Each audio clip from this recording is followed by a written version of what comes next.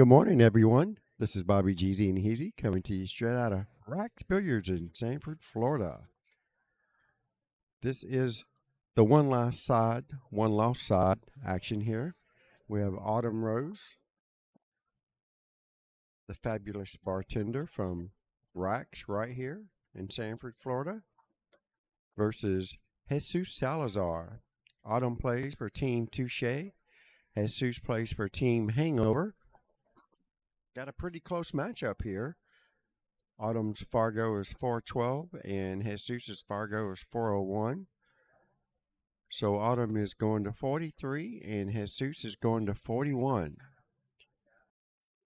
Welcome in this morning. If you guys are in the neighborhood, swing on by Rax Billiard Sports Bar right here in Sanford, Florida. Come have lunch. Come watch some great pool. 4 teams today are going to win a trip to Vegas. We have 12 remaining teams. I only do this one. We have 12 remaining teams today out of 40, and 4 of them's going to win a trip to Vegas. 4 teams of 8. It's going to be a fabulous day. Tension's going to be rising. Temper's going to be rising. And hopefully the sportsmanship will continue. So far, so good. We've only had a few minor issues yesterday. Other than that, not bad.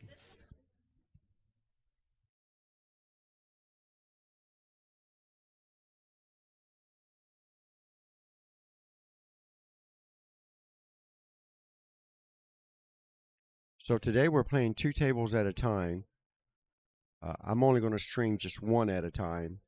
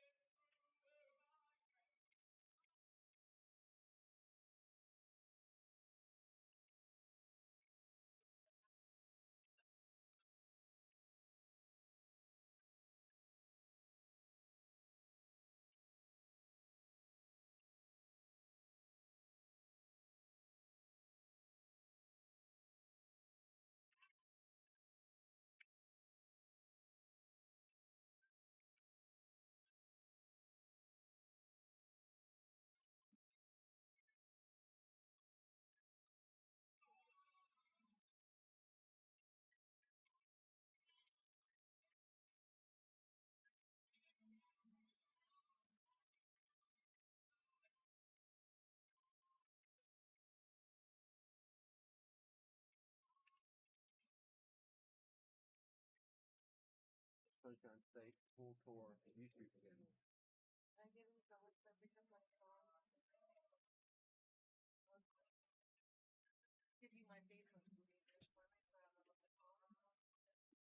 Get on your phone. And talk to people.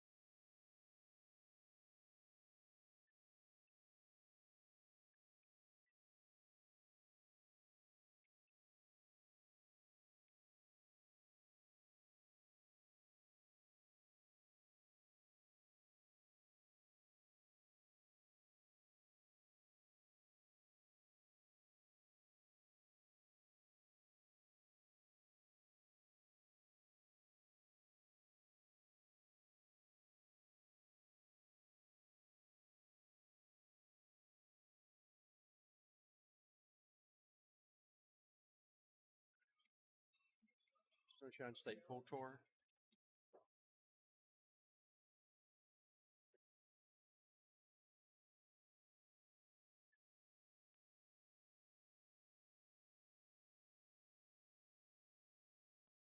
Yep.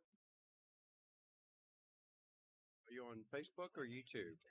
Oh, it's YouTube. I'm fixing to share it to Facebook.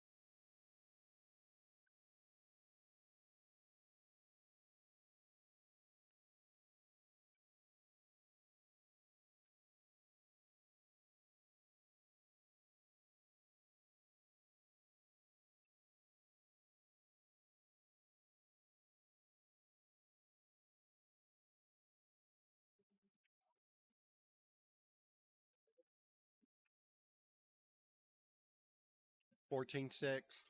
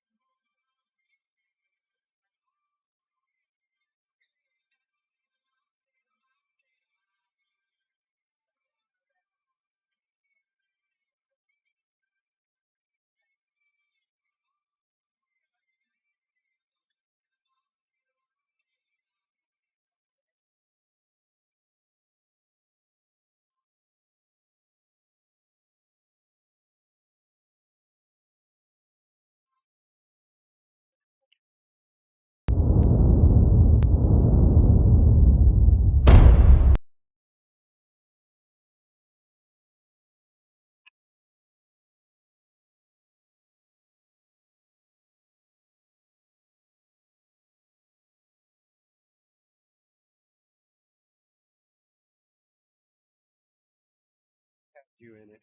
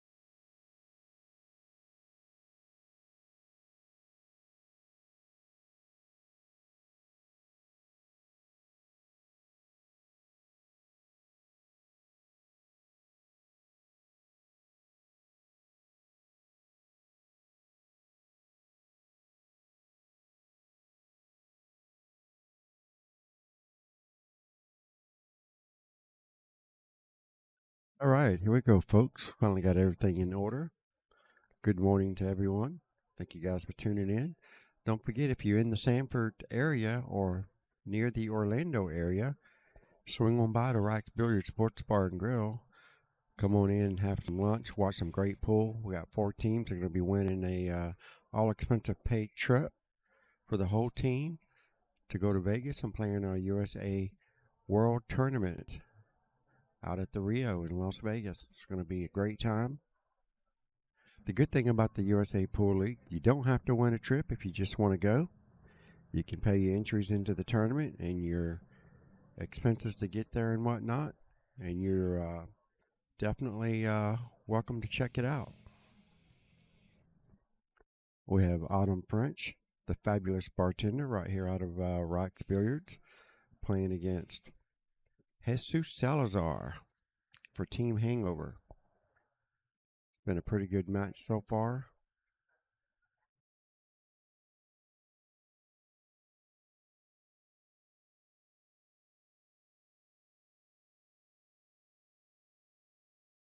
Jesus at the table now.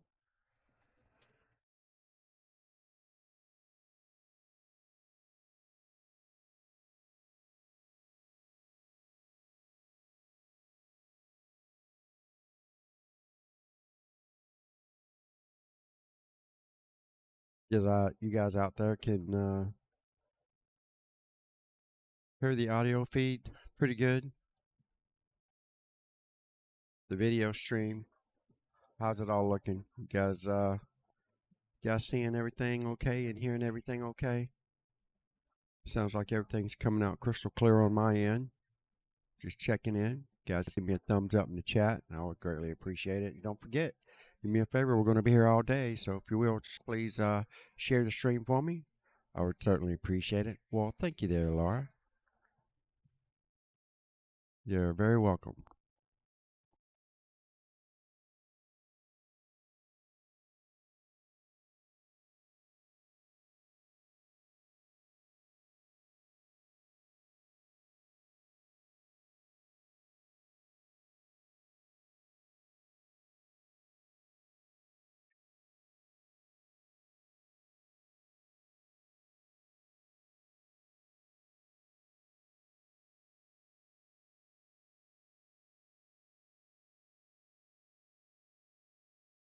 Decisions.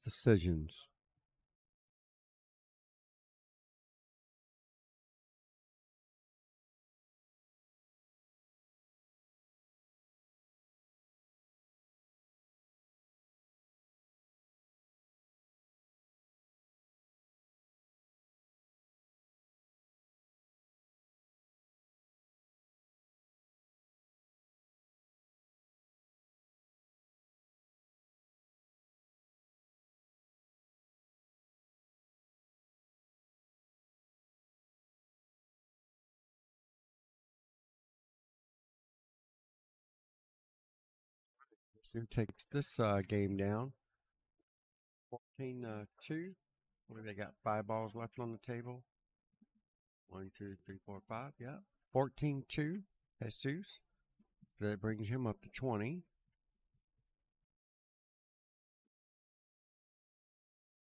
Autumn goes up to 16. Score's been updated. Autumn racing to 43 and Jesus racing to 41.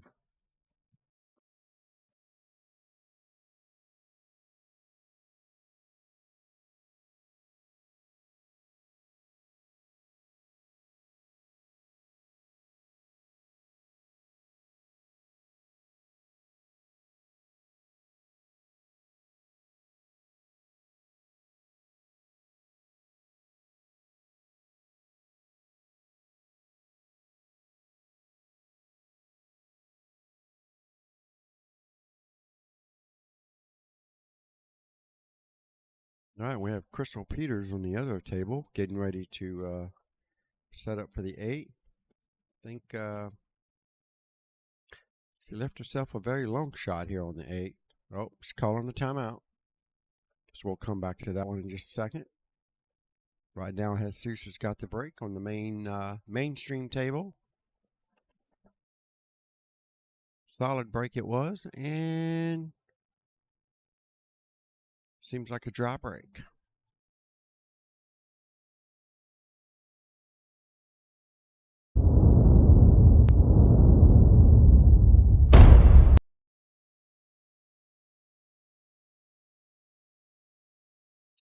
Autumn has an open table. Let's go back over here, see if Crystal takes his 8-ball down.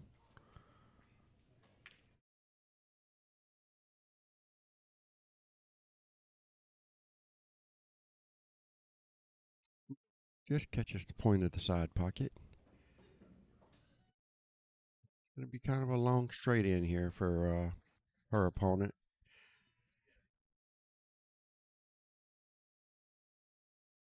Autumn still debating.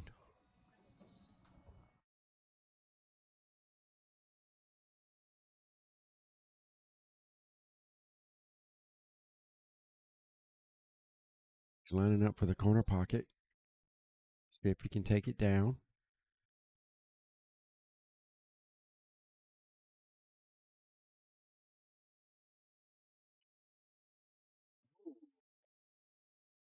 Doesn't quite make it. And Autumn couldn't get it done. All right, so here we go. All right, Crystal gets that 8-ball. Nicely done. I believe she's in the lead over there.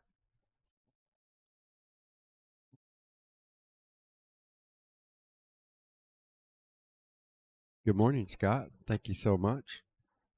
Greatly appreciate it.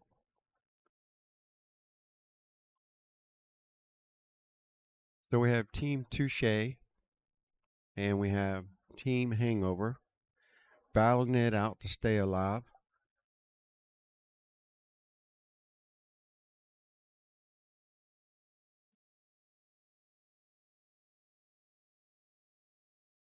So we have Team Touche actually has Autumn French, the bartender from Rocks right here. So I have James Harper, co-owner of the Seminole County APA, playing on one of our, well, they played on one of our destination leagues.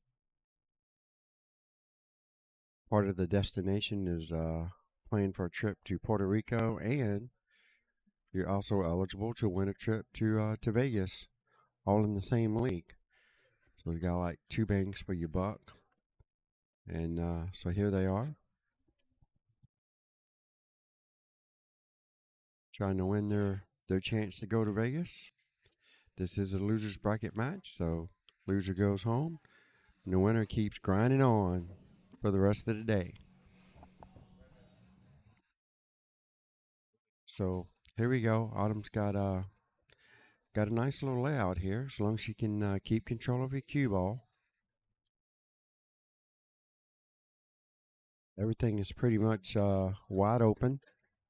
There's nothing tied up. If she can cut this 7-ball in, it's probably going to run, the cue ball's probably going to run into the 12, and she should have some kind of shot. There's lots of opportunity that could be had right here on this one shot. If you can cut the 7-ball in, cue ball should run towards the 12. She's either going to have the 4-ball or the 5-ball or the 1-ball or even the 6-ball. Actually, she's got a good opportunity to get really good on one of these balls, so just needs to bear down and focus on making this ball. She's a little jacked up. Uh-oh. Nice touch. She's looking good on the 4. She's looking good on the 5. So the way I like to run this is the 4, then the 6. Then depending on where she gets from the 6, well, she might be too straight on the 6, so she's going to probably settle for the 1. Then she can play the play the 5 in the opposite corner in the top left corner, depending on the how hard she hits this one ball. She should slow roll this. Try to get a small angle on the 5 that's going to lead her to the 6. And she's got the opposite angle on the 5. So she's really going to have to work her cue ball to get some kind of shape here for the 6 ball.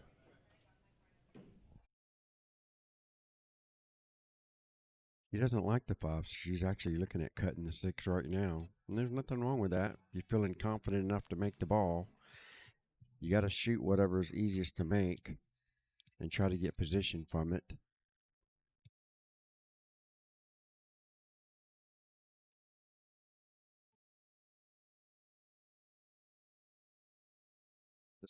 Decisions.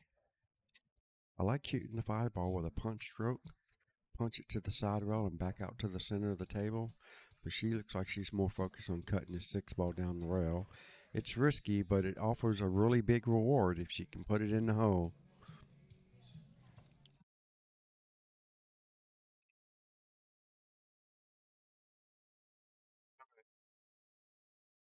Well, the only good thing about this particular shot is she did tie up the 12 ball a little bit. So Jesus is going to have to work his cue ball pretty good to get a shot on the 12 ball.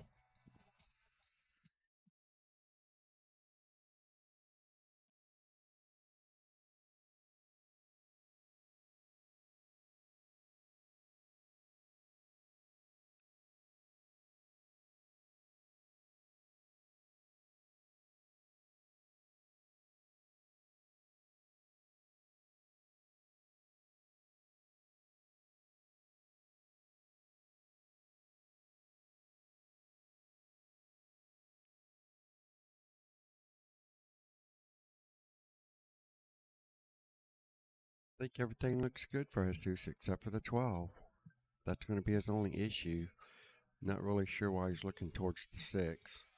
There's no way I'm playing this 10 ball over there. Play the 13 and the 10 in the same pocket. Try to get some kind of shot here on the 12 ball.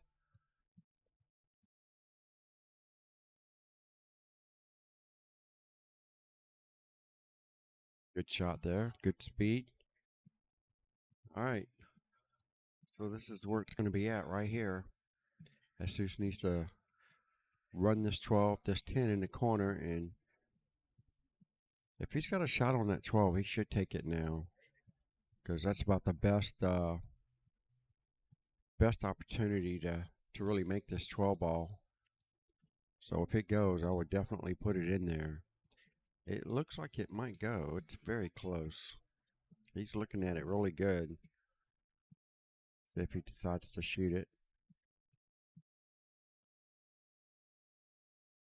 This is where if I was Autumn, I would be telling him if he goes for the 12, I want somebody to watch the hit.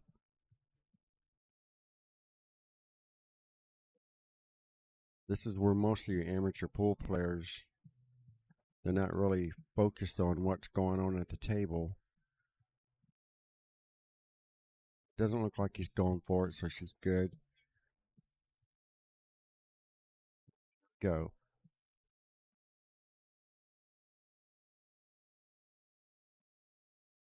I think he tried to run into the 12, missed it completely. Now he's definitely in a world of trouble right now.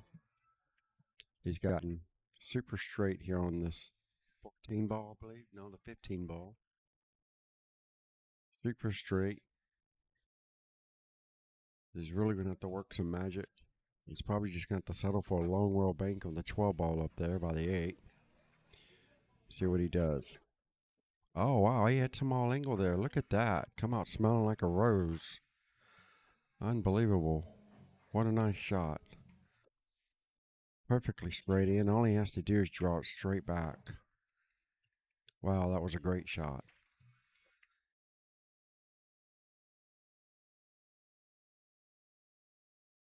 Really good shot.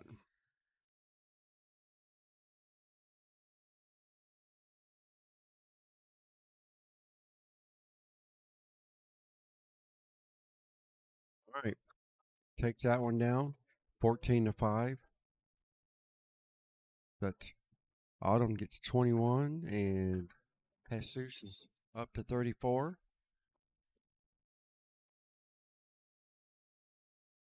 Right, so Jesus is on the hill.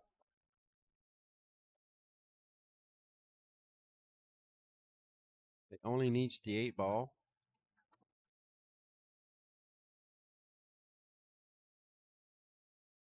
Seven. Yeah, 7 and 34 is 41, so he just needs 7. He doesn't even need the 8 ball, but he'd like to get the 8 ball. And Autumn is just, let's see, 14 would give her 35, which is going to be under what she needs. So she desperately needs to win this rack to force a heel thriller. If she can win this rack and keep him from making 7 balls, we'll go heel.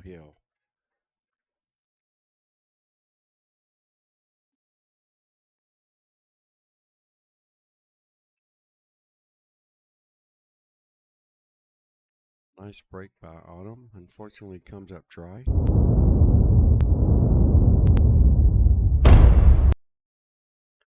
All right, so we have the secondary stream table. Looks like she's got ball in hand. Trying to figure out the best way to clear this rack. Crystal's on the 8 ball, so he's got his work cut out for him.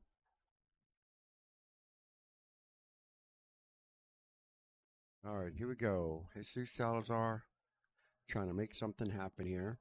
Got a little bit of a cluster there in the middle of the table down there, the racking area.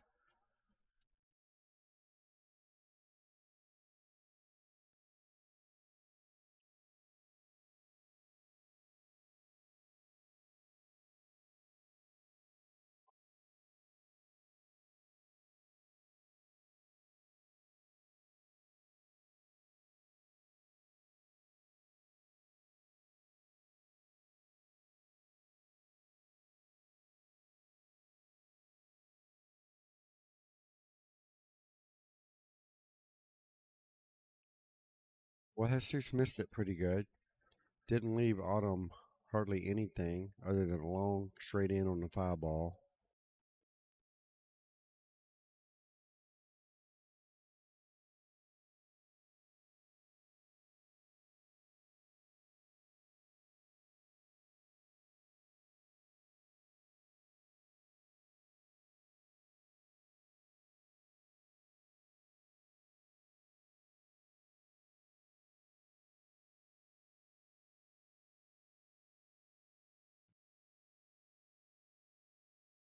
Just did keep that ball out of the corner pocket. All right, let's see what kind of position that this guy's going to get.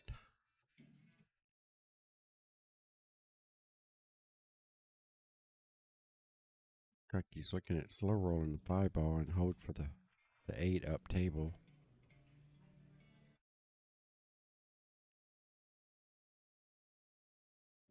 Risky.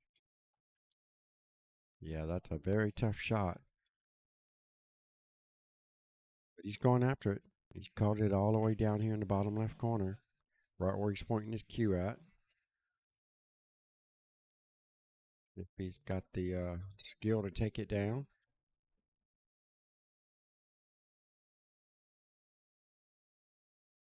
Just catches the side pocket. Bristol's going to love this. Christmas in early December.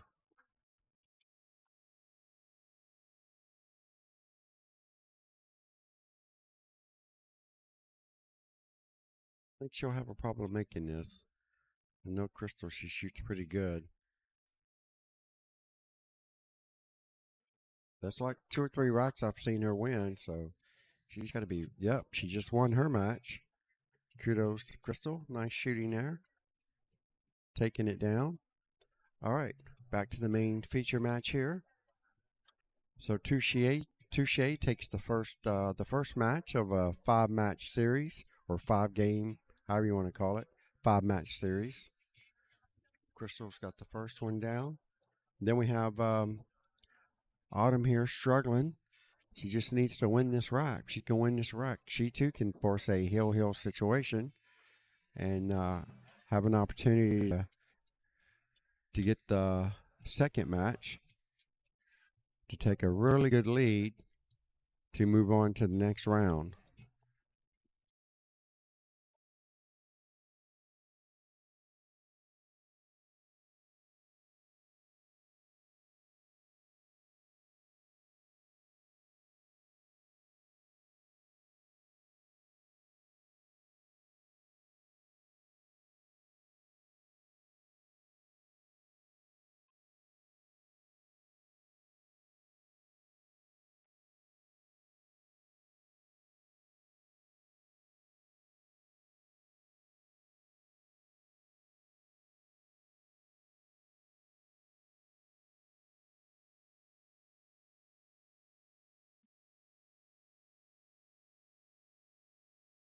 All right, looks like we have the infamous James Harper playing the third round match here. Pretty good lag, and it looks like he takes the first break. All right, so Jesus, not sure what he was trying to do there. If he was trying to force the cue ball to the rail, and he had a little too much angle on the ball, and instead it just slides straight down the rail. All right, so Autumn's got a really good opportunity here to try to make something happen. He's got to take care of the 2 and the 3 and the 4.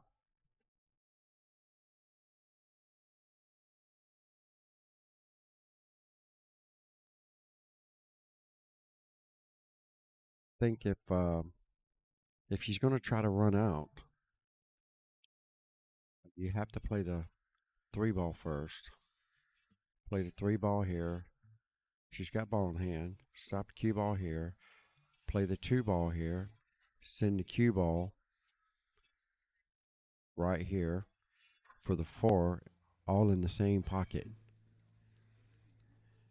So she's going to play the 4. Not really sure where she's going to go with the cue ball on this one. Shot on the 3, or she can try to cut it in the side. She's got to be very careful. You don't want to leave Jesus an easy shot on any one of these balls. So if you're going to go for this ball, you got to be all in and fully committed. Because if you miss one of these balls, you might not get back to the table.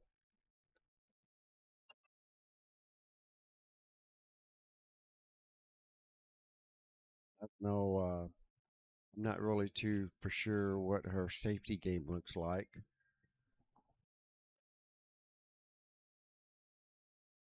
Nice touch. Very nice cut shot there in the side pocket for Autumn. And now she's got a legitimate shot at finishing this rack. Just needs to maintain control of the cue ball. So Jesus needs the last 2 strikes to win this match.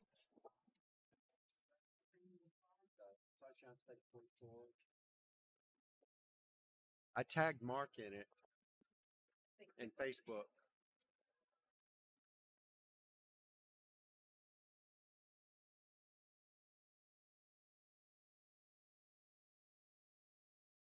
All right, so here we go. I believe she's got an open shot here on the 2 ball. She needs to make sure she hits it hard enough in case she hits the 9, to make sure it pushes the 9 out of the way and not get stuck completely behind it and not have anything on the 6. So if she hits this 2 ball with straight top English, it should go right in between the 9 and the 11. Nice smooth stroke. Oh, and that's a good shot. She didn't hit it. She didn't hit it with straight top English. That's why it came to the left side of the 9 ball. But she's looking really good here. She's going to have to bear down and make this ball and take a cut. She's going to have to take a cut on the 8, right about where she's pointing at.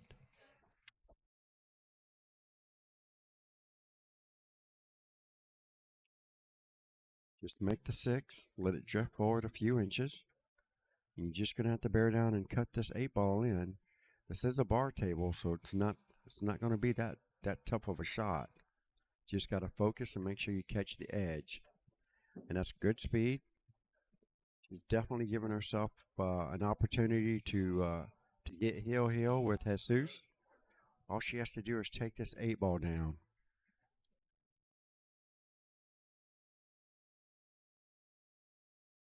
Here we go. Can she do it? Nice smooth stroke. Stay down. Oh, and she gets it done. Nicely done by Autumn. Just got herself a 14-5 win. And that's going to put her up to 20-35.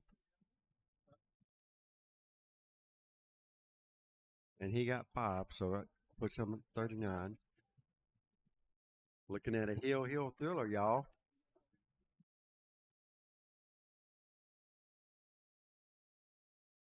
You can see it right here.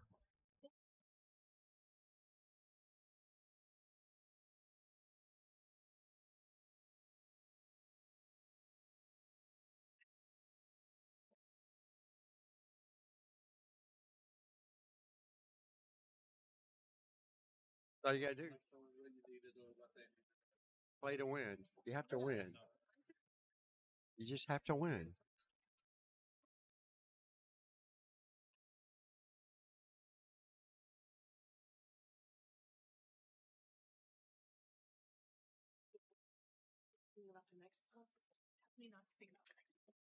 Yeah, don't think about the next ball. One ball at a time.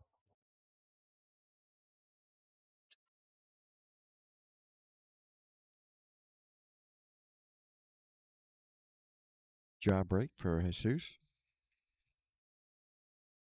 Autumn comes to the table with a wide open table here, and nothing really special about this rack, especially with the cluster there in the middle at the raking area. Again, if she's straight in here on the 5 ball, she can take that out. If she is,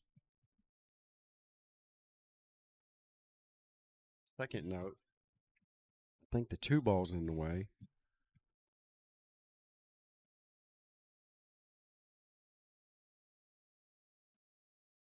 If she's going to try to cut this 13 in or do the combo on the 7. All right. Straight up stripes. Again, Autumn doesn't have a whole lot to deal with, but she does have an opportunity here. She make the 14 and roll the cue ball forward. Yep. Shoot 14 in the side pocket. And just make sure you get the cue ball past the 8. That's really all that matters at this point. She's going to have to hit it high, so she shouldn't have a problem getting past the 8. Nice smooth stroke. Ooh, just catches the point. Ties up a couple balls right there for her side, so she's going to have to work some magic with the 12 ball. To get the 12 ball out of there, she'll have a shot on the 14 in the side. So Jesus has the solids. Got the 7 ball hanging in the pocket, which is a really good shot. A really good shot to start with. He can set up for the 4 ball that's on the rail.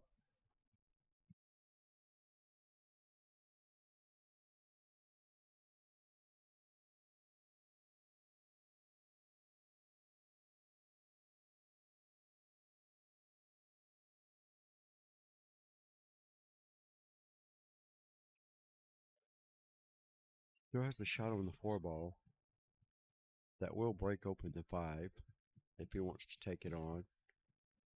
Got kind of an awkward shot on the 3 in the side. Or he could take a back cut on the 6 in his bottom corner. He's got a few options still. All right, so he's going for the 4. That way he can get the break out on the 5. Still should have a shot at least on the 2. He hit it pretty hard, and he hit the force right into that strike, and that strike pretty much kept it out of the pocket. All right, so Autumn's got another good opportunity here to try to make something happen on these strikes. If she can get a shot on the 14, I'd go ahead and take it now in the side pocket.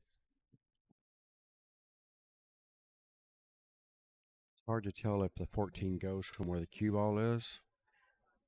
If not, she's going to be forced to take that strike that's hanging in the pocket, and I believe she just called it.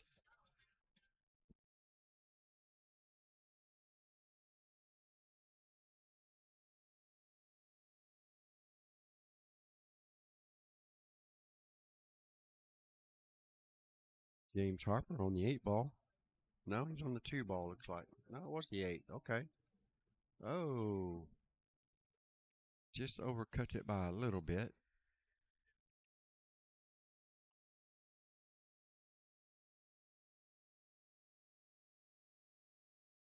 Here we go, Autumn. Long shot. Was that the 12? Nope, that's the 10.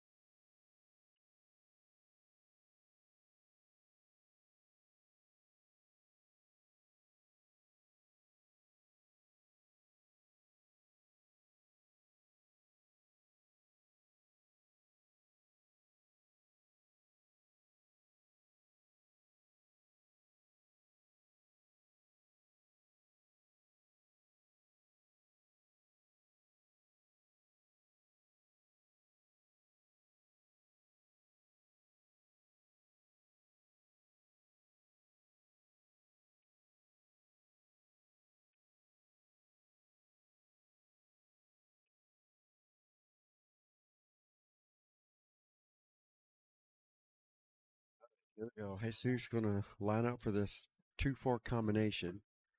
It's not wired, so you got to hit it good. It's so close to the rail, it could easily miss this ball. And he's jacked up. Just catches the 11. That was a very tough shot. They almost probably should have just went for the cut on the 1. He wouldn't be jacked up cutting the 1 ball down the rail. So Autumn comes to the table with ball in hand. I think she really needs to take out this 14 inside pocket. Do the 14, do the 9, do the 15, 11, 10, and 8.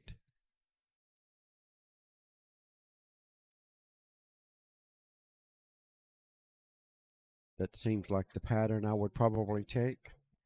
14, 9. Depending on the angle I get on the 9 or the 15, either one, I'm going to roll up and take the 11. Or if I get perfect on the 9 or the 15, definitely play both 15 and the 9. But he's doing it a little bit different. I mean, this could work out for her too. She just needs to make sure she doesn't touch that 9 and really tie up the 14. I'm not for sure she's playing this first and then the 14 or the 11. Well,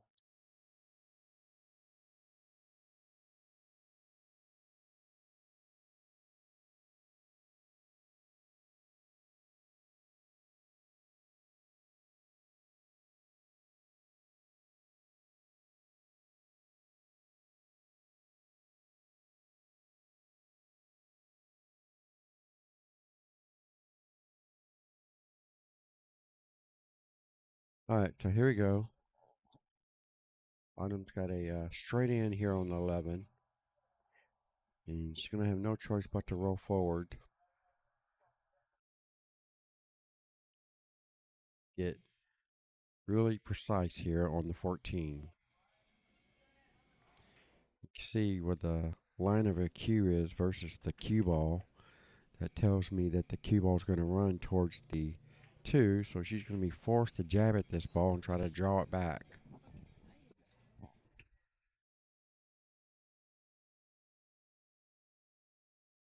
And that the light is too bright. The light from the shades is too bright. It's affecting her vision, she says. Not really for sure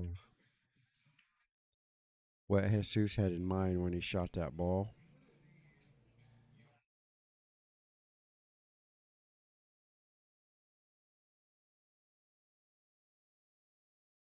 Looking at the pool table, the light doesn't look that bright, but when you're standing on the left side of the pool table where James is standing right now and you're looking that way, it becomes really bright when you bend over and look at the table. Even though it might not be glaring directly in your eyes, but just looking that direction in itself is super bright. As you can tell, you can't even hardly see the color of the carpet next to the window. Can't even see the window for that matter. All you can see is that metal line down there on the floor. Anyhow, see what Autumn's got in store here.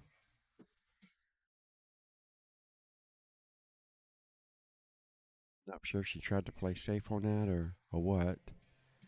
Jesus is going to have an open shot here on the 5. Don't know if the 2 ball goes past the 11, so he's going to have that to deal with.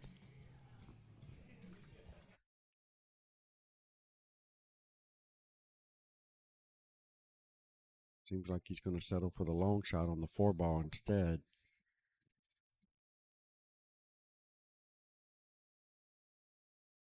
Definitely don't like the 4. If you're trying to get a run started, you got to start with something easy and just work your way around the table. Don't start yourself with the long shot. Give yourself a chance to miss it. Then you don't get it anywhere.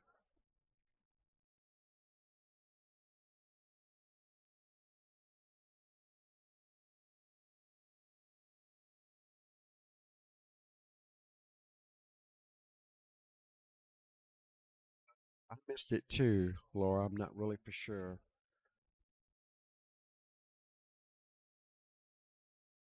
Find out here in just a second.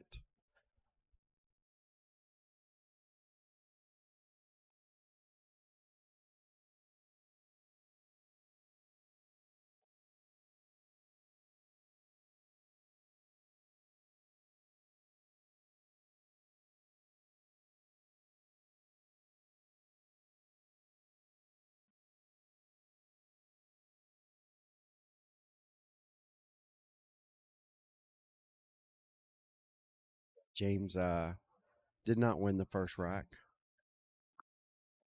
He missed that 8 ball, left it hanging in the pocket, and apparently it was a pretty good layout there for the other guy.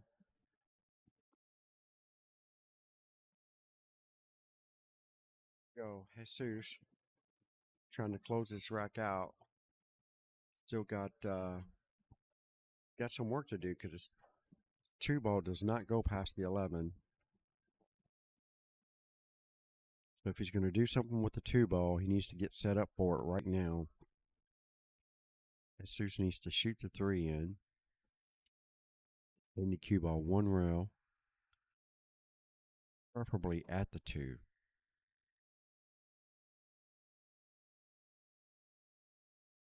Jesus is called a safety, it looks like. So he's going to shoot the 6 and try to get the cue ball behind the 1. Not leaving Autumn anything. So it's very risky.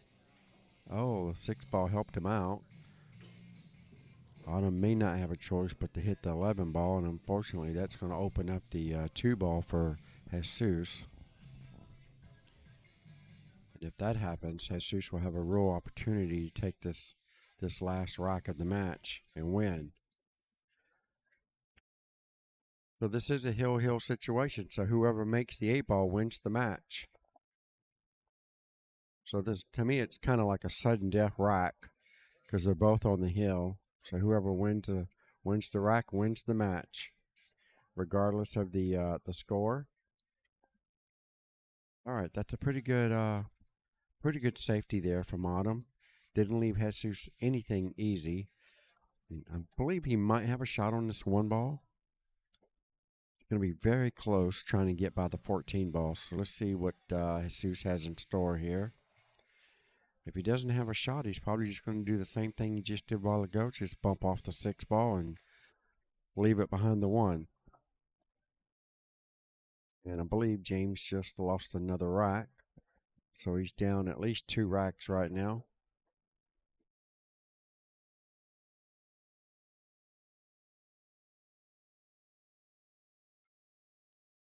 Another safety here. And Autumn comes to the table basically with the same shot she had just a while ago. Except this time, she can push the 11 to the upper left-hand corner pocket. If she can hit this at a good, nice, slow pace, cue ball might wedge up behind the 9. She can hit it. Finesse shot. Hit the 11 over here. Cue ball should naturally come this direction. If she can get the speed right, she can leave him right behind that 9 ball.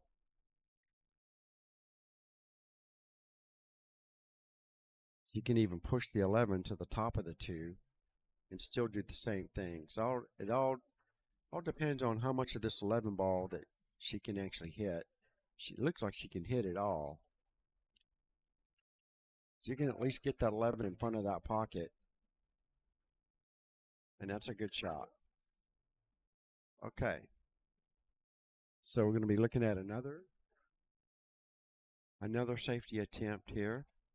I don't see Jesus going for this 3 ball. But this time, he's got a little bit easier safety to get behind the 1. Shoot the 6, get the cue ball up there on the 1.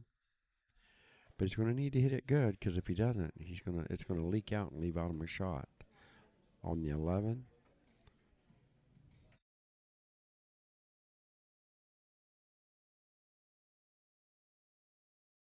Not sure if this 14 goes past the 9. I don't think it does. She doesn't have a shot on the 11, so she's going to be forced to take this 14 ball on. I believe she can slide this 14 in behind the 9 at a slow pace. If she can make the 14 behind the 9 at a slow pace, that's going to leave her a shot on the 11 ball. But she's got to hit it like the 14 needs to like barely drop into the pocket. You got it, Laura, no problem.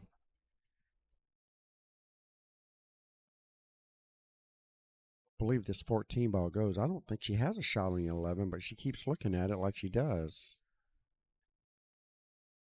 This is where I wish I had my second camera on the side of the table.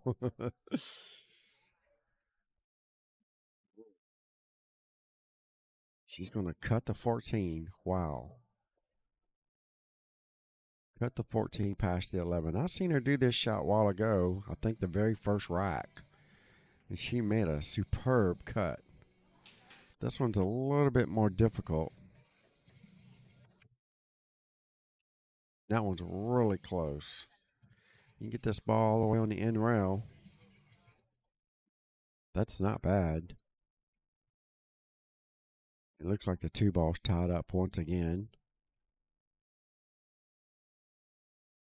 Jesus should be able to make this. Don't need no cigarette.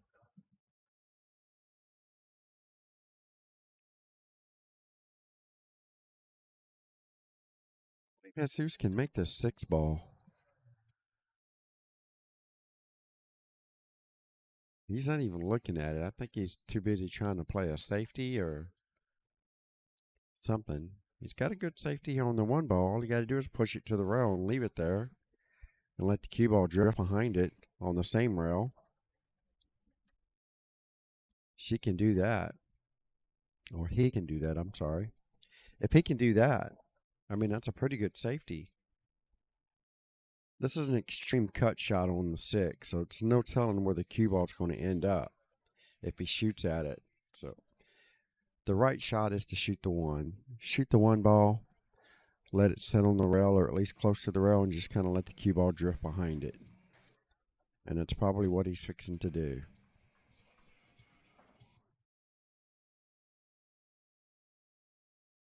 Yep. Great speed.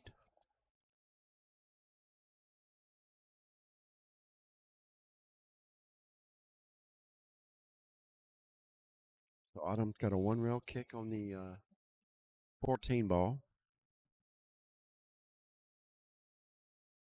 It's really pretty much all she has. I'm pretty sure she doesn't know how to jump, so she's forced to make a one rail kick to the 14.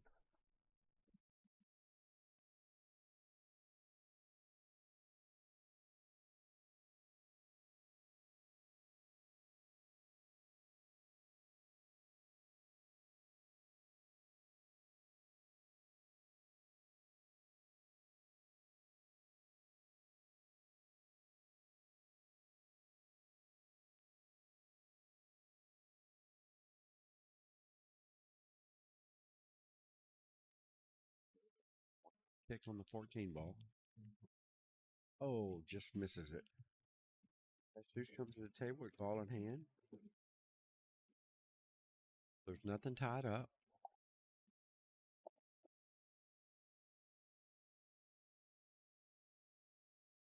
So, ball in hand, you always take on the toughest shot on the table. And that's exactly what Jesus is looking at doing. The only problem with this is you're not leaving yourself much angle here. So he's either going to draw this cue ball back for the 3, then the 2, then the 6. Because if he rolls forward with the cue ball at this point, it's going to be too close to the rail and he's not going to be able to do anything with the 6. So let's see what his plan of attack is. I like taking the 1 on, but I don't like leaving my cue ball straight. Put a little closer with a small bit of angle. Draw it straight back for the 3, 2, and then the 6. So this is this is definitely not ideal by no means. But not to say it can't happen. He's almost straight in on the 3. But if he hits this ball too soft, he could end up on the top rail and be forced to take on the 6 rather than the 2. Let's see how he hits it.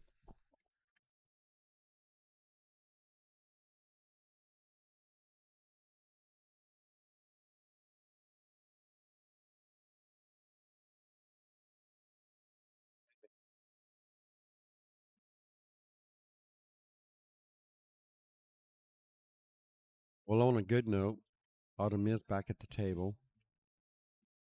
On another note, she doesn't really have anything to shoot at. Don't think the 14 goes past that 3 ball.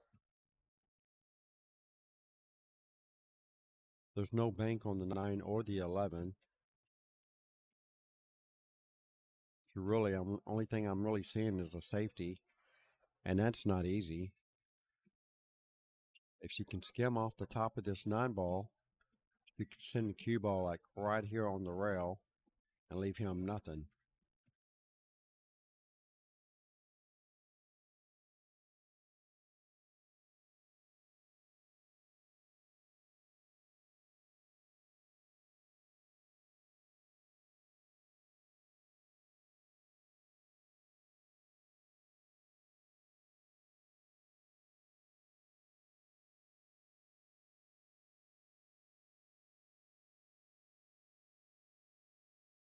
All right, timeout has been called. Juan Carlos Sanchez Diaz in the house. So it looks like the 3 ball is a definite. Just got to get the the cue ball off the rail so he can shoot the 2 ball next. You don't want to hit it too soft and not have a shot on the 2.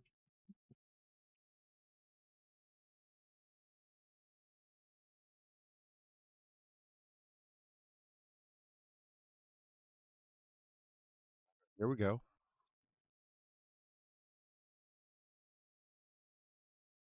That is too soft.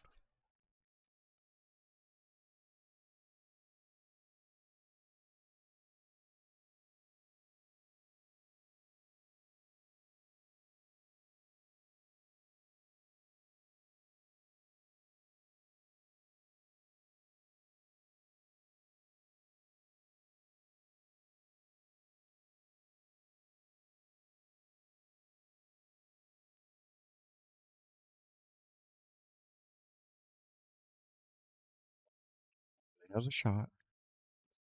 Got a thin back cut on the 2. Cue ball's going to want to run wild. He's going to be hitting it super thin. If he doesn't hit the back of the 14, his cue ball's probably going to end up right about where he's standing at. See how he hits it.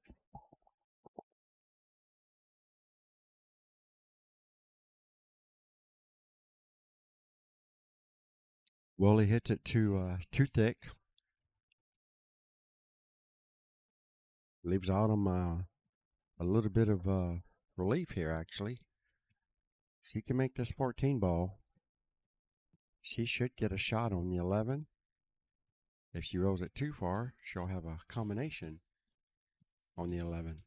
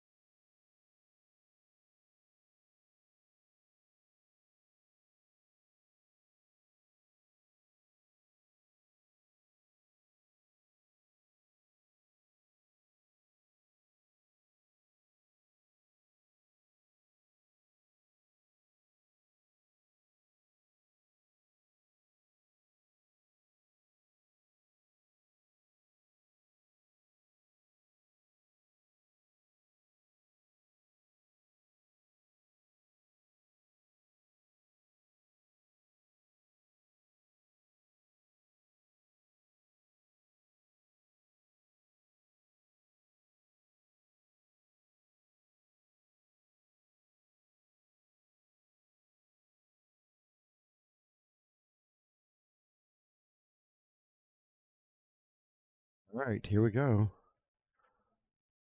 Autumn has a 1 rail bank on the 9 ball, and I believe, to me, it looks like it's wired. You just got to hit it really, really hard to stiffen it up just a little bit.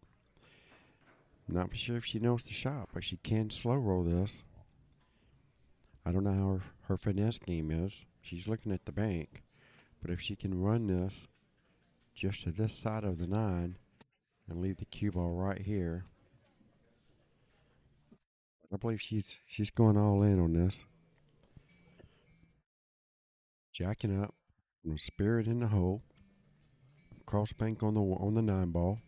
What's going on, big duck? How you doing? Look at that. How'd she hit it, folks? Nice shot. That deserves a instant replay.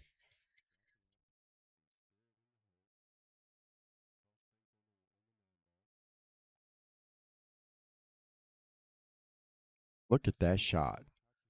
Nicely done by Autumn. And here she goes. This is for the win.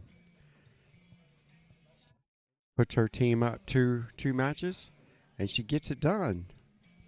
Nicely done by Autumn. Great shot on the bank. Great shot on the bank. Takes match number 2 down for Team Touche. And James Harper is on the other table struggling at the moment. I believe he's down 2 racks. Desperately needs this rack to get back in this ball game. We'll get another match lined up for you guys here on the main feature table.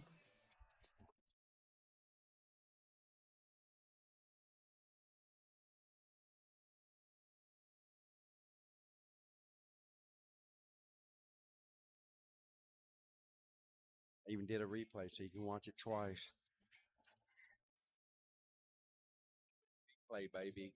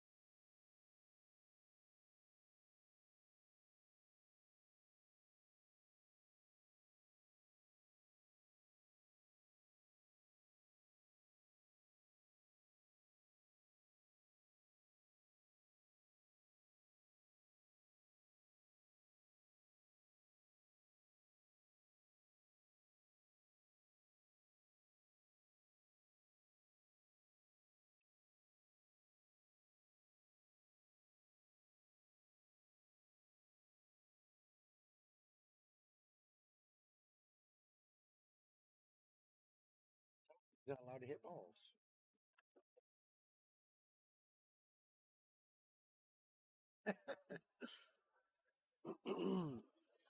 All right, here we go. James Harper's trying to make something happen. Stay alive here.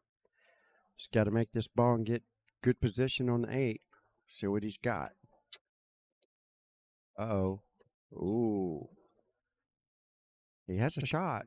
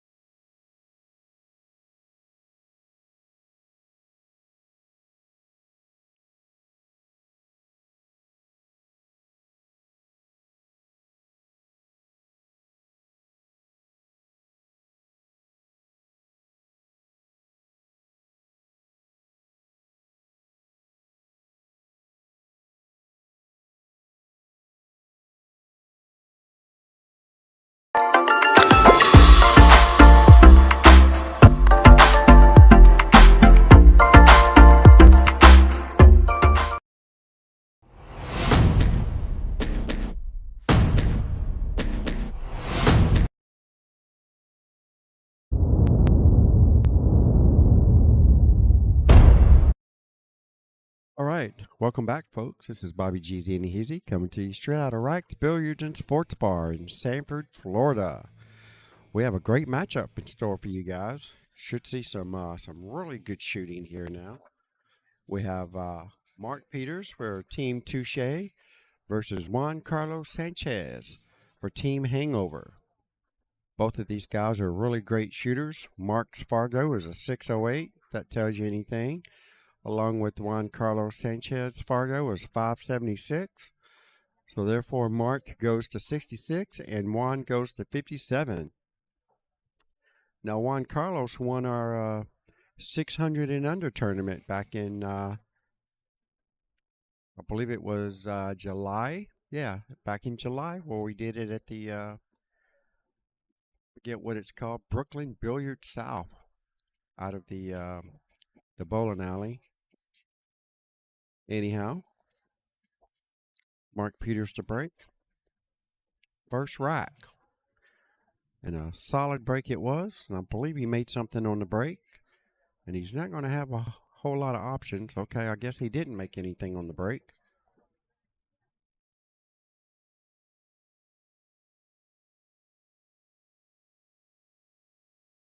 Yeah, looks like all the balls are still on the table. It sounded like he made something on the break. But anyhow, Juan come to the table with a fairly routine shot there on the 7 ball and almost follows it in. So he does have a shot here on the 4 ball. You guys should be in store for a lot of good run out pull here. As if these guys aren't, this is the first match for them for the day, so anything can happen.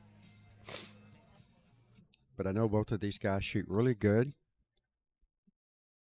They definitely have the capabilities and skill, as you can see right there. Juan's already got the 6 ball broken out, sitting nicely on the 5. Probably just slow roll this and take the shot on the 1. Don't think he can shoot the 6. So he makes the 1, stun over just a little bit, and take the cut shot on the 3. And that'll give him the nice angle to play position for the 6. Depending on the 6, I kind of expect him to get on the 8 in the side pocket as he misses the 1 ball. And more than likely, it's going to be safety all the way here for Mark. I don't really see him taking on, unless he's got a shot on the 13. It doesn't look like he does. But he's called it, so let's see if it goes in. Oh, nicely done. That's pretty good for basically for the first ball you hit today. Nice, nice shot there by Mark. And he has just opened up this table wide open. So he's got a back cut on the 10 ball. Got a back cut on the 14. This is all about personal preference here. Make sure you get on the right line for the run out. All right, so he's going to be shooting the 10 ball and the 12 ball in the same pocket. Hit it with straight top English and just let it come up underneath the 8.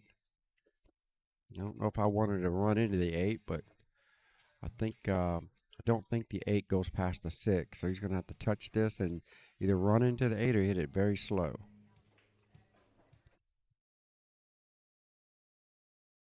I think he shot a little quick on that one. Kind of got out of control on that particular shot. And Juan Carlos has he's got an open layout here. The only issue is to make sure you get good position on the 6, because more than likely the 6 and the 8 are going in the same pocket.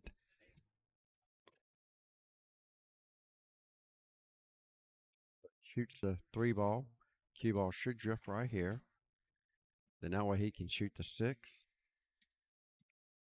That was really bad, by the way. Try this again. Cue ball should end up somewhere right here. Then he can shoot the 6. Send the cue ball 3 rails or 2 rails back out to the center. Oh, don't end up in the hole. Wow. Very fortunate. Still the same shot. The only difference now is he's got to make sure he hits this ball a little bit higher. Otherwise, he does not want to run into that 12 ball. Got to just miss the 12 ball. Oh, just misses the 12 ball and he missed the 6.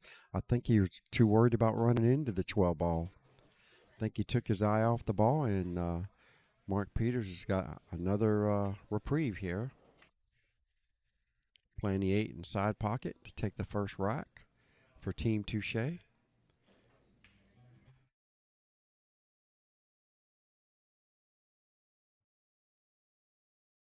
is no good. So Juan Carlos Sanchez Diaz, yes, I know his full name,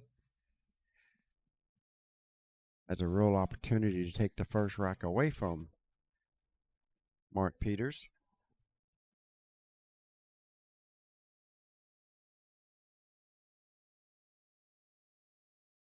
All right. Good touch, good speed. Just needs to stay down and let this ball just drift in the pocket. There you go. All right. Juan Carlos takes the first rack, 14-7. Long ways to go. Got plenty of time to recoup on that particular shot. Good thing about watching good players, they get to play a lot, as their go-to score is much higher than say the 400 skill levels. Going to 40 or 45 points. We're looking at 57 to 66. That's a lot of pool to be played.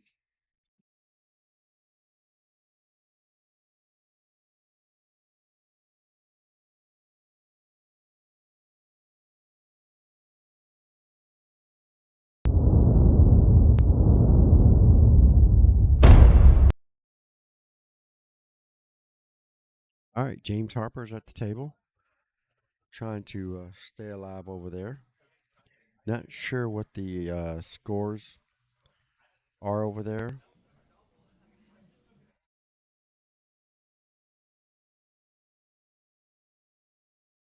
James is sitting nice on the 15 ball. He's just going to have to work the cue ball a little bit to have any kind of shot on the 8.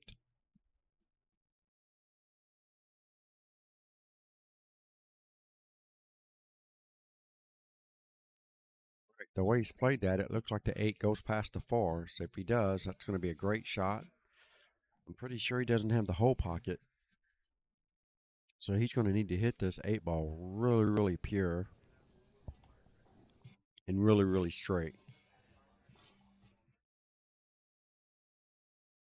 All right, he's called it past the 4 ball there.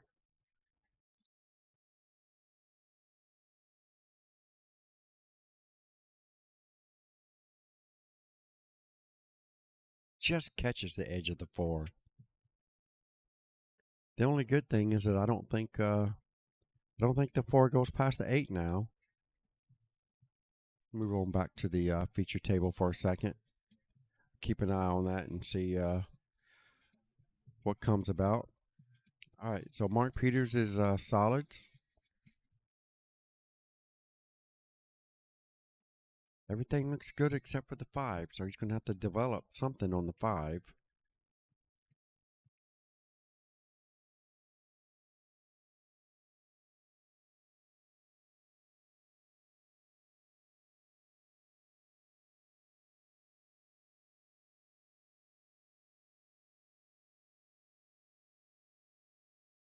Doesn't have a whole lot to work with. I like playing a safety here, leaving the cue ball behind the 8. Ooh, watch the 8. Watch the 8. Oh, wow. Brutal. What do we got? How many solids we got left on the table? It looks like 2. That's, that's a loss of game. Loss of game. Yeah, 14-5. So Mark gets 5 points. That puts him up to 12. And Juan up to 28. Horrible roll there on the 8 ball. All he needed was 1 less inch. 1 less inch, that ball would have stayed up.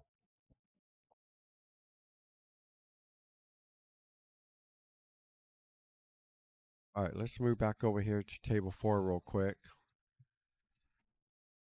Second match. So, Juan's giving him a timeout. He's in a match.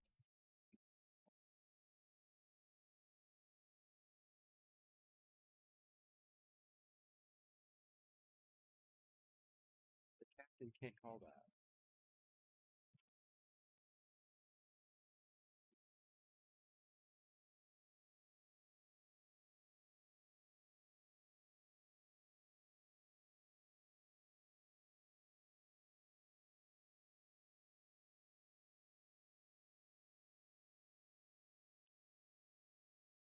They let Juan go over there and give him a timeout while he's playing a match, and you can't do that.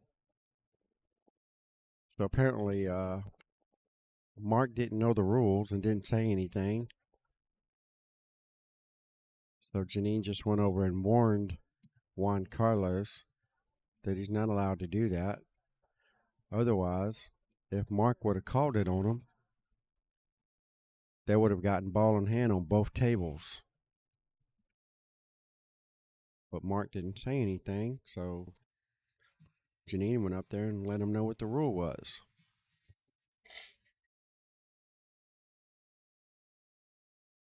All right, so here we go. See if he can take this 4 ball in past the 8. Nope, he does not. And that might be have something to do with karma. Who knows?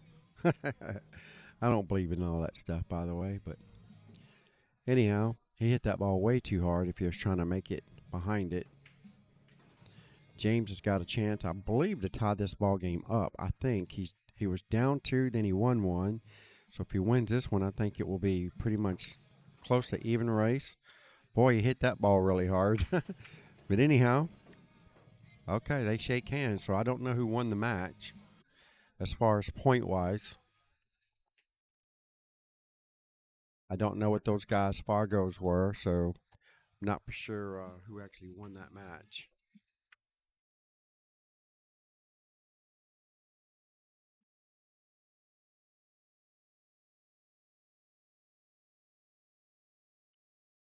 So Mark has got a real opportunity here with ball in hand.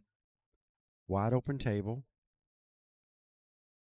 All right, James did win his match.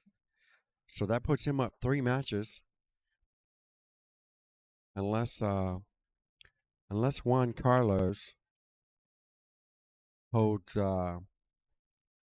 holds Mark down to like next to nothing like right now. He needs to make sure Mark doesn't win this rack.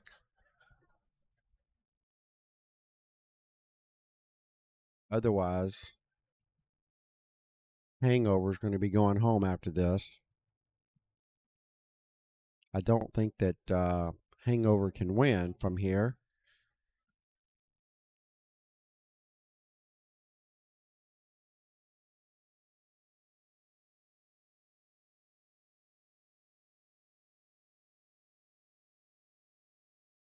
Well, it's not ideal, and I'm not sure why he would take on a bank right now. Oh, he was very fortunate there on the 2 ball to push that 14 where it landed.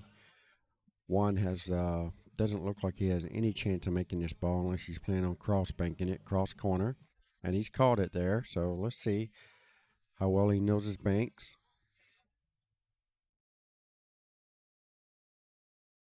That wasn't even close. All right, so here we go. Mark Peters. I'm pretty sure if Mark wins this game, the Hangover's got no chance to win. And Team Touche is going to move on.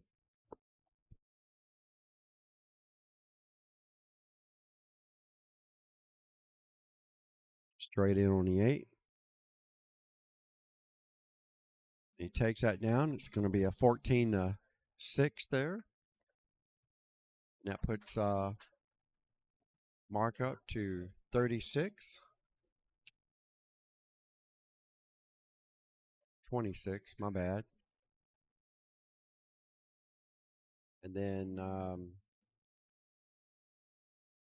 Juan had made 6 balls. All right, so that makes him 34. Got to get all my toes and fingers out for that one. Too early in the morning to be doing all this math. All right, here we go. Juan Carlos to break. And it's not looking good for Team Hangover.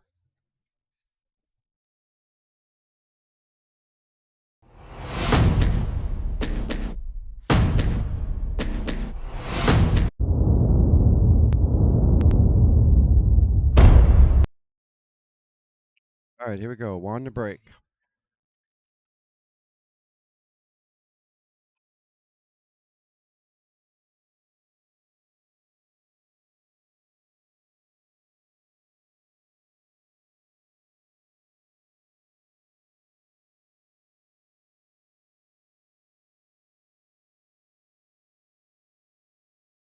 Funny, a lot of these guys, they've been playing the USA Pool League for quite some time now.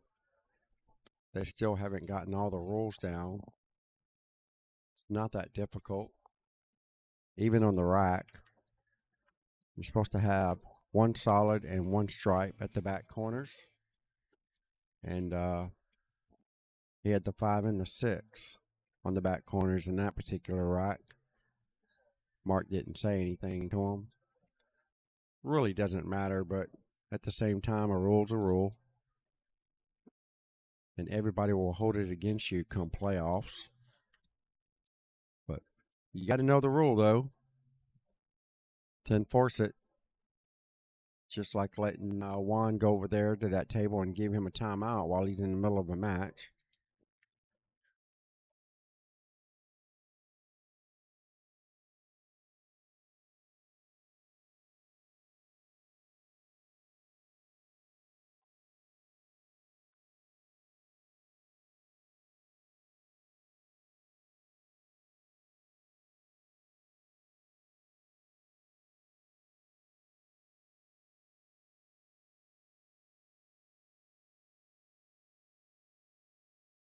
Good say.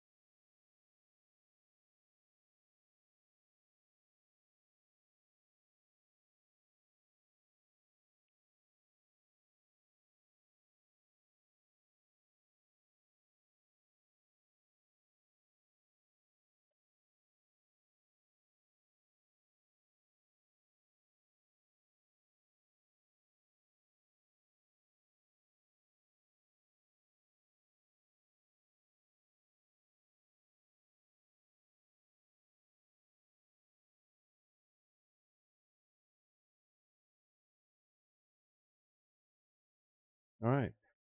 Got beautiful position on the 11 ball. I'll try to slide over to the middle of the table for the 15 in the side and just does not get there. And then be forced to deal a one rail kick. It's very makeable. It's an even, looks like it's fairly even line here. I mean, even if you look at the way the balls are pretty much straight across, so you divide that line in the middle, and this is where you need to hit. He's going two rails. I don't really like two rails. He catches the back of it and doesn't get a rail. I like the one rail a lot better. And even now, if it was an awkward line, you know, meaning not straight like this, but if it was like this, you know, maybe you could do the two rail, three rail, whatever. But you had an equal distance on the cue ball and the object ball from the rail. It was a simple just cut the line in half and point and shoot. All right, so here we go. Juan Carlos can't seem to get it done here. He's tied his cue ball up. He's playing a 6-1 combination. And he hits it dead perfect. Nicely done.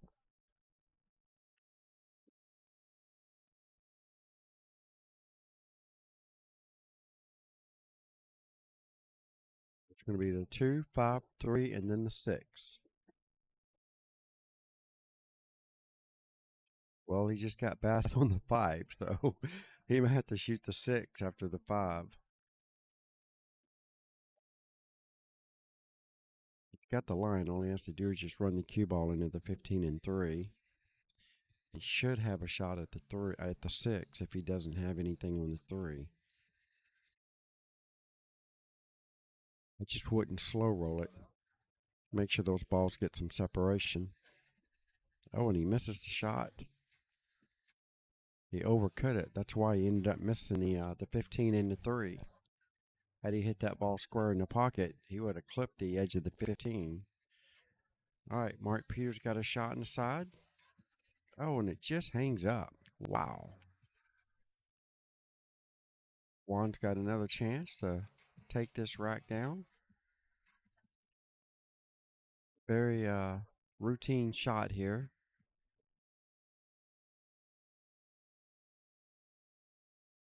Really did that. Wow. Unbelievable.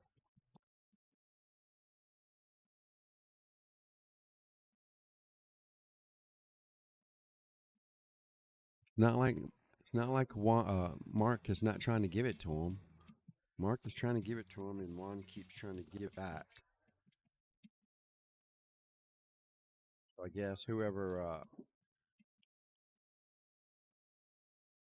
returns the favor, I guess, is probably going to win this match. And I guess Mark just returned the favor one too many times to Juan, and Juan's going to get another rack to increase his lead here,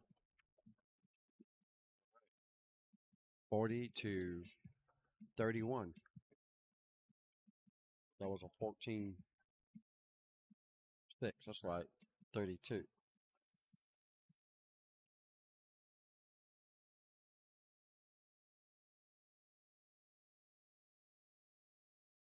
All right, there we go. 32-40. Juan Carlos just shy of the hill. Mark Peters is only halfway home.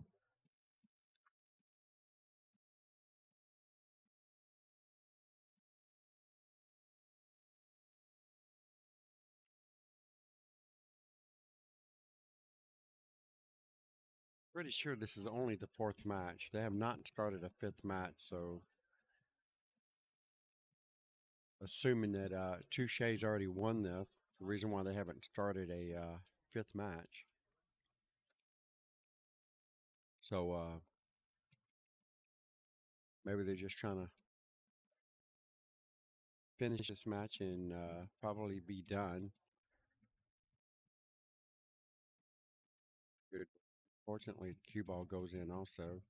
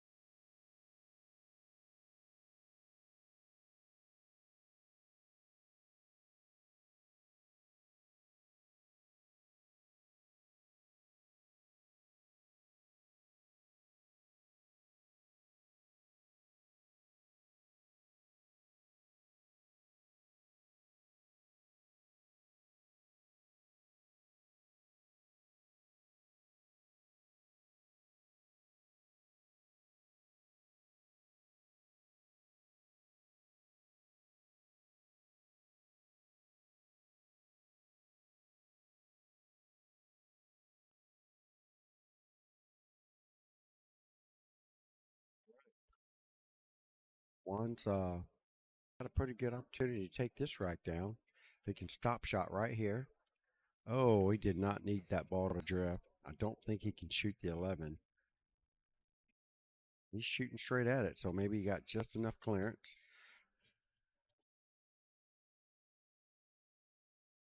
Nicely done. Nice touch.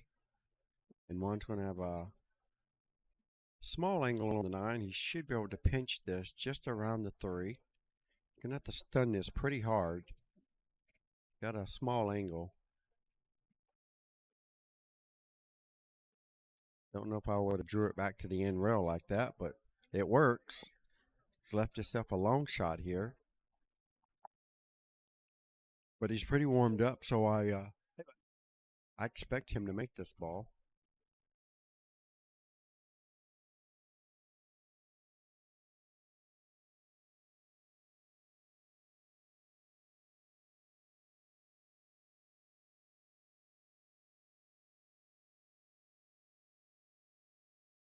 This will put him on the hill if he can take this 8-ball down. Oh, just comes up short. All right, so here we go. Mark Peters has a real opportunity here to gain some ground at least. I think he's already gotten enough points to where they can't lose regardless if he loses this match or not. So I'm not for sure if he knows that or not. The way he's shooting it looks like he probably does know it.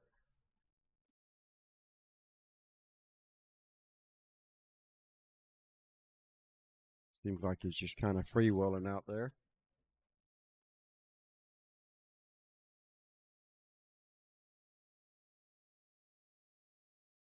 Three rails.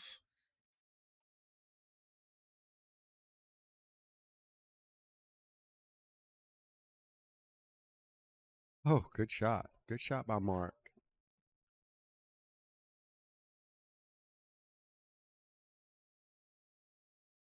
Go. Can he make this 8-ball? Sure does. He slams that ball in the hole. So that's going to give Juan 7 points. Moves up to 47. And Mark moves up to 46.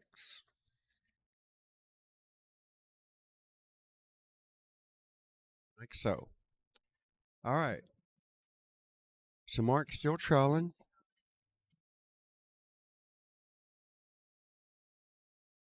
He needs 20 points to win the match, and Juan needs 10 points. So Juan is on the hill, needing 10 points, and Mark is 6 points away from being on the hill.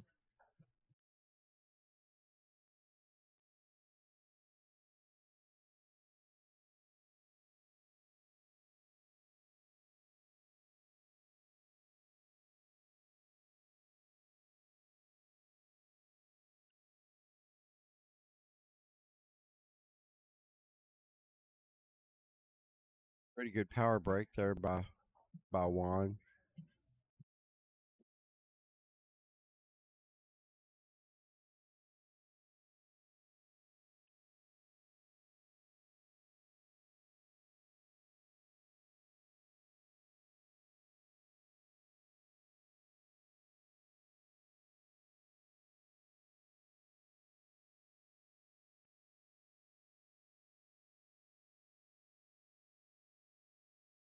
A whole lot to choose from here.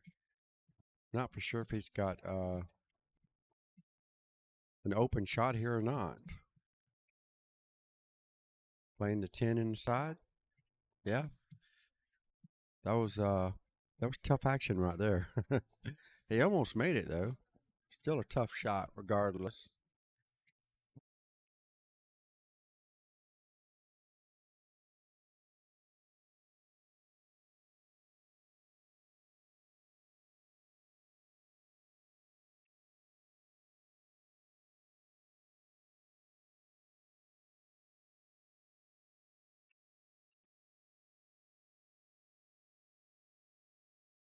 Camp from, huh?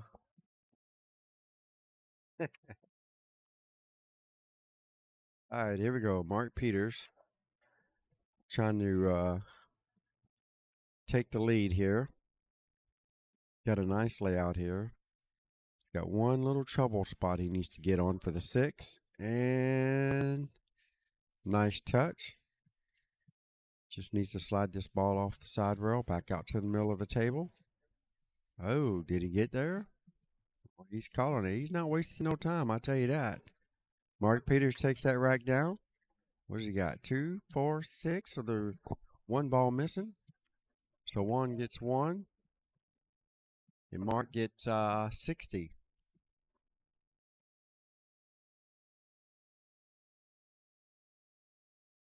All right. Here we go. Hill thriller, y'all. Just like what we always talked about. Everybody should be preaching the USA Pool League. Everybody has an opportunity to win. I don't know what else you could ask for. All skill levels, as you can tell. Fargo pretty much makes everything even.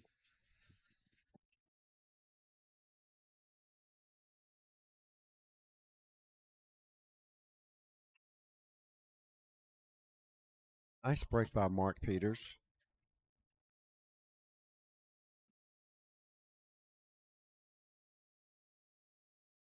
I thought he made something on the break.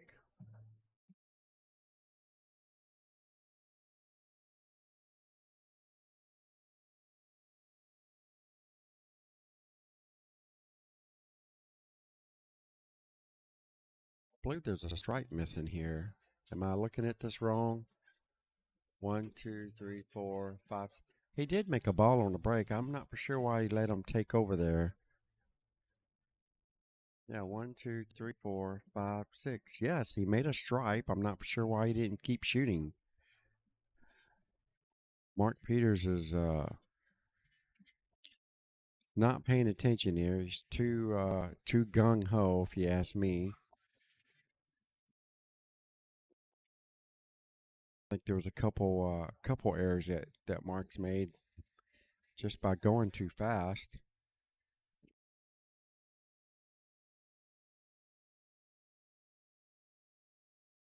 Mark should have started this rack off.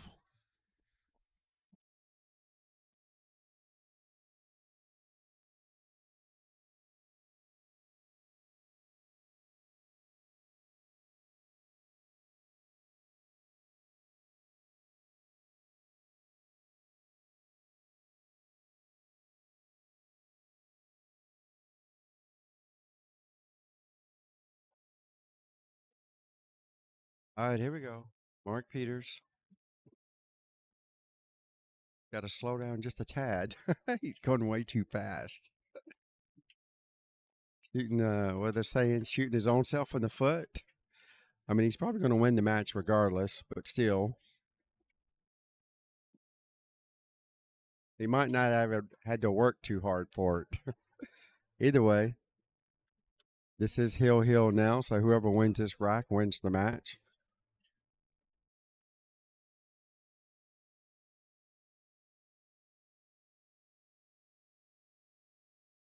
That's a good safety by Juan, so Mark's not to come with another one. I think if I was shooting this, I was just barely going to touch the 10 and try to get it. So one pocket shot. If you can just skim off the edge of the 10 with nothing but right English, you can barely touch that. It'll skim off the 10, go to the rail, and still stay in that same vicinity right there. One pocket shot. Just barely touch the 10 ball and let the cue ball spin behind it.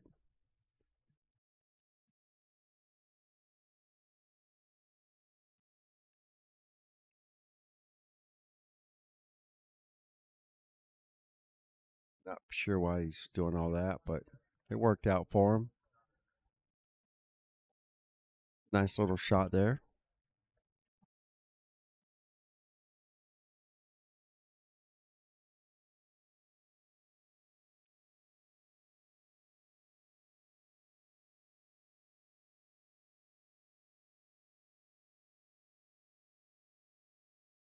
Door swings hard.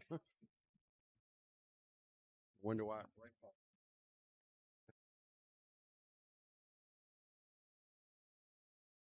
Oh, look at that. Nice shot there by Juan. Didn't get any reward off of it, but it was a nice shot. Really, all he's got here is just a one rail kick at the 7 ball. If he hits it soft, cue ball could drift behind the 2. There's a lot of good stuff that can happen with this particular shot. Just got to hit it soft, though. Give yourself a chance to try to let something happen for you. Yeah, he's trying to catch that side of the 7. That way, if he does hit it good, he may get lucky and get a good safety here behind the 2. Shouldn't be hitting this too hard. He does. He goes right in between the balls, makes a good hit, and gets a rail. And that's not a bad leave for what he had.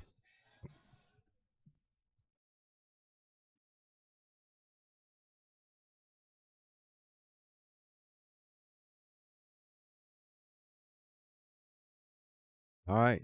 Nice touch there by Mark. Not for sure if he can make the 11 or the 10.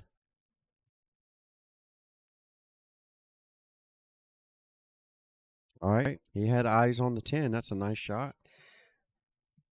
And if he can shoot this 12 ball, he'll go ahead and take it out right now. Hit watch.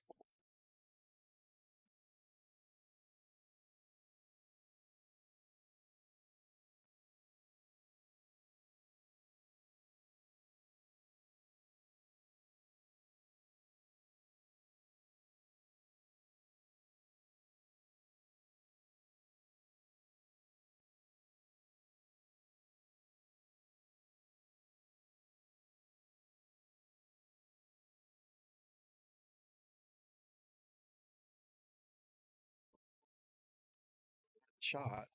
Didn't quite pull it off. I think he would have hit it with a touch of inside. I think it would have been a much easier shot. Either way, doesn't leave. He does leave one a small cut shot. He's probably gonna have to power it to get position for the 8, unless he wants to play short side position. And there's nothing wrong. Oh, that ball's a lot straighter than when it appeared on the screen to me. Put a little pinch draw on that ball, hit it very solid. Nicely done by Juan. takes this match down. That's a 14-5.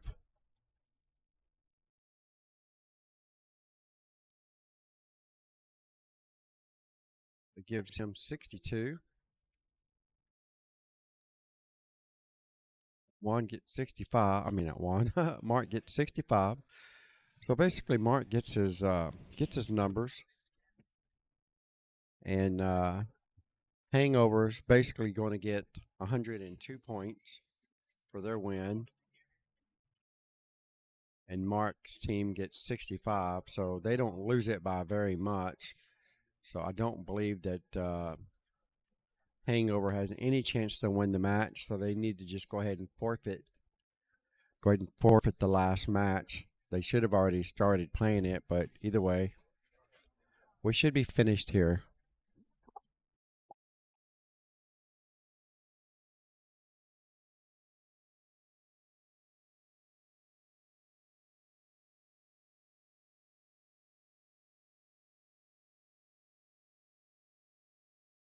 So they're just now crunching numbers to see if it's mathematically possible for them to win. I think they've only won one match, so that's not really going to be enough to, and it's only 102 points. So 102 points plus, the little bit that they got through the other three matches.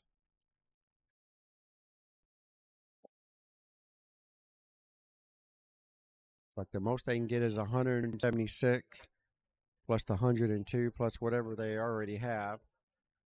So they've already deemed it mathematically impossible to win on the fifth match. So there is no fifth match needed to be played.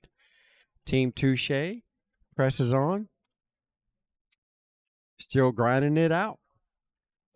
I believe they got a couple more matches to win. And who knows? Might win a trip to the USA World Tournaments in Las Vegas come end of February.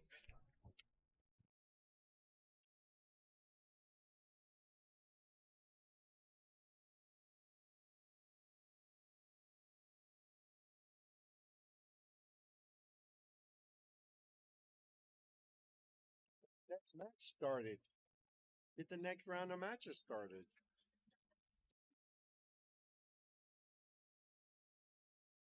So I'm gonna have a dead live stream for next match is not starting till 1 o'clock.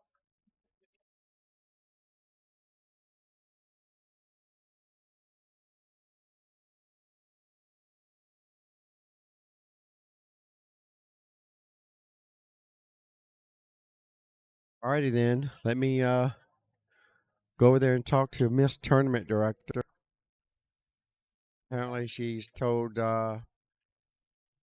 the players' next round of matches is going to be at 1 o'clock. I think she forgot that she was making them play on two tables. Doesn't take as long. Let me go see what's going on. I'll be right back. Fill you guys in.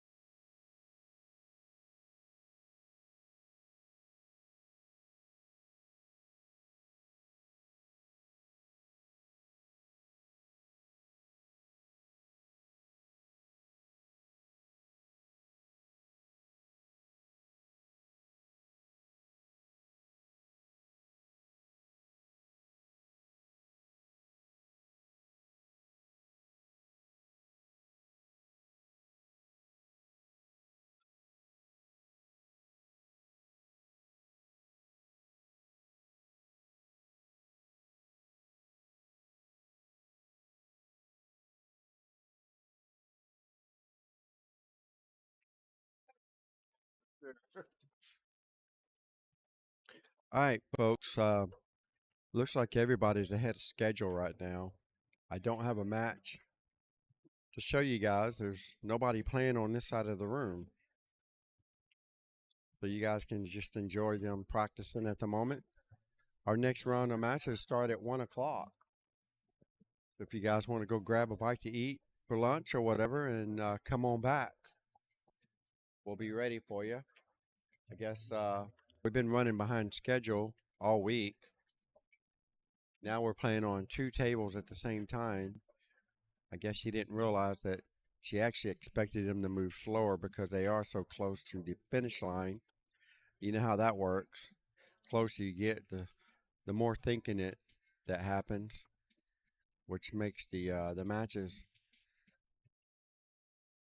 go a lot longer. But either way, so 1 o'clock is our next startup time. You guys can watch them banging some balls around.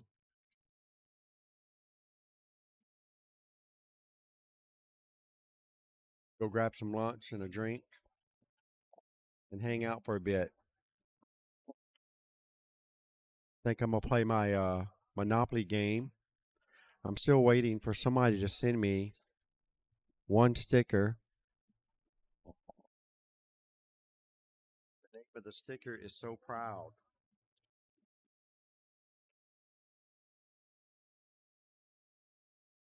Might as well make some kind of good use out of the live stream. So if there's anybody out there that's got an extra sticker here, it's in set number 7. I'm looking for So Proud in set number 7. I've got a few albums on Monopoly Go that I only need one sticker to finish. Set number 8, The Perfect Gift.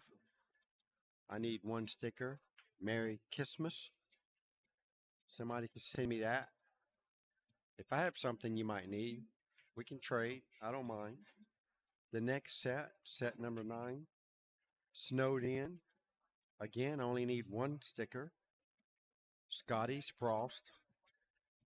Oh, sorry. I thought that was Frost. Scotty's Fort. Vision's a little off this morning. So I just need that one sticker. Also, set number 10, Holiday Bakes. I just need one sticker. Ginger Peggy.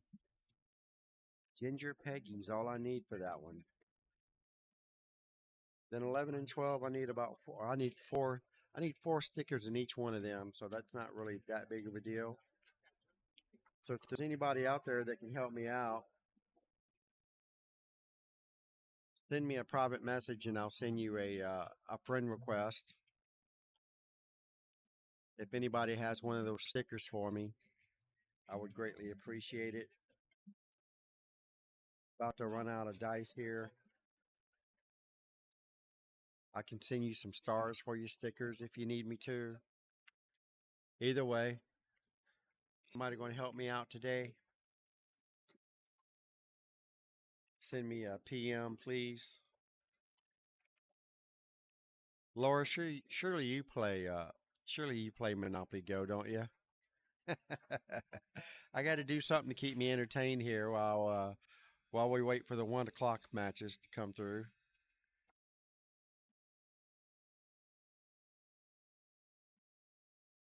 Dean, I'm begging for Monopoly Go stickers.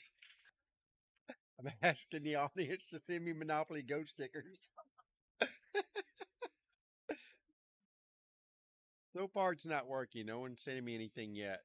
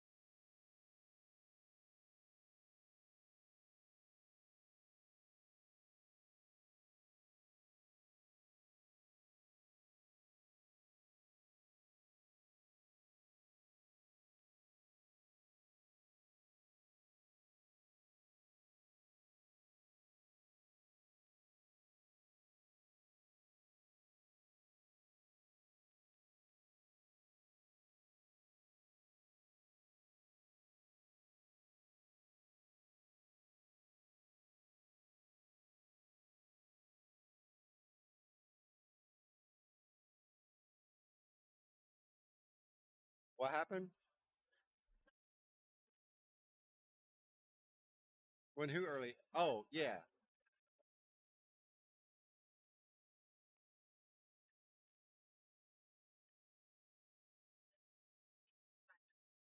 That's not when he early ate it. I remember when the guy went over there and gave him the timeout while you were over here playing. But that's not when you. I don't think you did. Not that time. I remember you early ate, but I thought you were racking the balls, or y'all just broke the balls or something.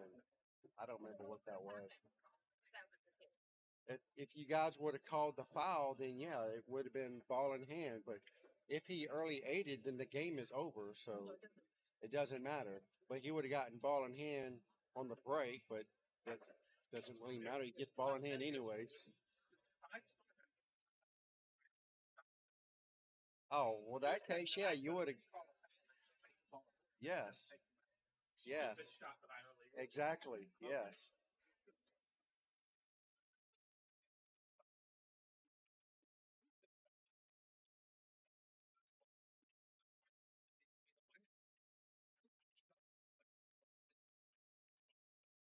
Well, no, you have to make a legal shot. You can foul on it till you make one legal shot. Then, yeah, you can make two balls and then legally make one, and then yeah, you still win. The same thing. It's the same thing. If you only need one ball and he's breaking and he makes that one ball for you, you don't get credit for that ball until you legally pocket a ball. That's right. Then you get credit for that ball. Yes. The same scenario. Even if he makes the ball, you need one ball and he's breaking. You don't get credit for that ball. Yeah, that's right. Not until you legally pocket a ball. Cause yeah, but you have to legally pocket it. You have to legally pocket your winning ball.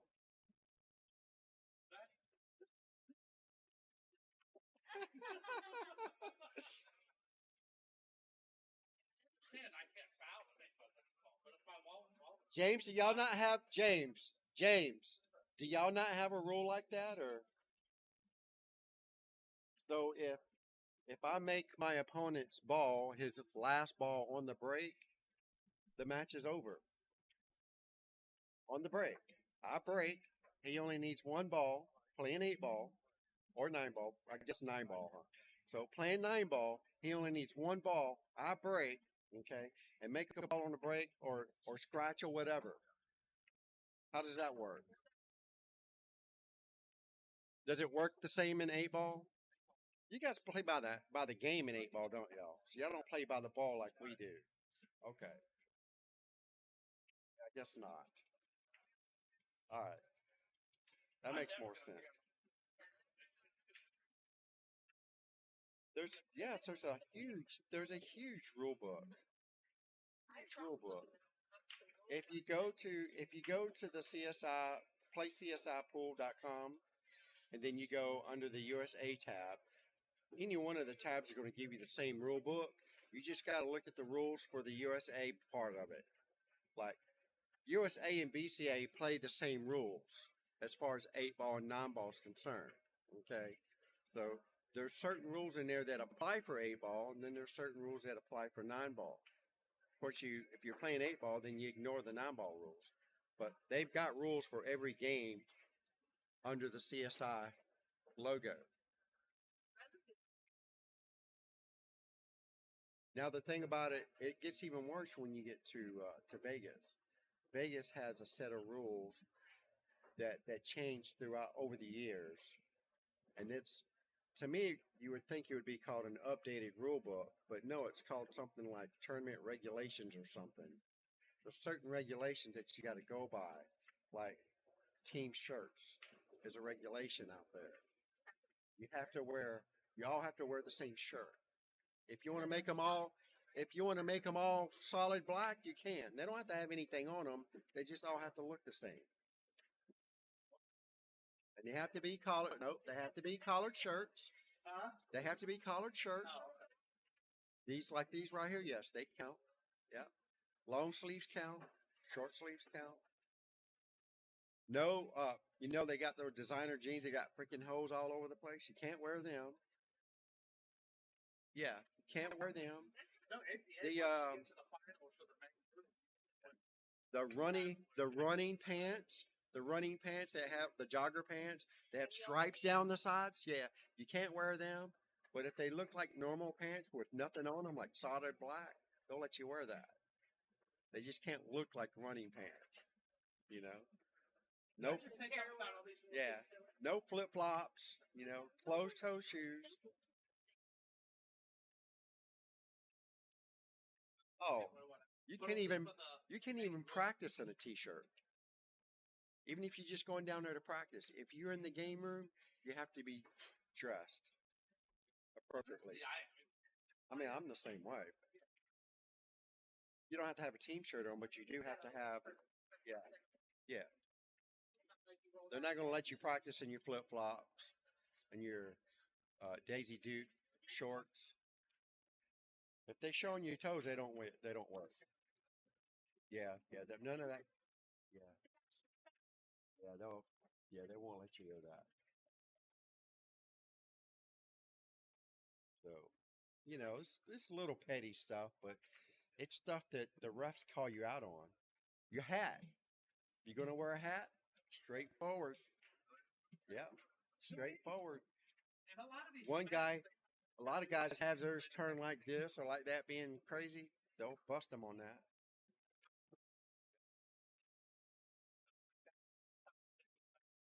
Yeah. Yeah. Yeah. Exactly. Yeah. Yeah. Exactly. Yeah. You on the news? I'm always on the news. I'm Facebook famous. You didn't know? Jeez.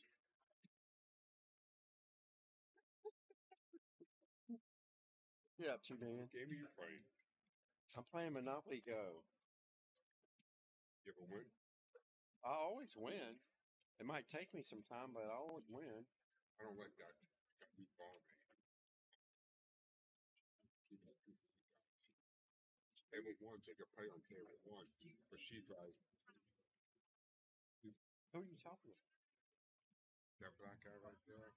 Yeah. And the other one, they come here every Saturday and Sunday. They play for about 4 hours. They eat, both eat and everything. And table one is open. Can't play on it. Oh, that's probably a Pedro rule. No.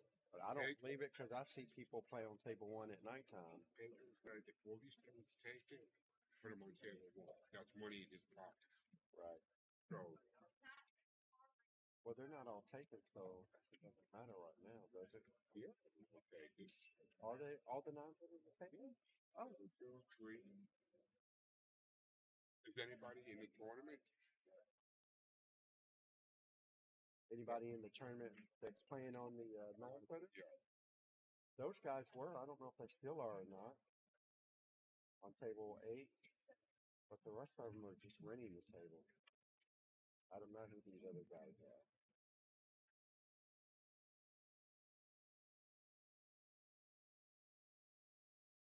Who knows?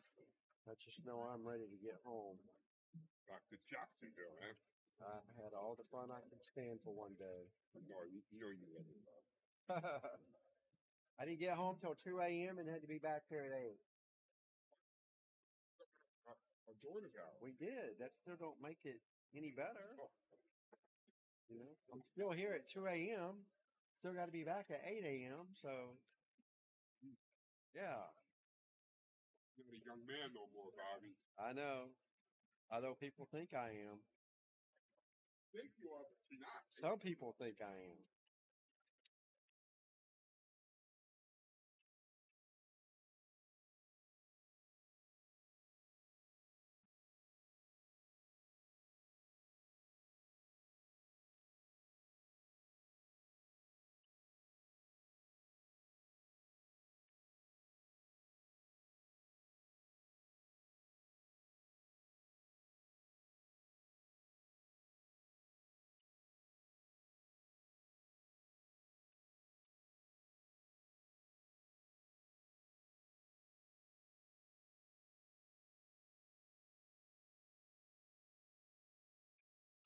Yeah.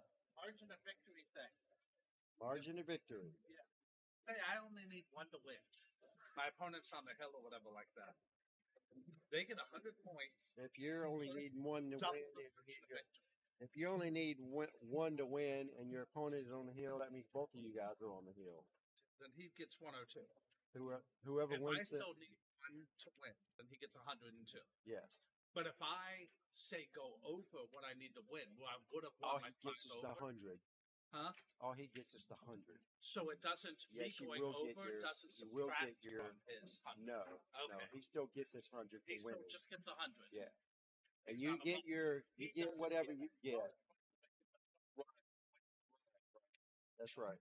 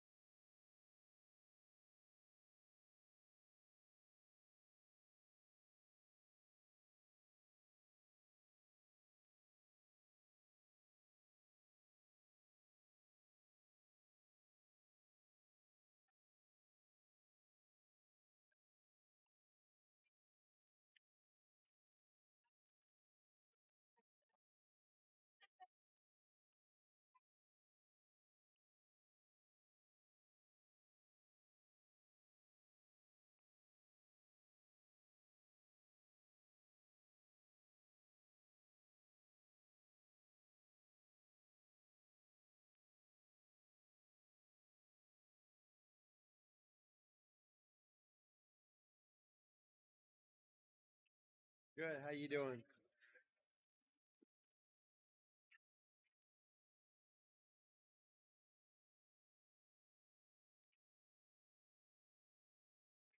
Yep.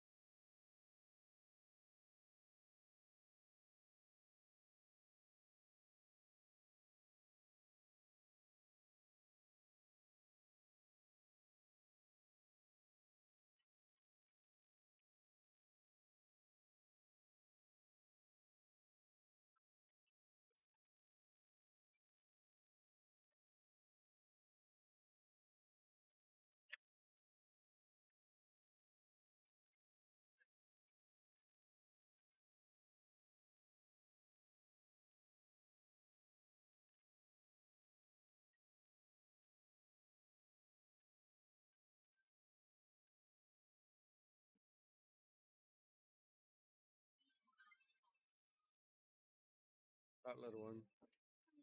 Hey, what's the matter with you?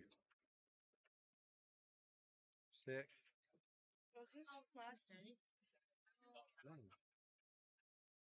They just played. They just finished. They did. Boucher.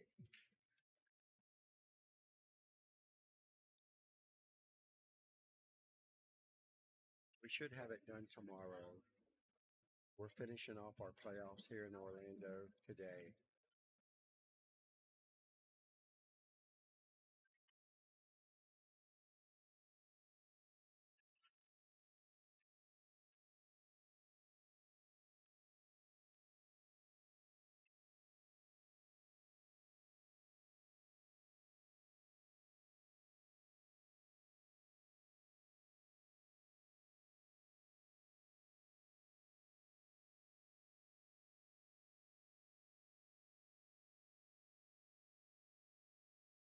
Wait a minute now. Why wasn't I invited to this party? I am missing out so bad. You guys are killing me. I still need my sticker. So proud.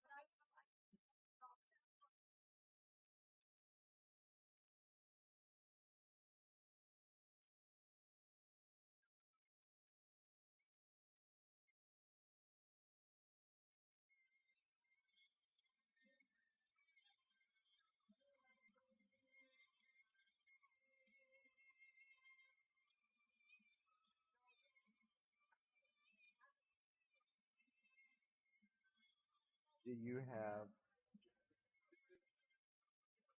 so proud?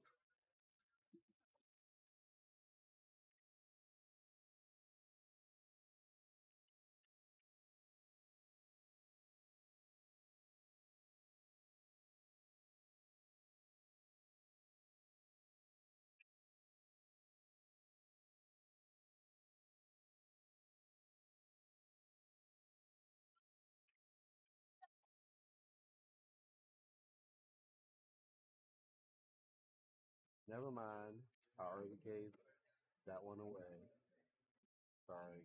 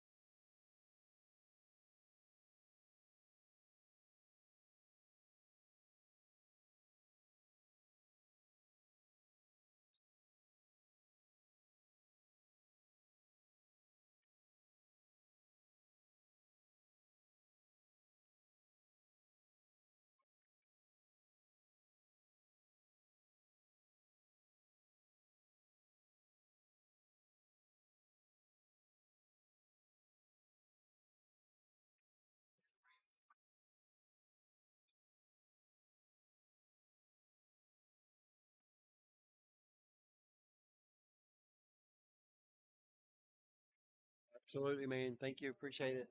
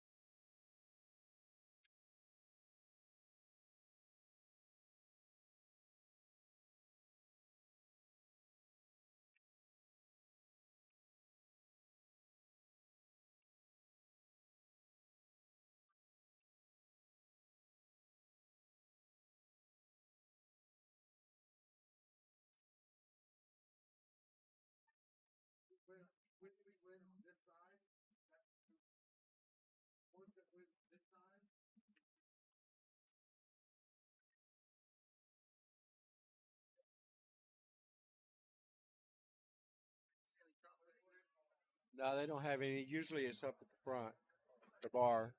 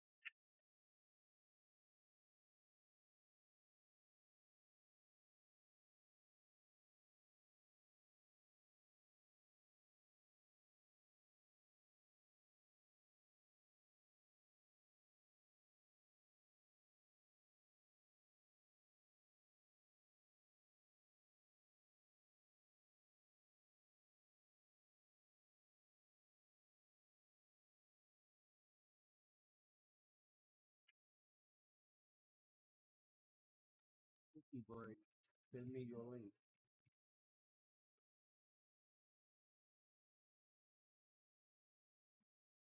You got quit? Down smoking first of the year? Really? Yeah. Wow. Pretty damn good there. I go there once a week now. Yeah. That's one of the reasons why I left. That's the smoking. Yeah. So yeah, Park Avenue Billiards in Orange Park doing the same thing. We're all gonna go to them eventually. Yeah. Might as well. Get it over with. Pretty damn good though.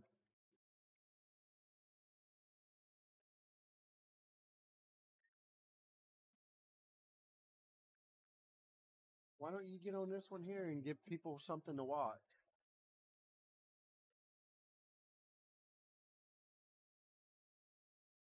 People watching, believe it or not. And I got nobody playing. Get on and give them something to watch.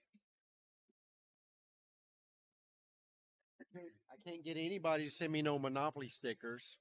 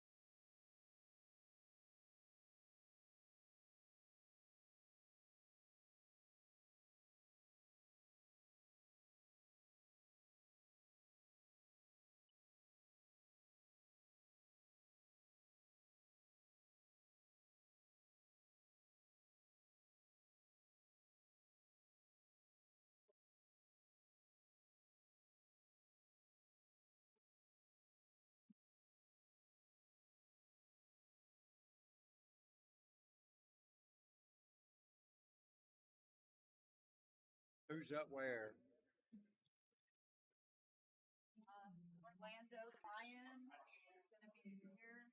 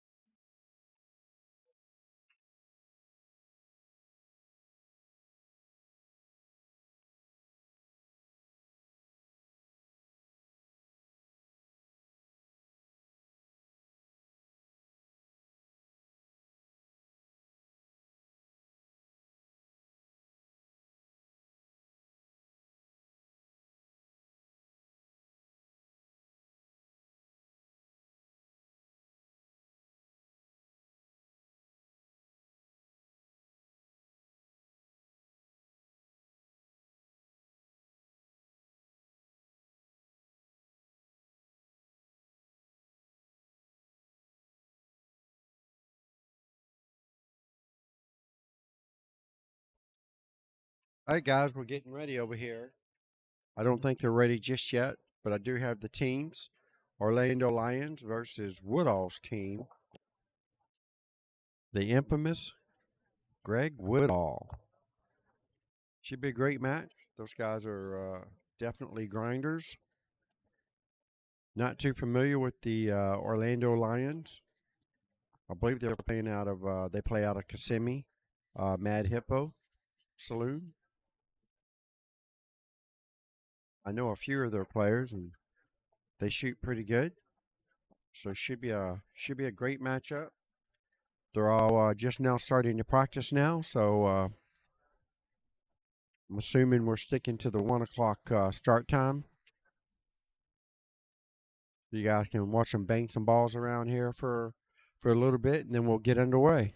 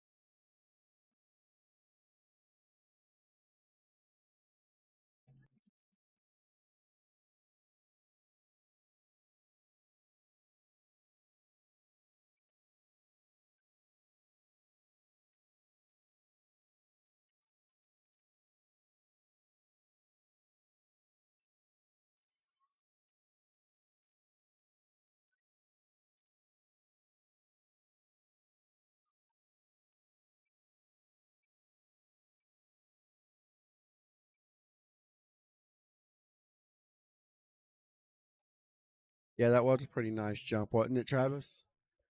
Too bad that was practice. We're getting ready to get started here. This guy should be calling the coin toss here in just a second. And then we'll be starting off. Give us a couple minutes and we should be ready to roll. I'm going to go see who the first lineup's going to be for the mainstream table.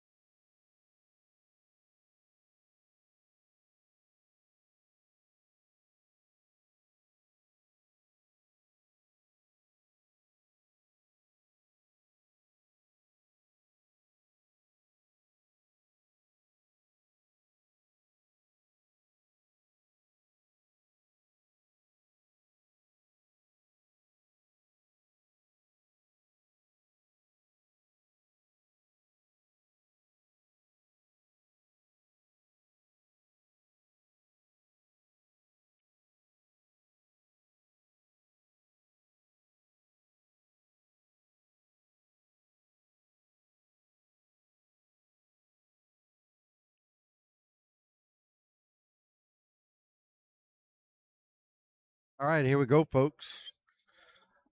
We have a lineup. Give me a second. We'll get you updated.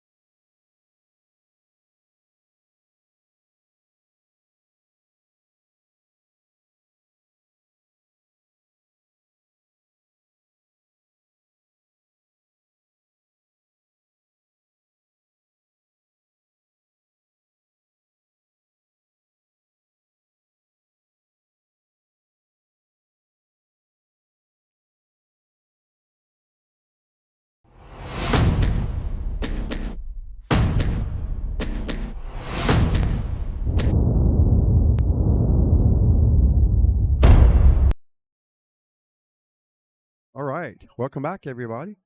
This is Bobby G's and Easy coming to you straight out of Racks Billiards in Sanford, Florida. Getting our 1 o'clock matches underway now, finally. That was a pretty long break. Wasn't expecting that. You guys want to do me a favor and share the stream? Let's get this party started off right.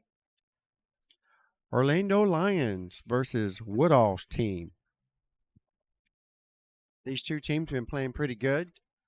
Let me see if this is going to be winner's bracket or loser's bracket.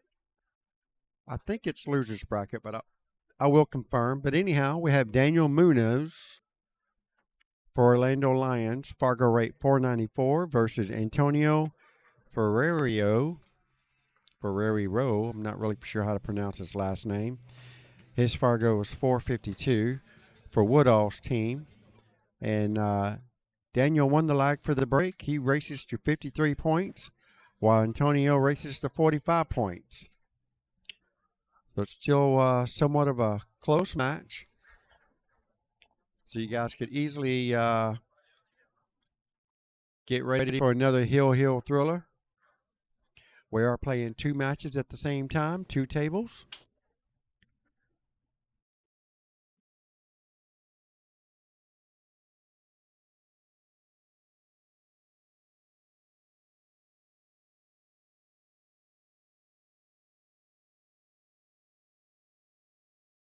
All right, so this is the one-loss side tournament.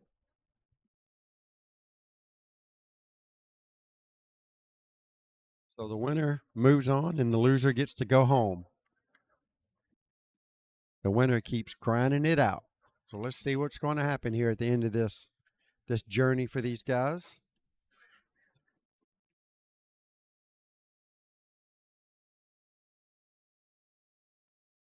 You guys are watching our Central Florida USA Pool League 8-ball team Vegas Cup Championships. Started out with 40 teams. We came back today with the final 12 teams. And I know we've already lost a couple already, so we're probably down to 10 or 8 teams as of right now. So we'll be down again once these next round of matches complete. Be getting down to the nitty-gritty.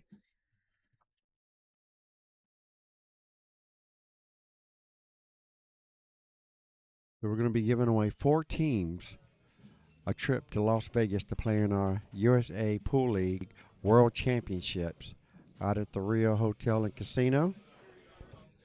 Been going there for quite a few years now, and it's a blast every time we go.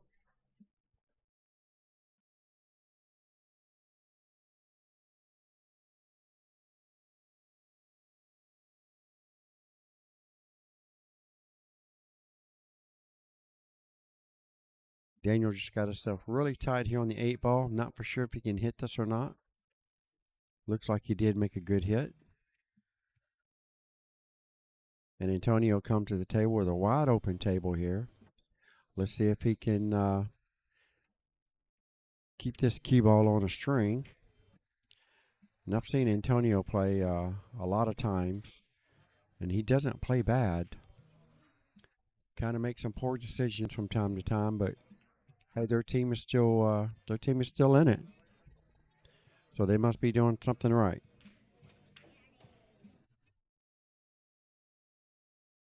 So he's playing safe.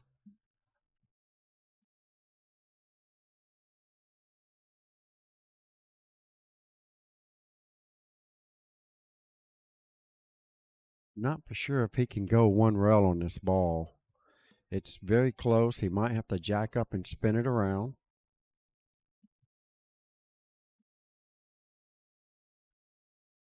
On a good day, that's what's going to happen.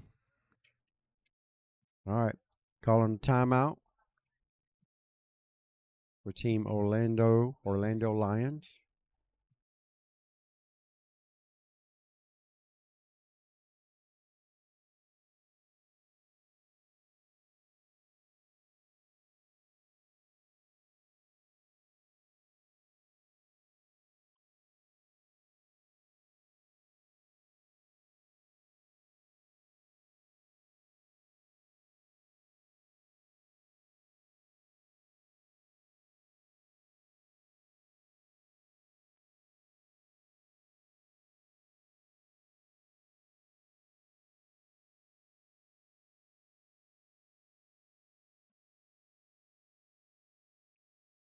Trying to get him to do an extreme masse around the 14 to the end rail and back up to the 8 ball.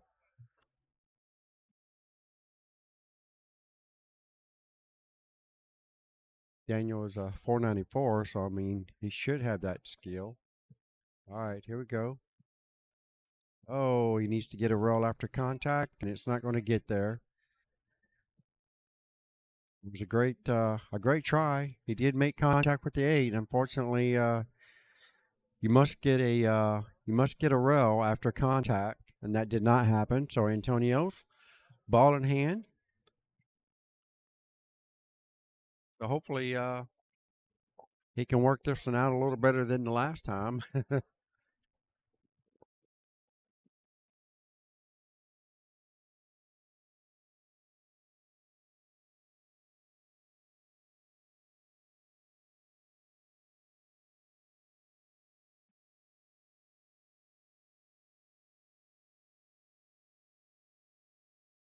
Well, that ball didn't go straight in the hole.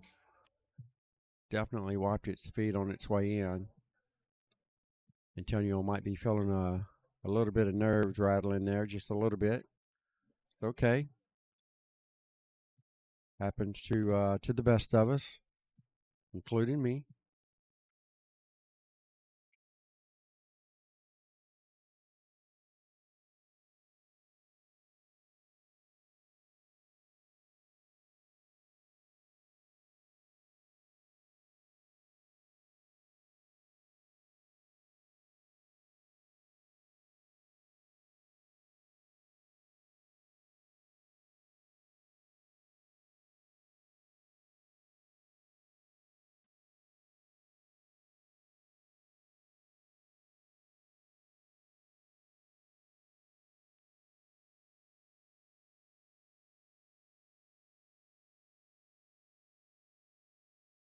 Well, that's not really that big of an issue. He just needs to just roll this ball with straight top English and just let it drift down table. Yeah, play the 10 in the other corner pocket. It's not really that bad of a deal. It not going past the 8. All right, here we go. Looks like Antonio's going to take the first rack for Woodall's team, and that's going to be a 14-7 win for him. Going to 45, this could come up really, really quick. Daniel cannot afford to give up another rack. That was definitely his rack.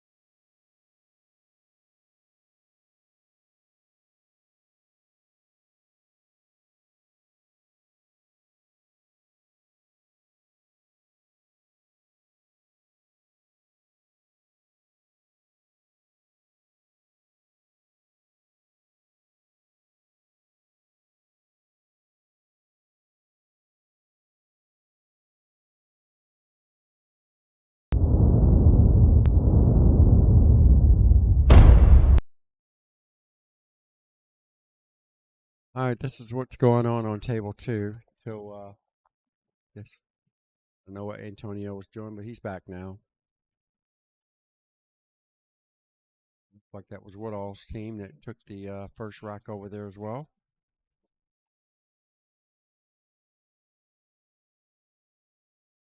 So Woodall's team's off to a great start. Each match winning their first rack, and that was a great break by Antonio for Woodall's team. Looks like he made several balls on the break here. What do we got here? 3, 4, 5, 6. Made one strike. And 1, 2, 3, 4, 5. Looks like 2. Yep, 2 solids. So, guess I would call that a super break. Oh, wait a minute. The 8 ball went in on the break, and nobody is. Oh,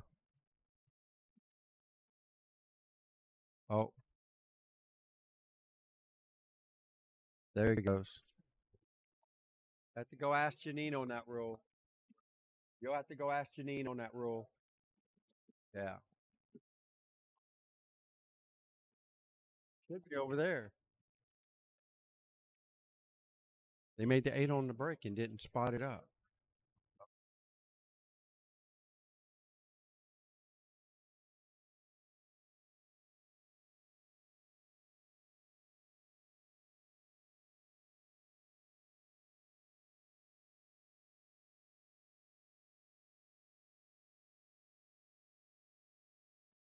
He knows the rule.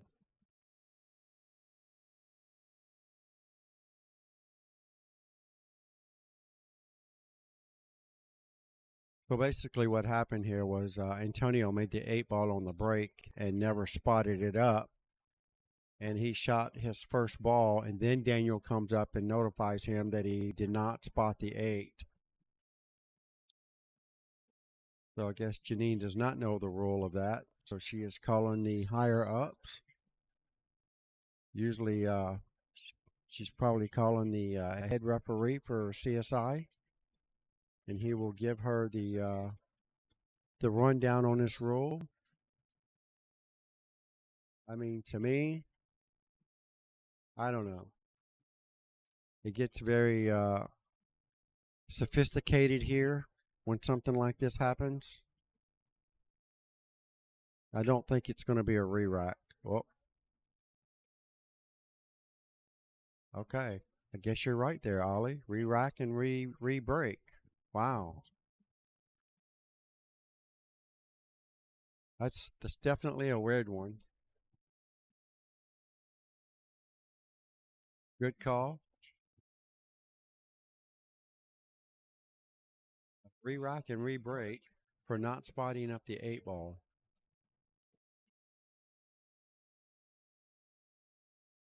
Now I wonder if it would be the same rule if he had made 3 balls before noticing the 8 ball missing. I would assume so. I think that's the first time I've actually seen that happen in a playoff or anything, I guess.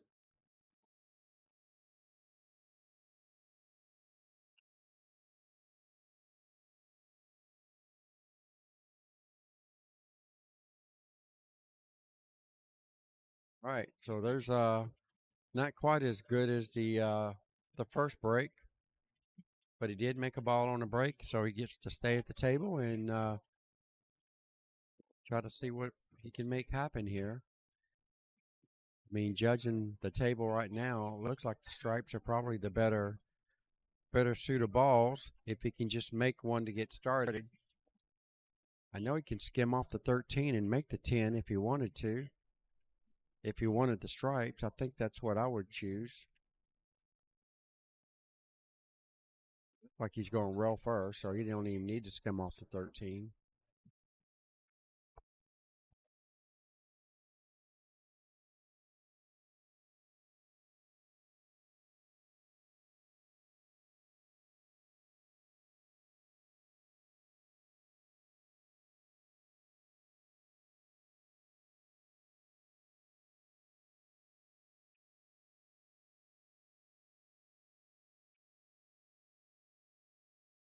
Fire in the hole. It's a good shot. Antonio's trying to keep the heat on Daniel.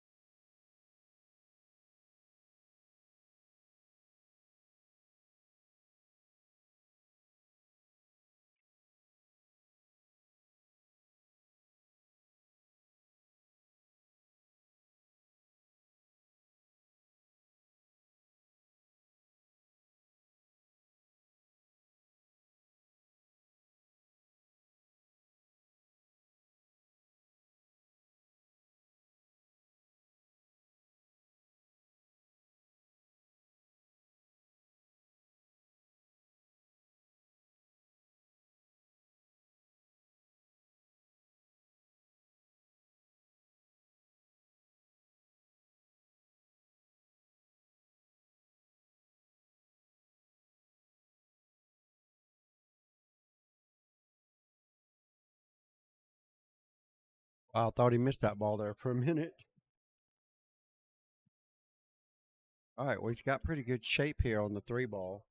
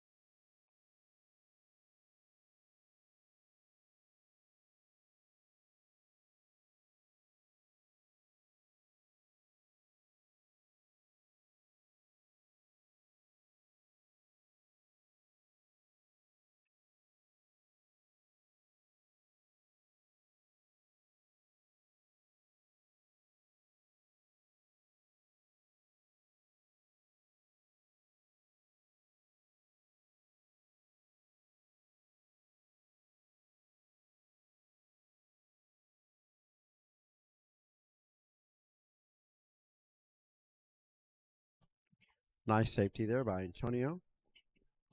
Just blocking him from making this 4. So he's going to get the short cue. Looks like we're fixing to have an aerial attack.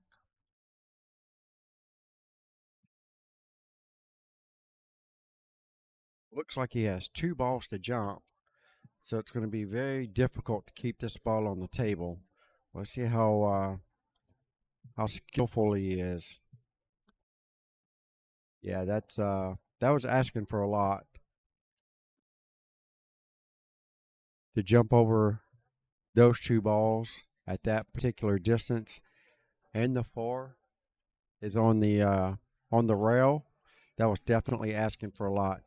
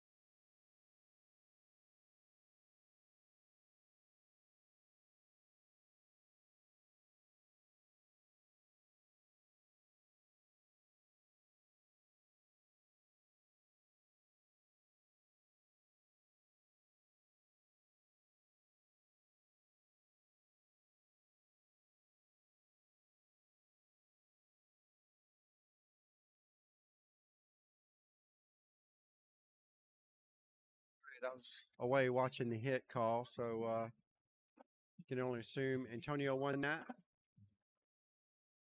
Was that a 14-6? Yeah. 14-6 for Antonio. It's going to put some extra pressure there on Daniel, as he's only going to have 13 points. Antonio's 28, and Antonio's only going to 45. So Antonio needs to make 3 balls in order to get on the hill. Whether he wins or loses this rack, if he makes at least 3 balls in this rack, and Daniel wins the rack, Antonio will be on the hill, and Daniel will not be on the hill.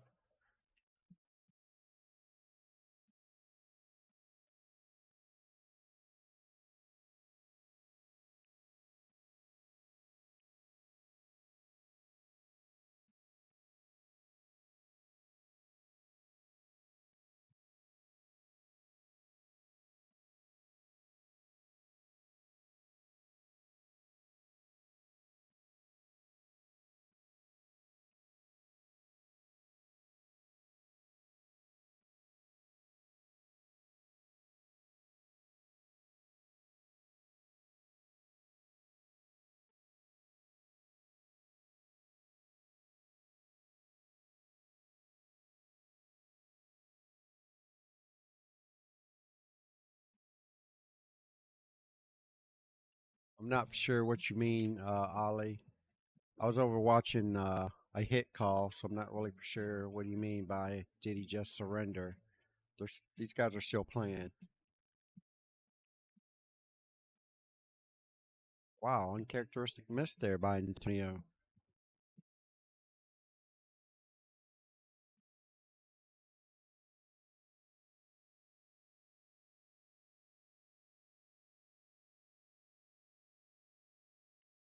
Basically, Antonio needs to make at least one more ball to get on the hill.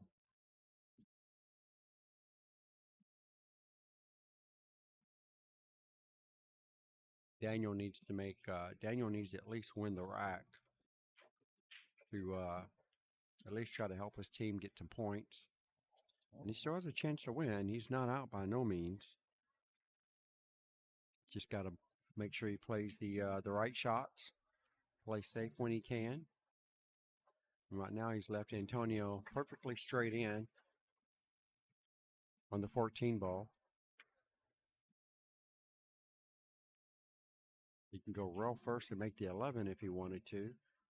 He's got a few options here, but he only needs to make one more ball to guarantee at least him being on the hill after this rack.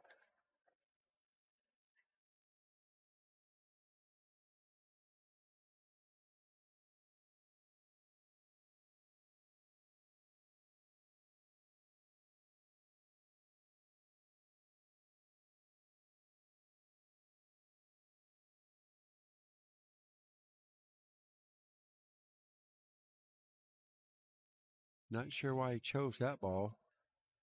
I'm pretty sure the 14 is straight in.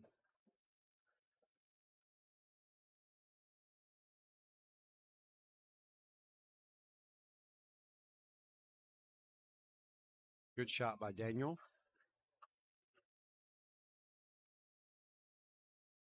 Got that 12 ball out of there. Now basically looks like everything is pretty much wide open for Daniel. Just needs to be able to keep control of the cue ball.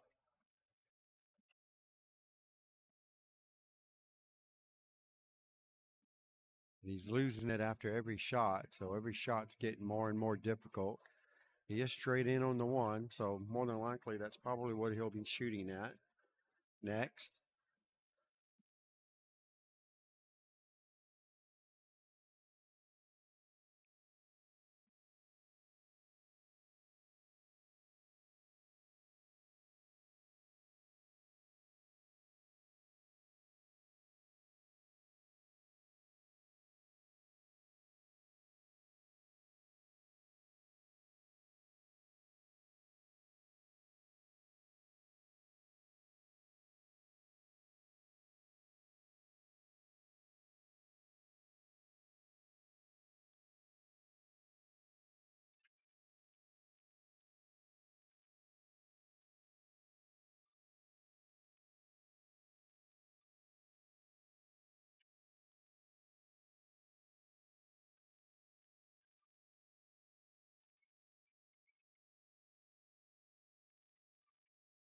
Oh, wow. That might hurt. He desperately needs this rack. Daniel could not afford to miss that ball. Antonio runs this rack out. He's only going to be 3 from the win.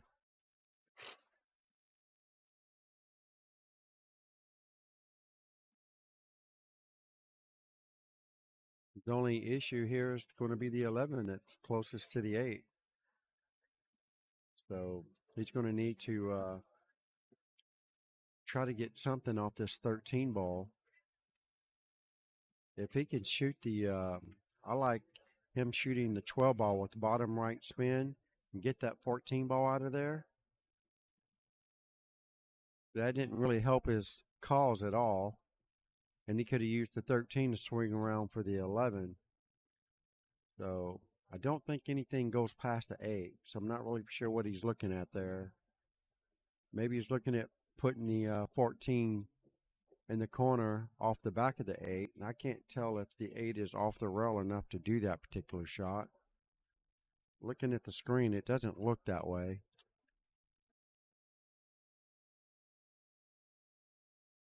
Wow. I guess he had a shot at that after all. It doesn't look like there's that much room behind that ball, but guess there was.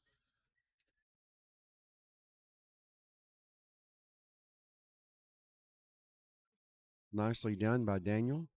He's got one more really good shot to pull off right now, and that's getting from the 3 to the 8. If he can do that, he's going to win this rack, and he's drawing this ball. Well, that's about the best you can do on such short notice. He does have a shot. He wasn't going to risk trying to get too close, so he's just taking basically what the table gave him. And he takes it down. That's a 14-5 win for Daniel. So that puts Antonio at 33. And that puts Daniel at 27.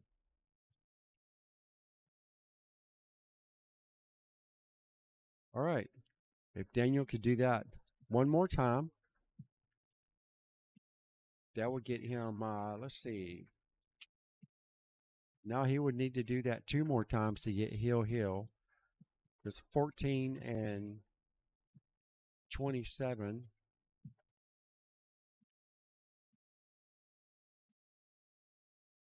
Yes, 41. So, yeah, so if Daniel can get this next rack here, he can force a heel situation. 14 points will give him 41. And another 14 points will put him over 53. Same thing with Antonio. If he gets 14 points right now, that would put him at 33, 43, and then, 47. So that would put him over the 45. So Antonio's on the hill now, and Daniel needs this rack to get heel. Going with the second ball break. Sometimes that's a good break. Sometimes if you're trying to leave the table cluttered up, that's the way to break. Put it hit that cue ball on the second ball behind the head ball, and then for whatever reason everything just kind of stays cluttered up there.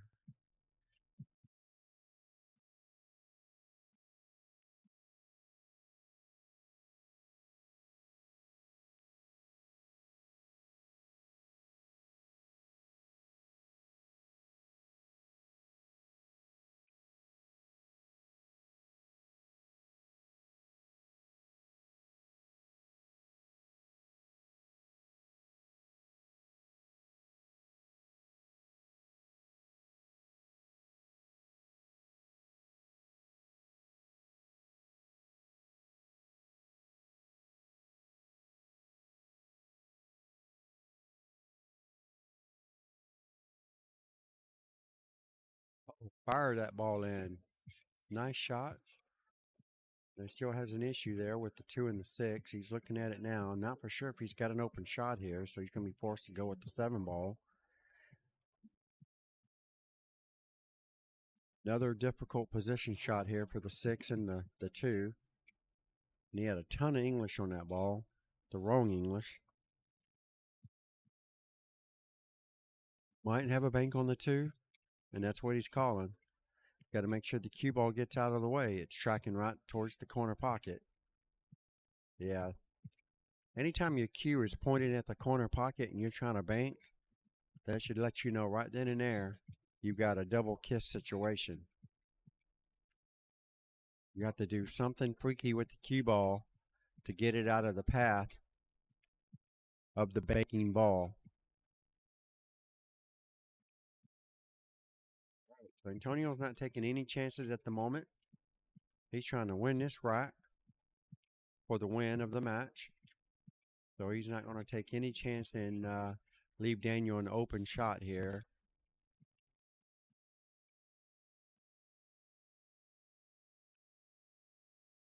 At least Daniel's got Antonio's 15 ball tied up now. So Antonio's got to work some magic here. Luckily for him, the 14 ball is right there by the pocket. So he may be able to use that to break open the 15. He's got a few options here.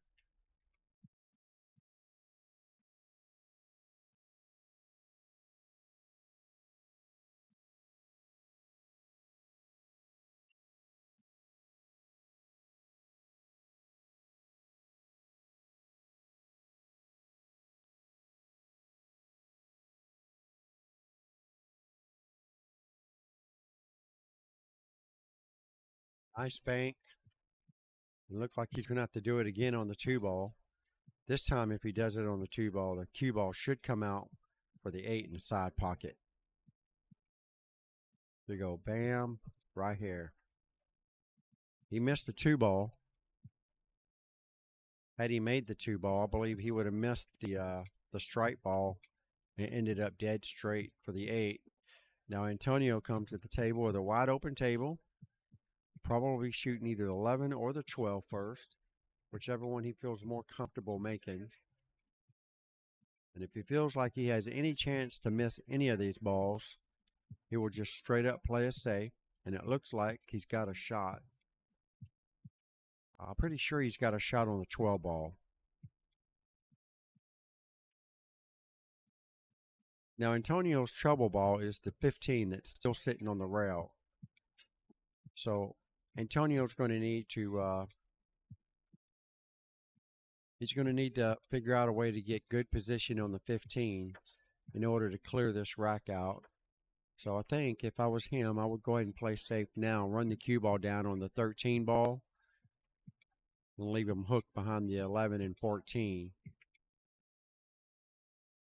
He had a chance to run into it right there. He didn't take it.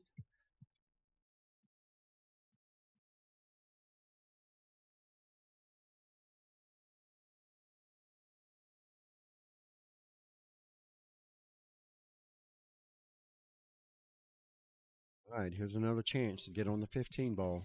Go straight across the side to side. And he didn't hit it hard enough, but he's got good position on the 13. Now he for sure needs to get on this 15 ball right now. It's not perfectly straight, so just draw it to the side rail just like so. Now looks pretty good. Just tap this 15 ball in and he'll be perfectly straight with the 11. He needs a little angle, that way the cue ball tracks towards the center of the table rather than the end. And he hit that one pretty strong. Wow. He didn't need to hit it that hard. He does have a shot. And you don't have to worry about the scratch. You make the ball. And it's kind of a two-way, even if he does miss it. It's going to be blocking the pocket for the 2, but he's got great shape here, and he's going to win this match. Just like that. He's got 47 points with that 14.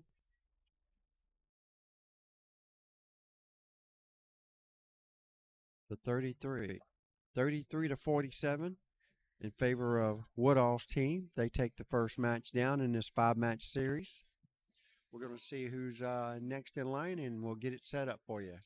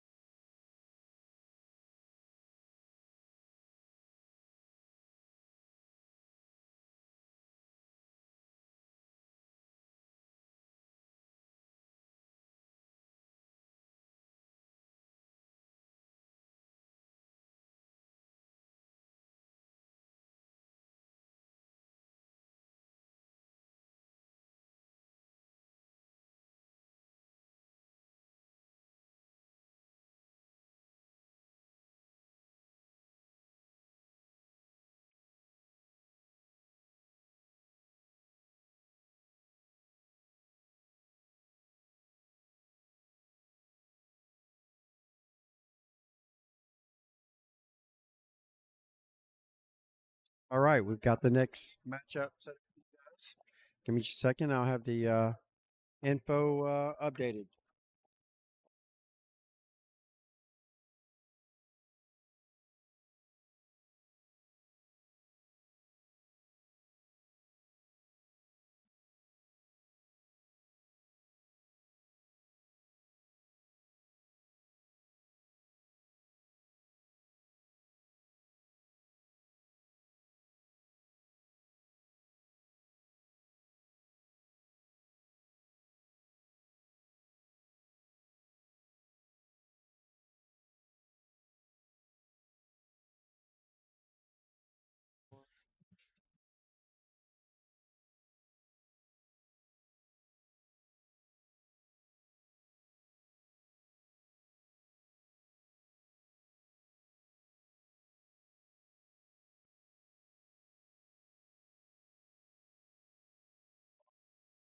All right, here we go, folks.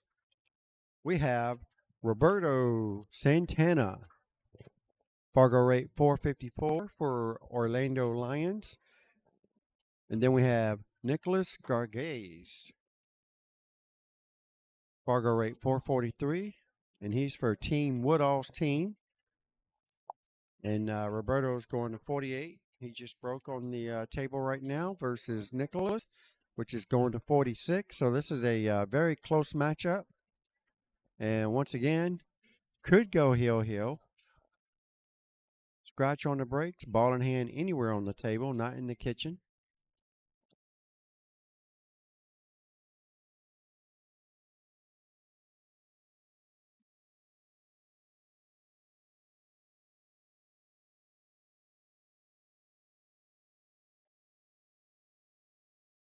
Oh, now that you say that, Ollie, I didn't even know. I didn't even get to see that shot.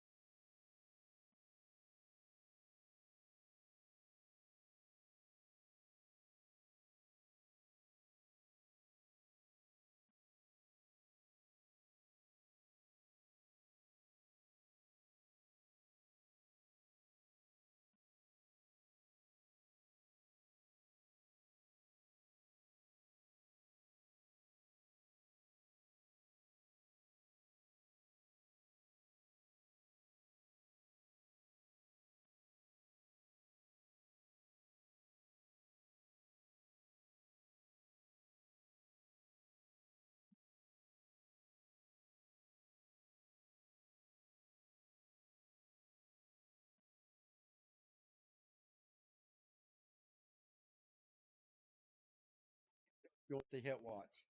Now come and watch it.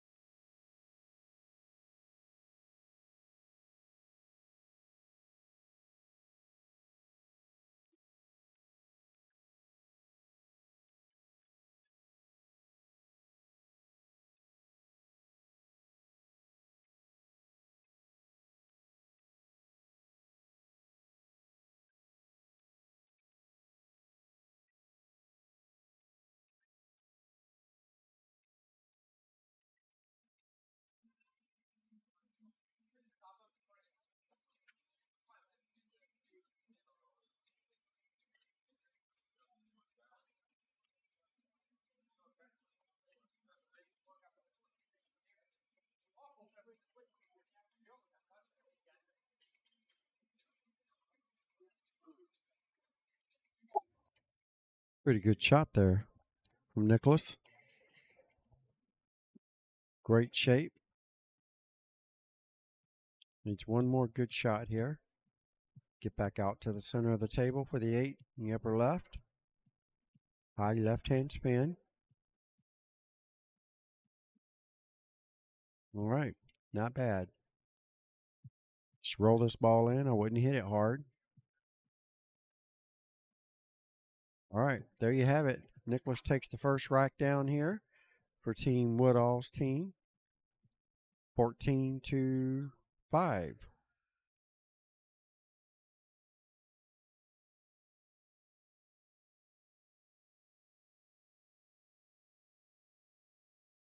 All right, it's a good start for Nicholas Gargaze.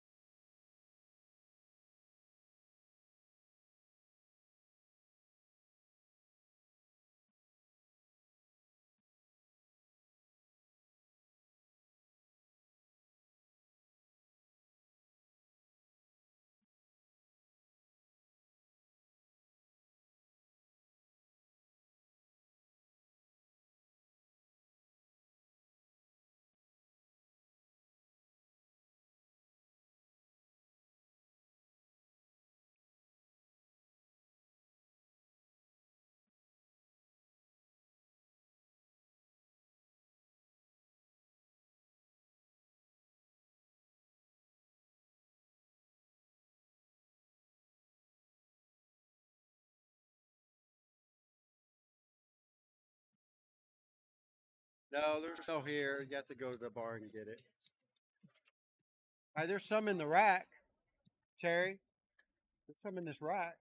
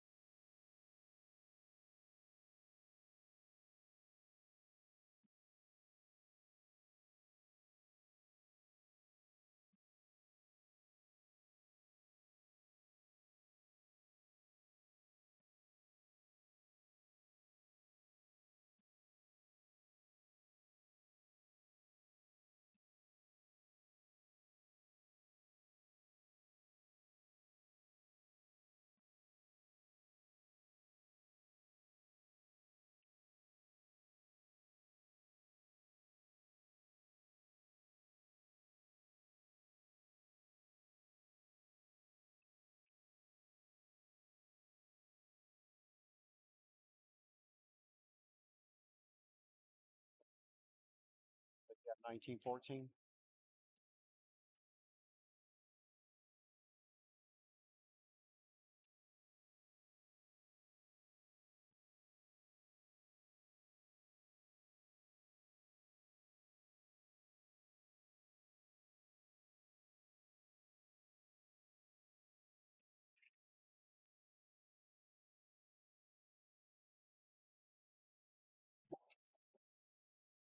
Yeah, the flags are default there, Ollie.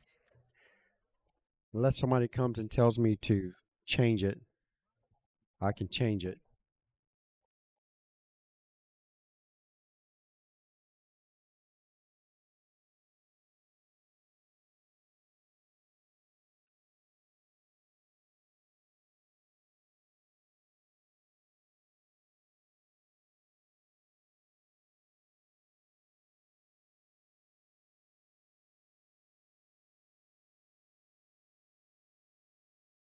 What is that, by the way?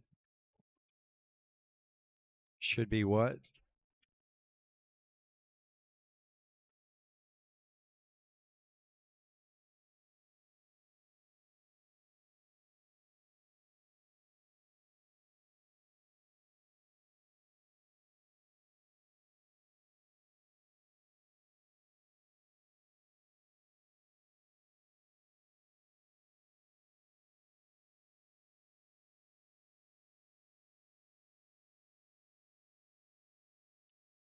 Not sure if he was trying to clip the 15. That would have been a good shot. If he'd have clipped the 15 and got the 15 out of the way. Oh, Dominican Republic. Is that what that is? Dominican Republican? Is that how you say that? Or just Dominican?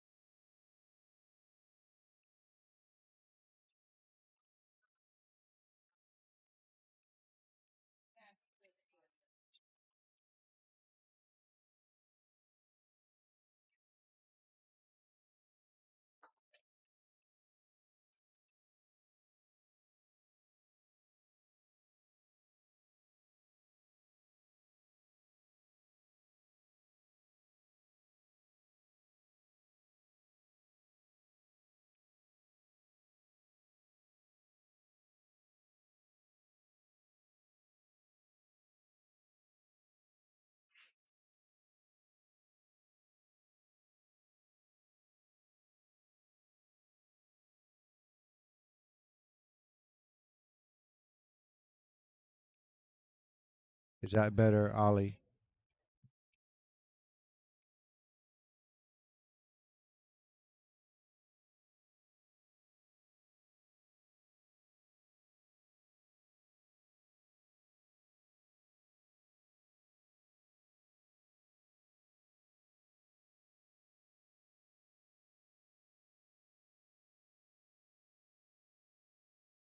Nice touch by Roberto.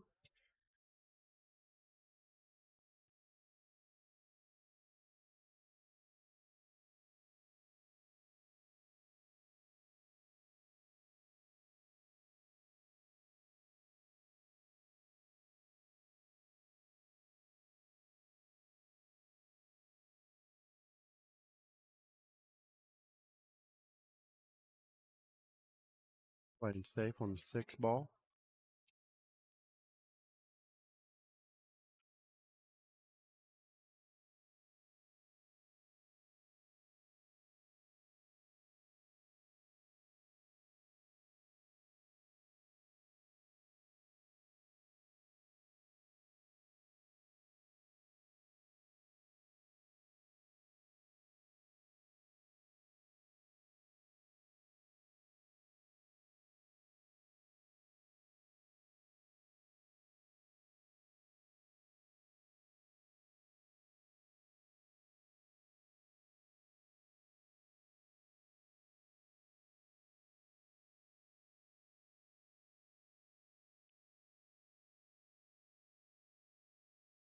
All right, looks like Orlando Lions got the first win over there on the secondary table.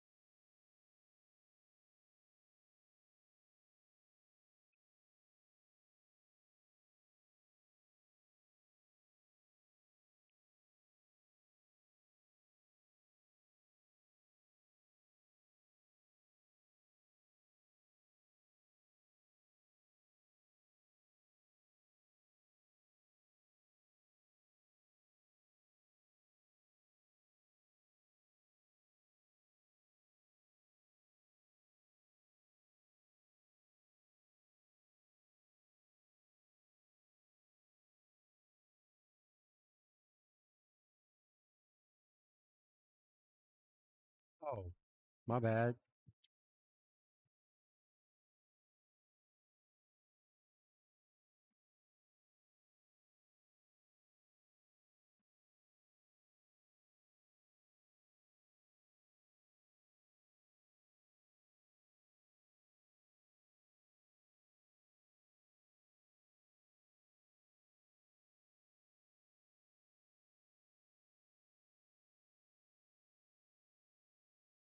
All right, I found it.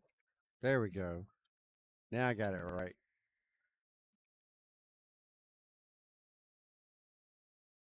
There we go, Ollie. You happy now? Glad you're enjoying the stream. Share it for all your friends if you don't mind. Get everybody interested in the USA Pool League. Best odds of winning a trip to Vegas.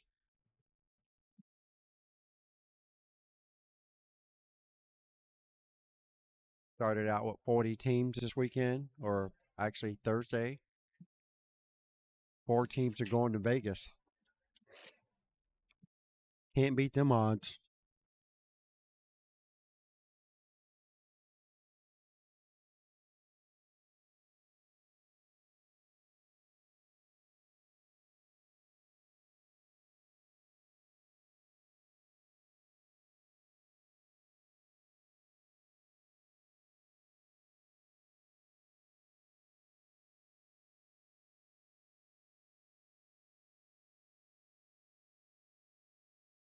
Well, that was a pretty good attempt.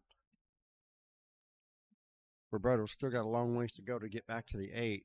If he does end up making this 12,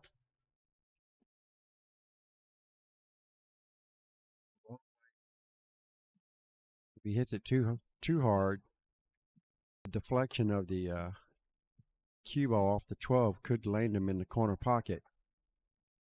So he's not hitting it hard. They're just going to play with what the table's giving them, setting up for a long roll bank on the 8 ball. Fortunately, the 12 does not go in.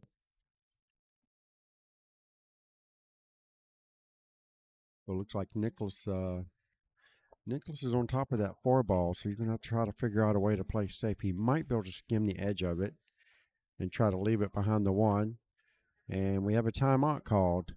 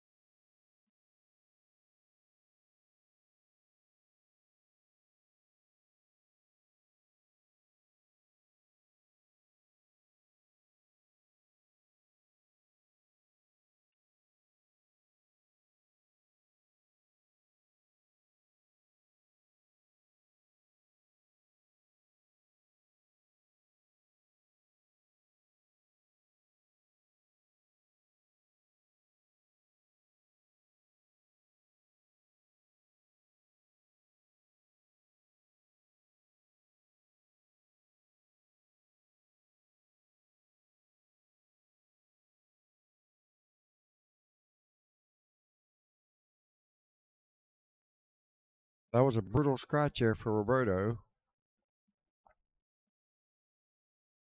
Nicholas is it's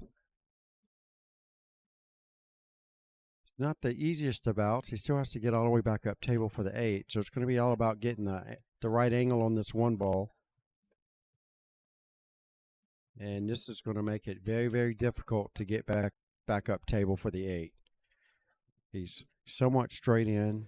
He's probably going to have to punch this and put a whole lot of spin on the cue ball. Big risk. Look at that. Wow. He hit that ball really good. About as good as he could hit it. And he has an open shot here for the 8 ball. Top right corner pocket. All right. Takes the lead back. That's another 14-7. Gives him 28.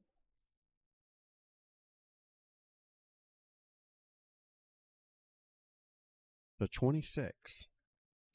There we go. 26-28. Very close matchup. As expected. All right, guys, I'm going to take a small break here and eat my lunch real quick, and then I'll be updating the score and whatnot. Just want me to do the commentating part. Enjoy the show. Don't forget to share the stream if you don't mind.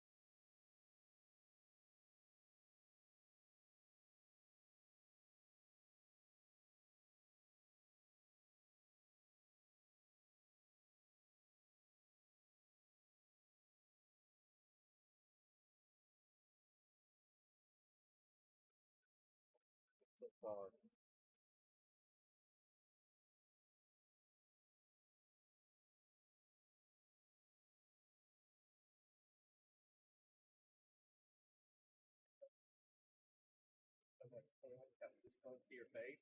You have to say something. Yeah. I was staying out until then. I didn't come close to your face. I didn't throw my hand up at all. He threw his hand up because you thought that you wouldn't smack fucking Vinci.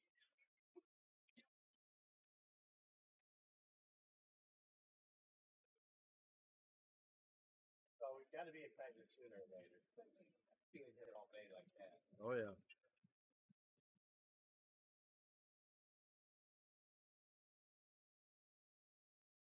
It is. I didn't know it was that big. Get something Mm-hmm. normally.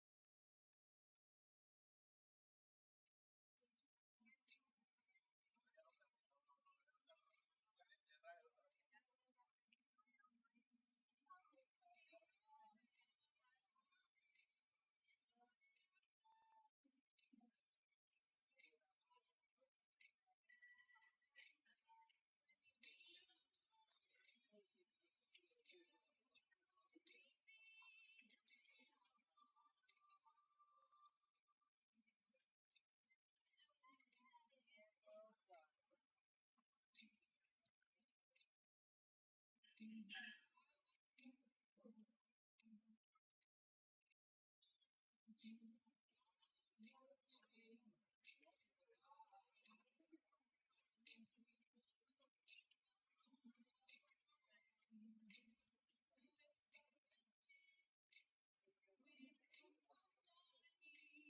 there super glue back here somewhere? I don't know. No, you're not familiar. Uh-uh. Over here's the stuff.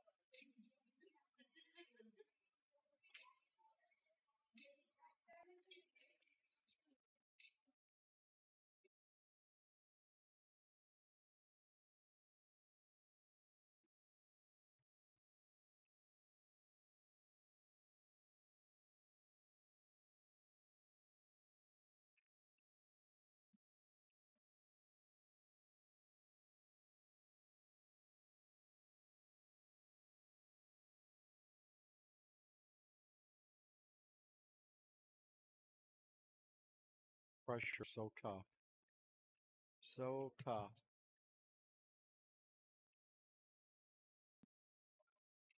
Unbelievable.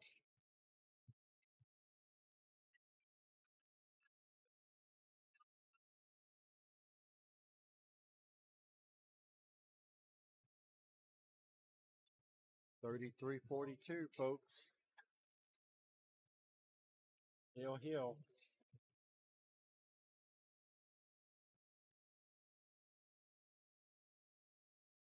Oh, wait a minute. No, not Hill just yet.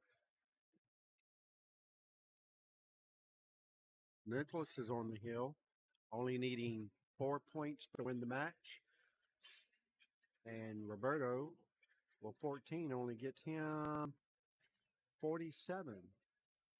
One shy. Wow. So he's one shy from the hill.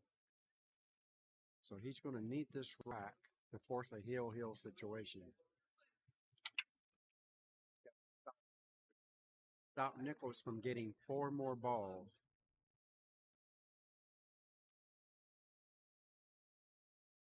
Nichols gets 4 balls.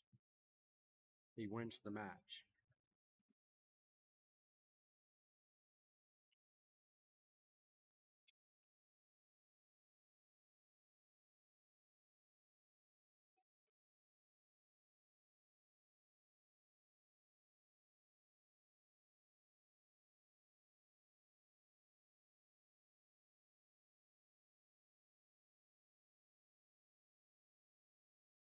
Is your other team still in it here?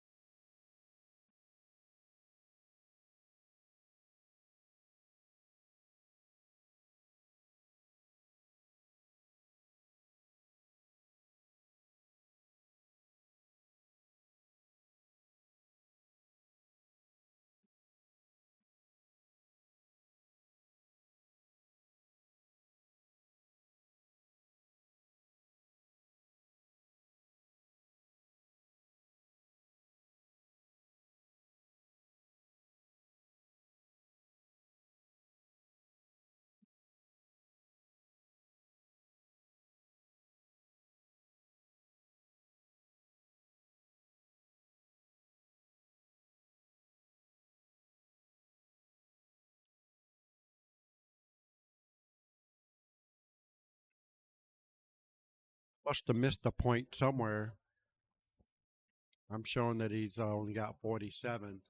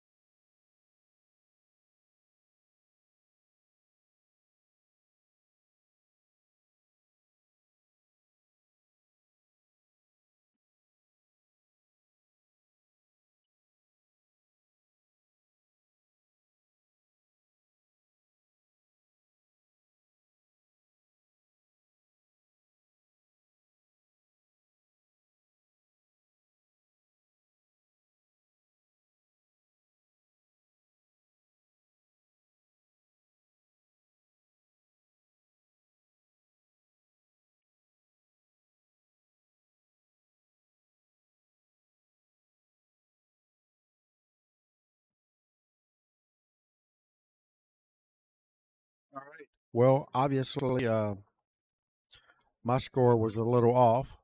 Neither one of them questioned the final rack, so my score must have been off by one, I would assume. Either way, it's none of my business.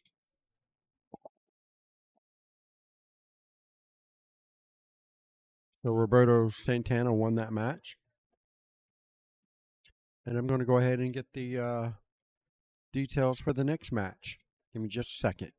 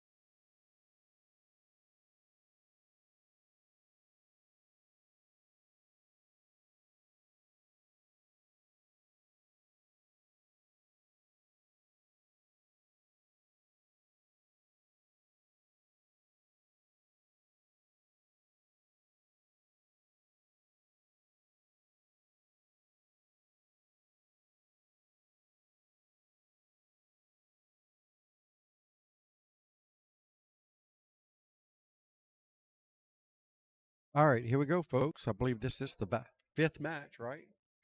This is the fifth match. We have Bianca Neves for Orlando Lions versus Greg Woodall for Woodall's team. Bianca's a 382 Fargo, and Greg Woodall's a 488 Fargo. Bianca's going to 36, and Greg's going to 53. Should be a good match.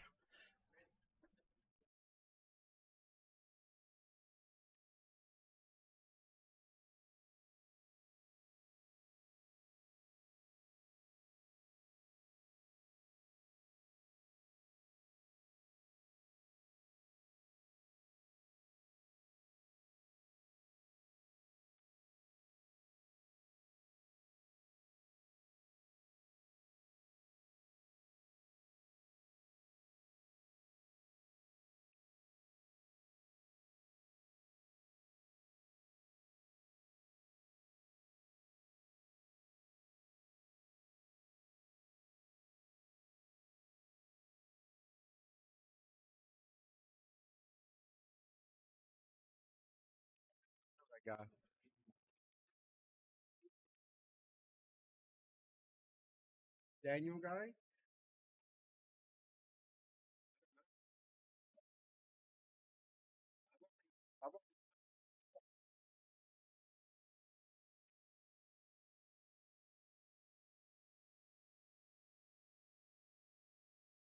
I played back pocket 10 ball with him, too.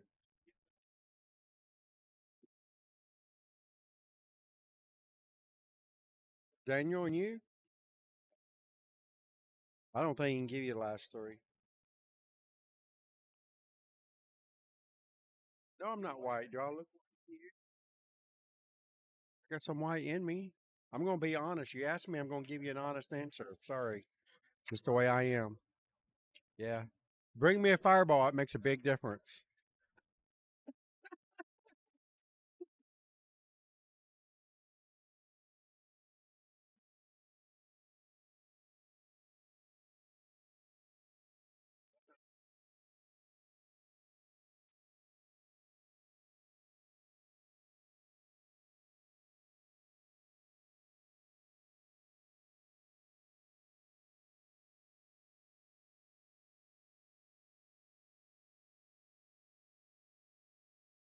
Get back over here to table 5. My bad. Sorry about that. There we go. All right. Now we got Bianca Neves versus Greg Woodall. Greg is, really close to scratching there. Sorry, got a little distracted there with the crazy old David Schmidt in the house. Nice kick by Greg Woodall. He does leave a shot for Bianca on the 12 ball.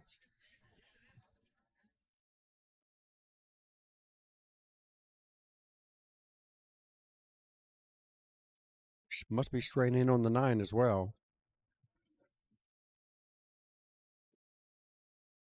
Good shot.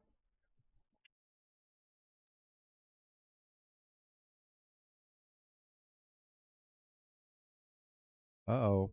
Got to get the bridge. Some call it the cheat stick. Extension. Second arm. Or third arm. Here we go. Smooth roll. It's pretty good. It's going to bump to 13. Not enough, so she's going to have to shoot the 11 in the side. Going to need to get to the 15-10 very soon. Wow, I did not expect her to shoot that in the corner. She got a good two-way out of it. Greg has a bank on the 6.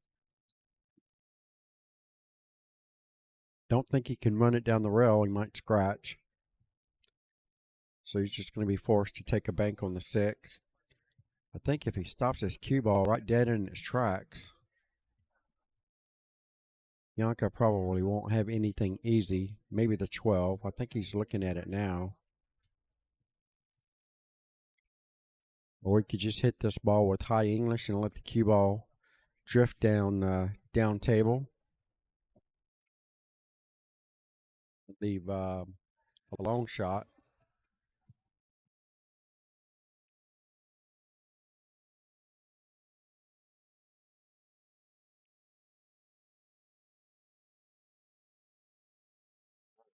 Not sure if Bianca can get a shot at this 12 ball or not. Looks like it might be available. Not sure she called safe or she called something else. Oh, she called the 12, so she did have an open shot. Made a nice shot, too. She still has the 15-10 to deal with. Not really sure how she's gonna play this.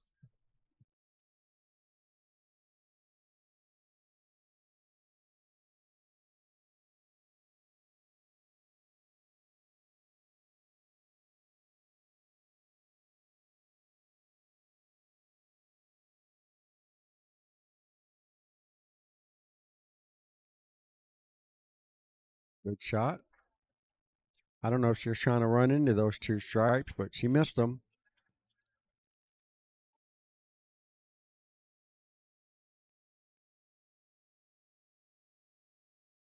Didn't see her call anything, so let's see if she's got the 10 ball or not. Oh, she was safety all the way.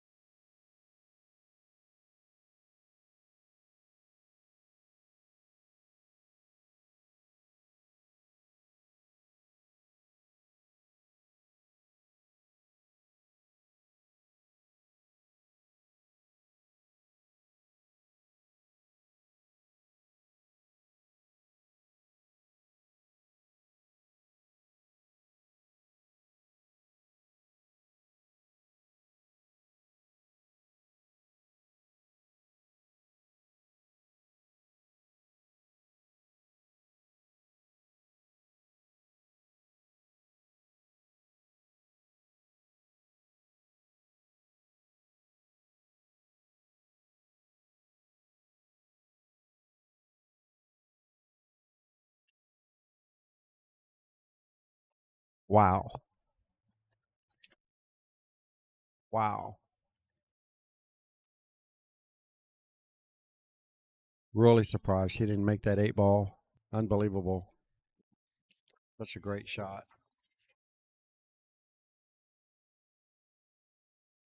All right, here we go. Greg still has his work cut out for him. He's going to need to get on the outside of the 7 to have any chance of getting to the 8. And he's got a bad line, so he's probably going to have to settle for a bank on the 7. He's going to, if he punches this, he's going to risk missing it. Hey, that'll work. He hit that ball about as good as you could hit it. Come out smelling like a rose. Ended up dead straight in the corner pocket.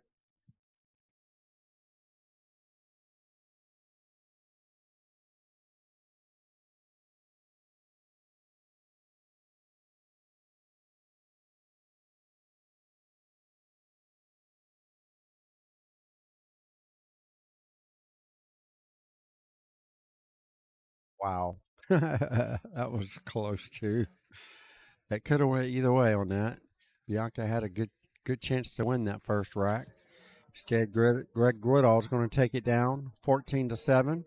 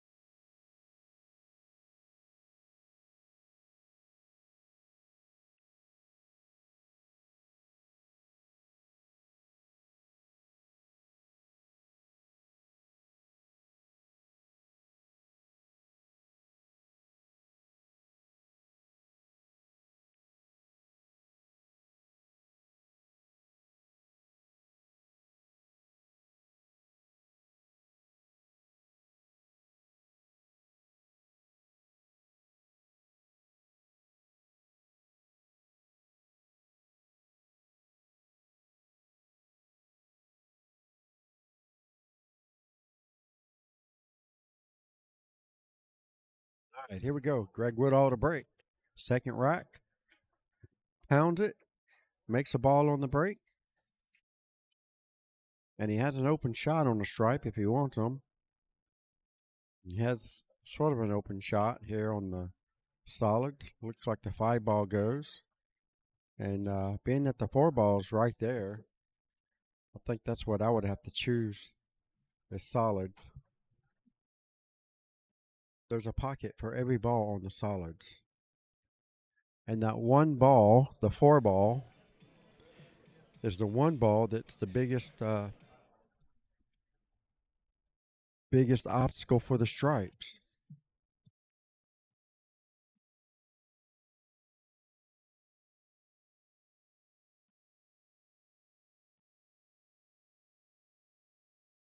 Well, now the stripe is the problem for him.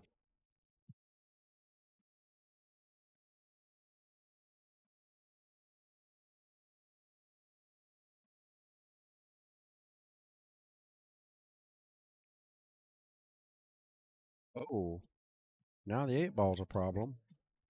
It's not getting any easier. It's actually getting worse.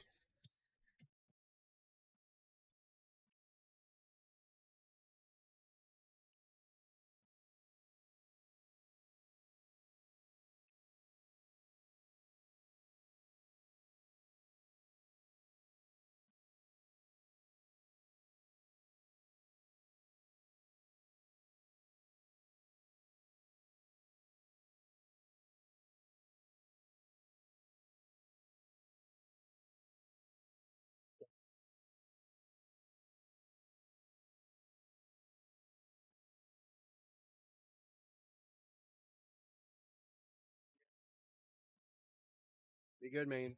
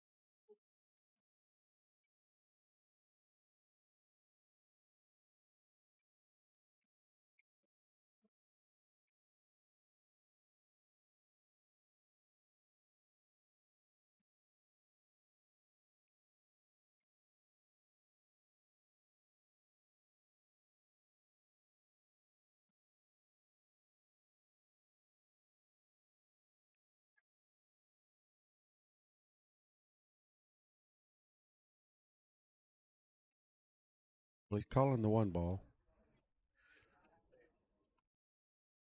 There's not a whole lot of reward for making this 1-ball. You're going to have to go all the way up table. Oh, missed the whole 1-ball together.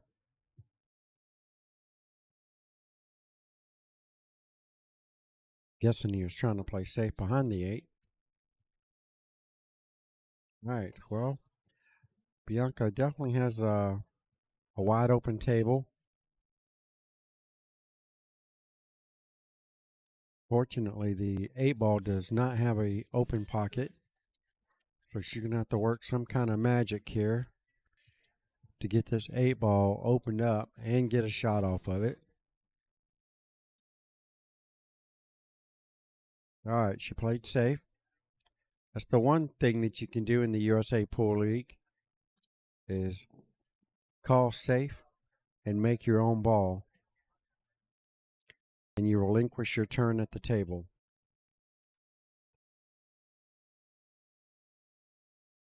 All right. Got the 8-ball tied up a little bit more. Bianca's probably playing safe again.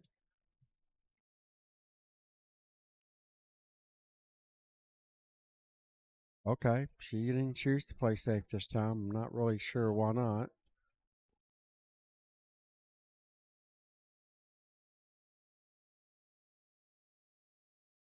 Now, if she could get shape on the 9 ball in the side pocket with an angle, she might be able to break up in 8 and still manage to get a shot on the 15 ball as well.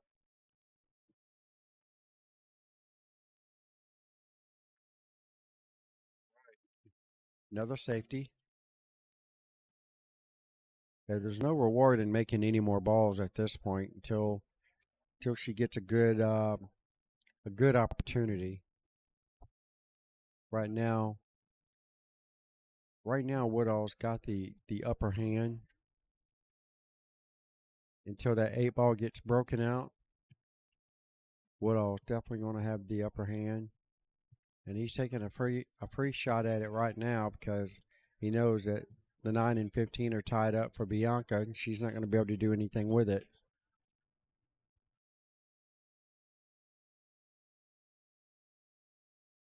So if I was Bianca, I would just skim off the side of the 9 and leave the cue ball up table on the right-hand side of the table. About like that. She hit it really good. That's exactly how I'd have hit that ball. Fantastic shot by Bianca.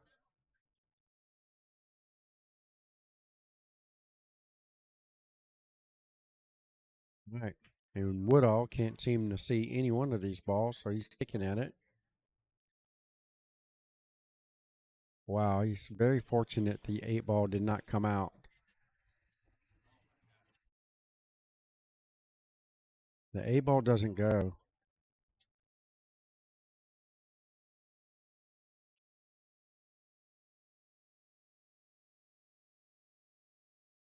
All right, we got a timeout being called.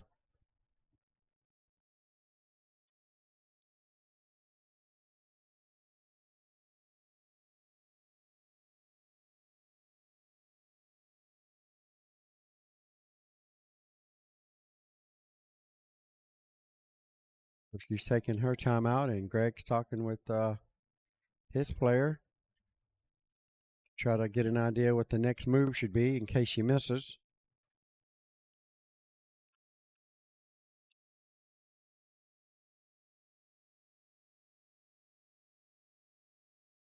We're getting down to the nitty-gritty, folks. I believe our next round of matches will be winners of the trip.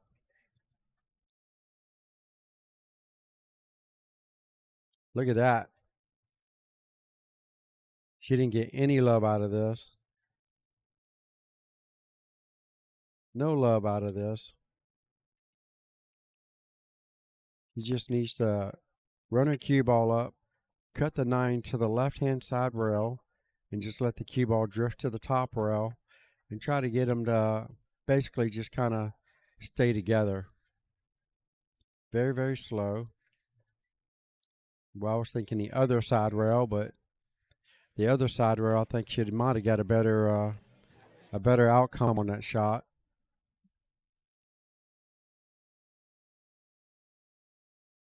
Either way, it's still a very difficult situation.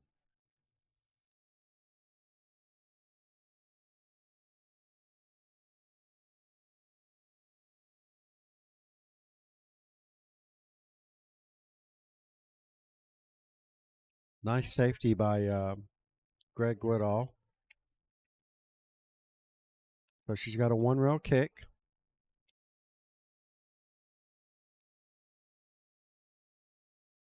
Yeah, that one wasn't even close. Very unfortunate for Bianca. Greg did hit that ball really good. And Woodall's got to get out from here, so I don't expect him to miss from here. Got to shoot the 1 ball first. If you want to win this rack, you got to take it right now.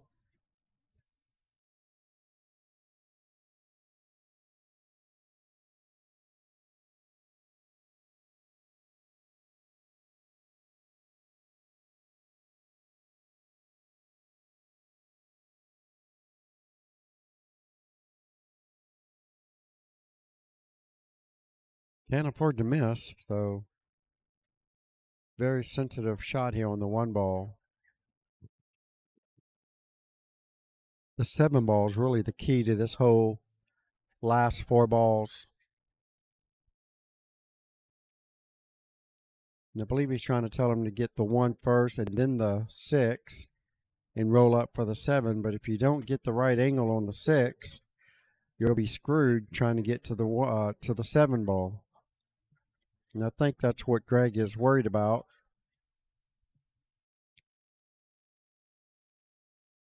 This could go wrong in so many ways, so Greg's going to take care of the 7 ball first and then roll up for the 6 ball.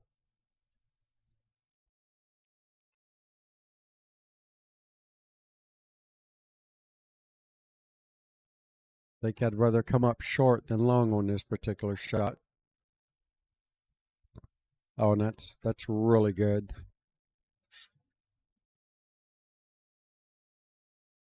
Really good speed. Greg shouldn't have a problem finishing this rack.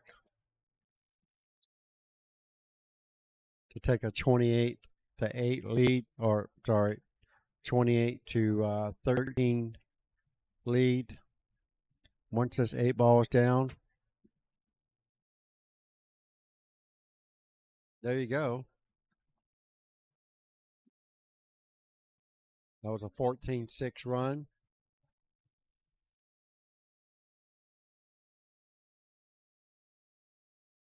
All right, there you have it. Bianca's break. She's trailing this match 13-28 versus Greg Woodall. So you're probably about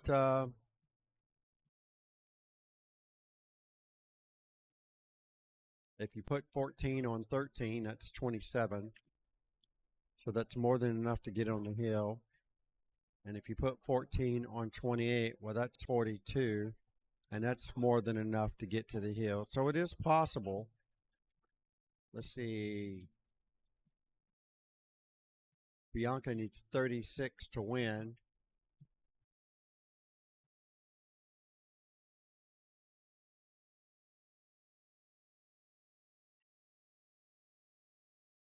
So Bianca needs at least 7. She needs at least 7 balls out of this rack to get on the hill. So if she gets 7 balls in this rack and Greg wins, it'll be hill, hill.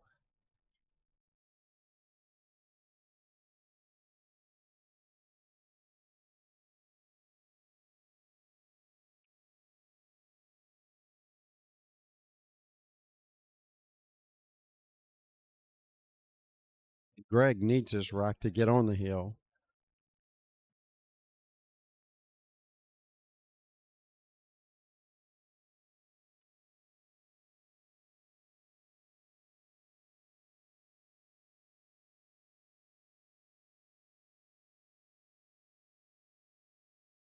Cut shot here on the 4. Nothing but net. I'm not sure if he can shoot the 2 or the 5, so he may be forced to shoot the 1 down here. Looks like that's what he's looking at right now.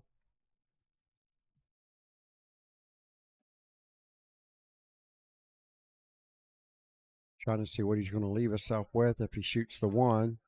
He's not going to be able to put a whole lot on it. He may just have to settle for a long shot, either on the 5 ball or the 7 ball. I like the 7 ball. If he makes the 1 and then takes the 7, he'll have a couple options. 2 ball or the 5 ball. Not really sure what happened on that one.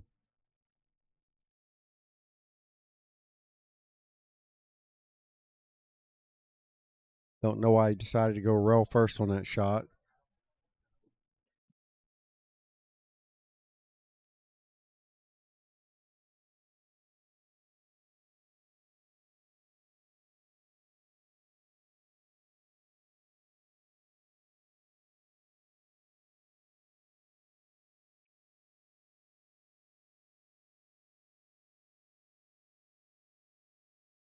Mm-mm.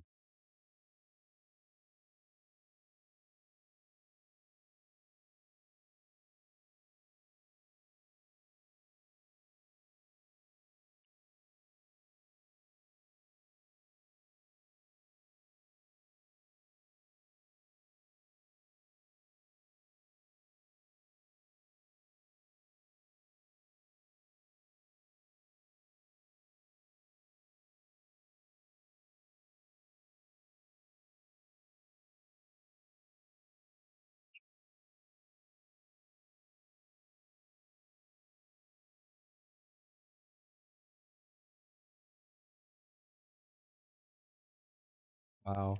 No rail. Bianca has ball in hand. Still don't have a whole lot to work with here. 13 balls blocked by the 6 and the 5.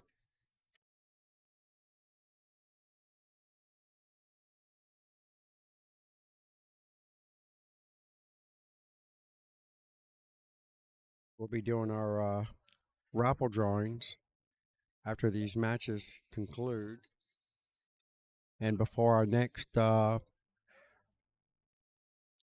winners round begins.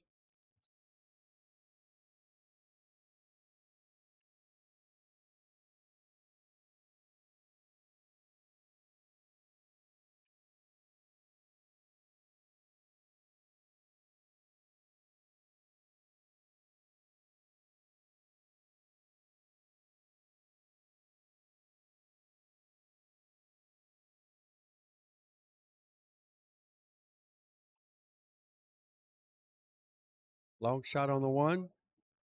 Makes it. And how's the speed on the 6 ball? I think he just gets there. He can either spin around and play the 3 in the other corner pocket or choose to just break him up and hope for some kind of position. Nicely done. All right. For Greg, not out of the woods yet. He's going to need a good roll here to get on the 2 ball. That's not it.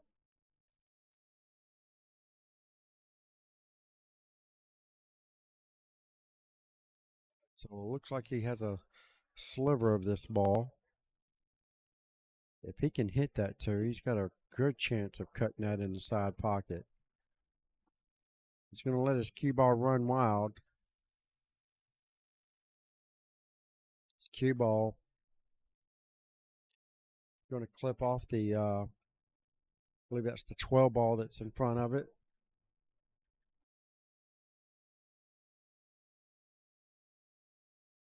It's the 10 ball that's in front of the 2 ball. So he'll clip off the edge of it. He could scratch in the side pocket.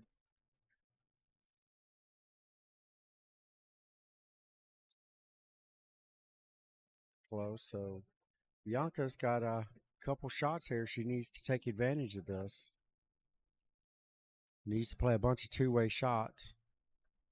If there's any chance that she's going to miss the ball, then she needs to make sure she plays a 2-way, or at least just play a safety altogether.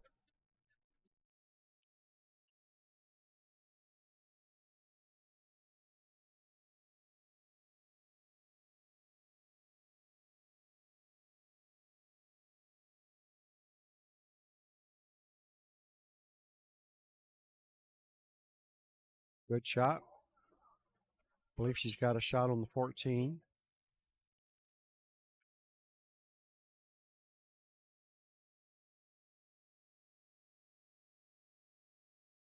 All right. Bianca's looking pretty good here. I believe, yeah, she's got enough room to make the 9 ball. She needs to just slow roll this as slow as she can to get position for the 13. Well, that did happen, so now she's going to be forced to shoot this 15 ball or play safe. The only thing I don't like about the safety is if she plays safe, she's going to need to get the cue ball like married up to the back of that 8. Because if she doesn't get it super close, then Greg Woodall is going to jump. And being that that 2 ball is that close to the side pocket, I mean, it'd be hard to miss that ball. Just saying.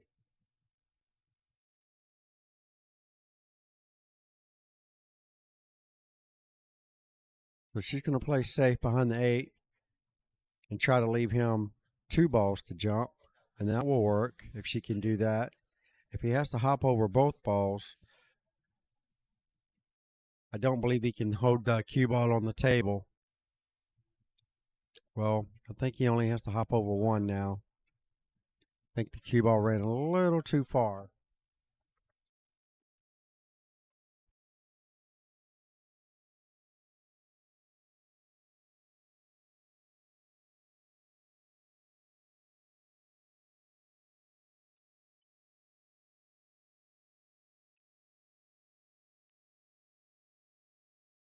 Here we go. Aerial attack.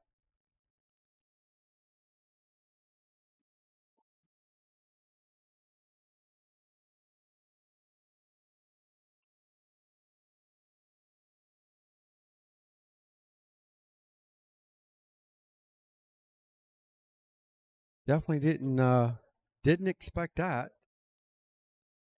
Bianca's got ball in hand.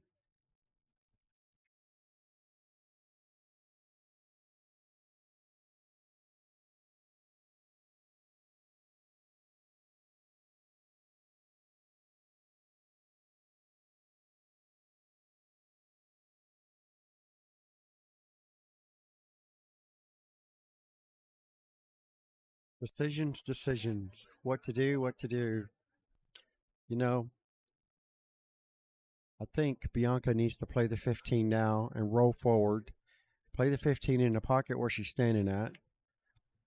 Roll forward about a foot or foot and a half.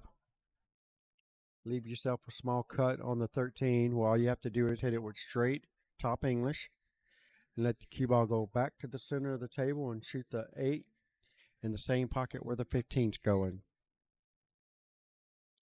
Pretty sure the 8 does not go past the 2 ball in the side pocket. So, very tough decision here. But I think that's probably the way I would play it. Play the 15 in the upper right-hand corner pocket. I don't want to leave the 15 for last because if you don't get dead perfect on it, it's going to be awfully hard to get back to it.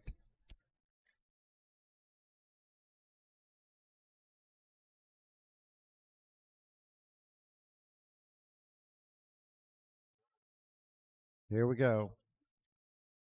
One row position back to the center of the table. All right. She has a shot. It's not an easy shot. But I tell you what, if she can hit this ball with high English, push through the 15, the 8 ball is going to be pushing towards the same pocket. As long as she doesn't hit it too hard like that, she would have had a nice shot at it. But she missed the 15, and Greg comes to the table with an easy 2 ball out from here. And that's going to put him at 42.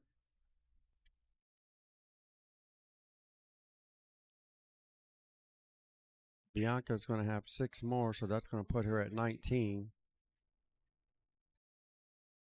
8 ball's got to go in first.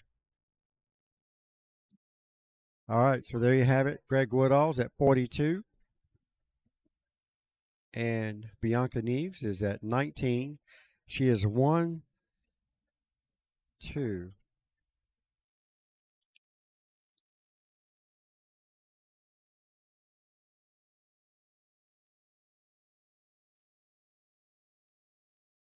Oh, she was a couple more from the hill. She needed to win this rack to get on the hill.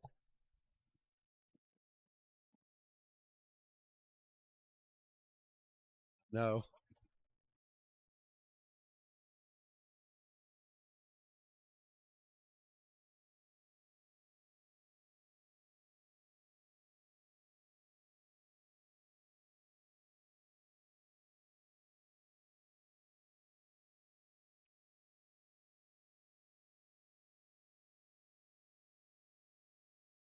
Good break by Greg Woodall.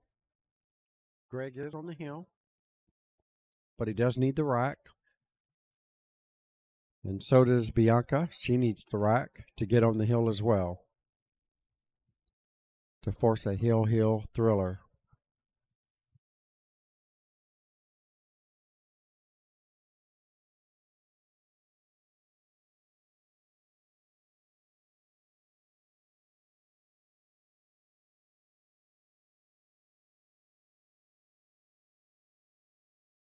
So it's pretty much do or die for Bianca. She must win this rack. They have a chance at winning this match.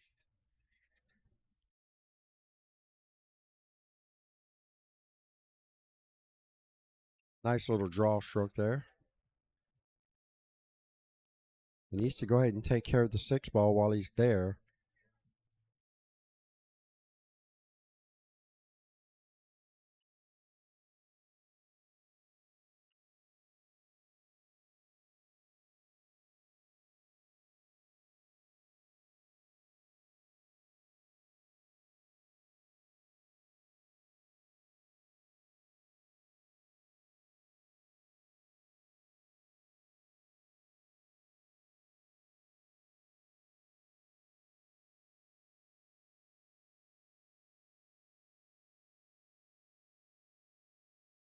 Well, he didn't take the 6-ball out, so he's going to need to get on that like really, really soon.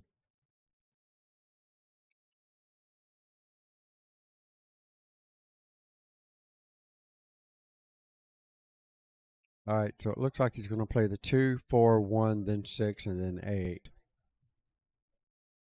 Maybe he doesn't like the 2. 13 ball might be in the way.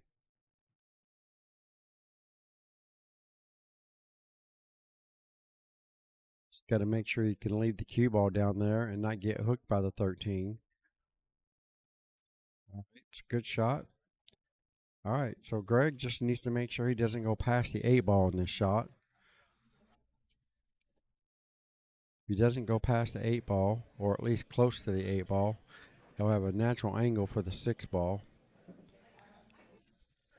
And that's not bad, but I don't know if he can hit it slow enough to hold position, so he may be forced to go to the top rail and back down. All right, that's good stuff right there. He hit that ball really good.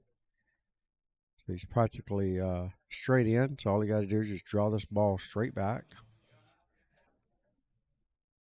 Just like so. Nicely done by Greg Woodall. And he's fixing to win this match with this 8 ball right here. And there you go.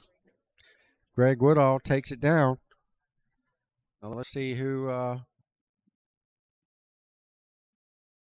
Looks like Woodall's team is pressing forward. And it looks like the Orlando Lions is out of this tournament. They were shooting really, really good.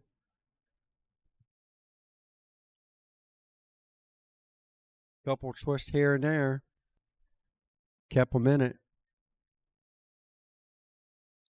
So Woodall's team still in it, grinding it out in the loser's bracket.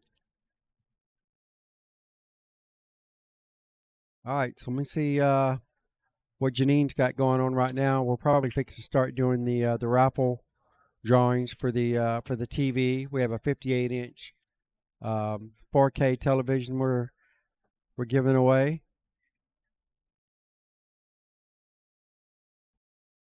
And we have several other items.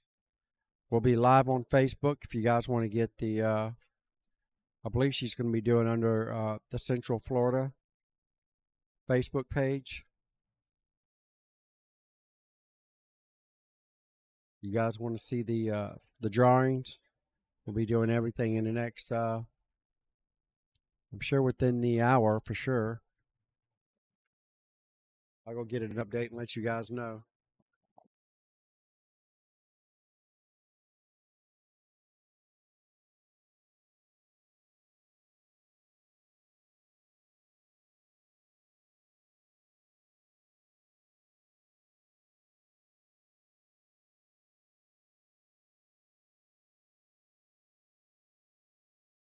Coffee? Oh, yeah, let me get one of these.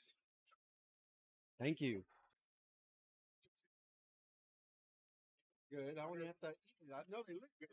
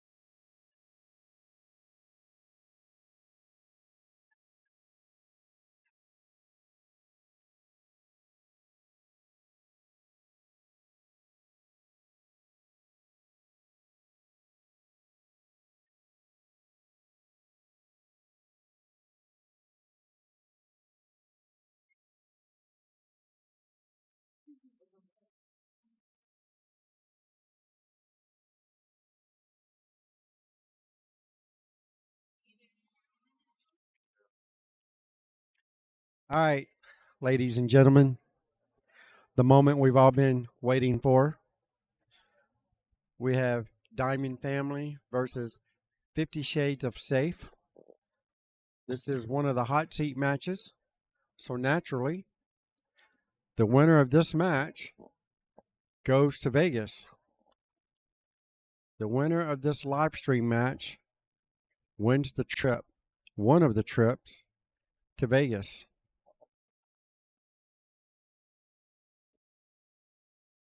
We're going to be doing our drawings for all the different raffles that we have going on. So as soon as we get done with that, we will get this match underway.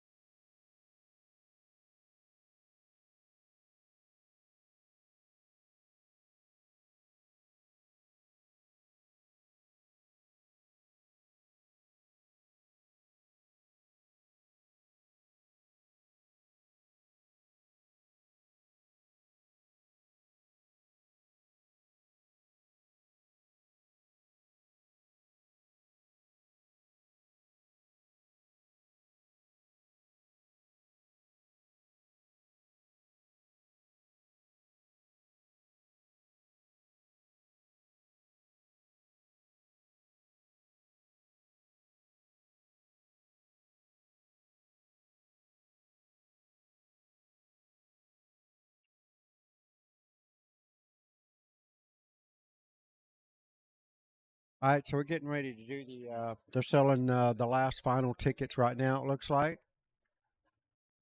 and well, B.J. Brookins, most of you probably know him in the league world. He's won the TV the last 3 times. Unbelievable. So now we have a beautiful 58-inch 4K TV, and BJ is buying all the tickets he can because he'd really like to have this TV as well. I don't know why he's so greedy, but anyhow, he seems to think he's going to win it 4 times in a row. And we're not the ones, normally, we're not the ones drawing the ticket, by the way.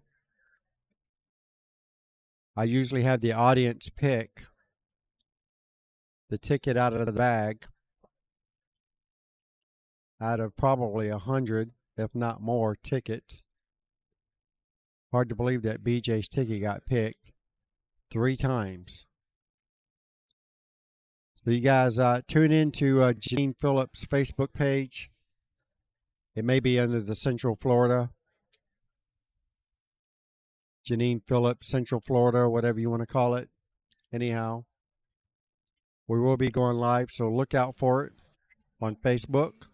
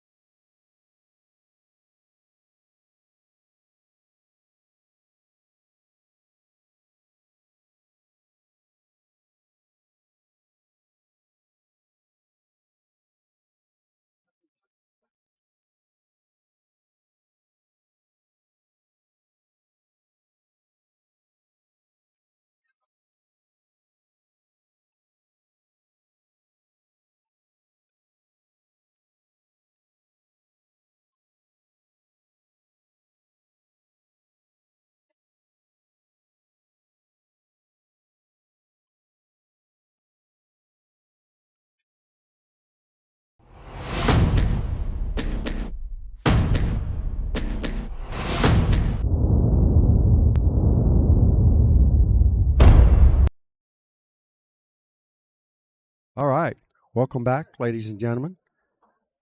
This is the hot seat match.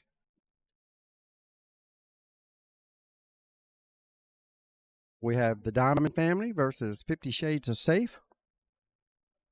Doing the first leg for the first match of the 5-match series.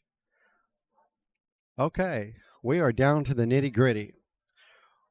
Winner of this round wins their all expense paid trip to go to Vegas and play in the USA Pool League World Championships at the Rio Casino and Hotel come the end of February.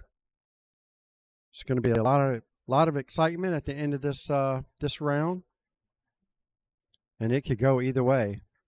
They got a lot of good matchups here for us. Got some great players on both teams, and got some really consistent players on both teams, which is the reason why they're in this position that they're in now.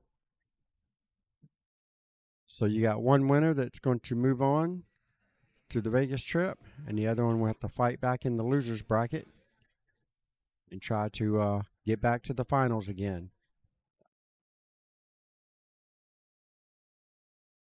State Pool Tour. Shared it to all the group pages. So you had a group page. Well, you never invited me, so.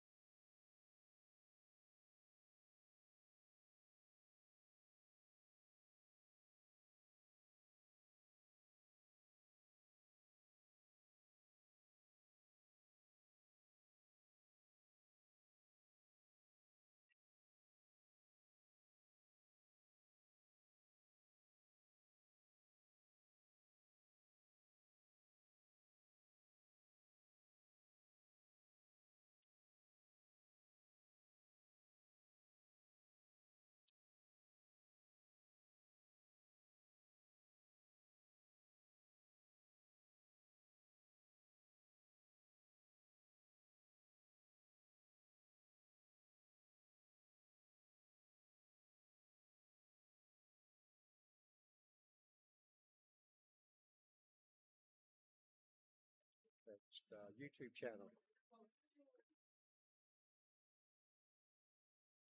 See it running back there behind you? I know it's running.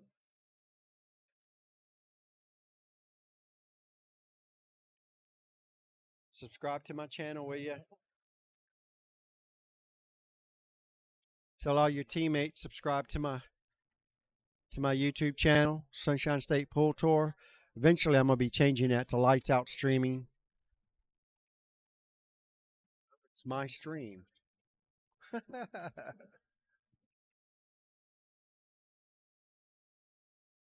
right, so we got Caitlin Kinsley playing for a Diamond family. Her Fargo is 361 versus Karuna Defoe playing for 50 Shades of Safe. Her Fargo is 388. And Caitlin's racing to 36 points while Karuna is racing to 40 points.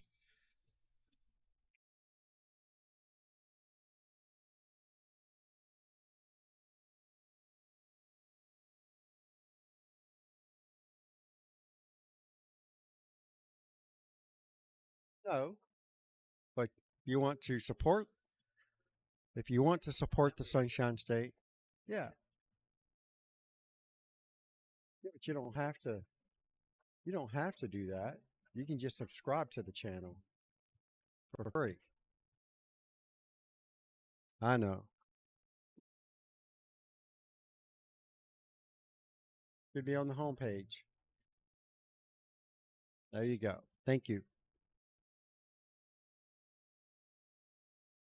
Share it to all your friends, family, all your folks back west or wherever they're from. Yeah. Mhm. All right, so we have Karina Defoe at the table right now.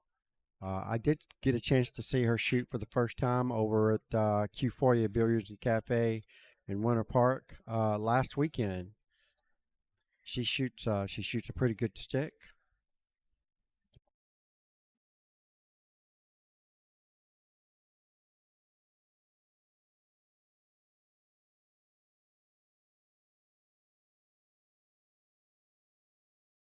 Solid straight in shot right there.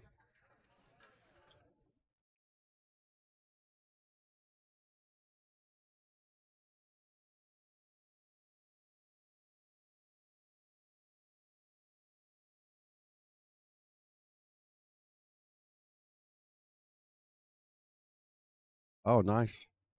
Very nice nudge there on the 3 ball to hold position.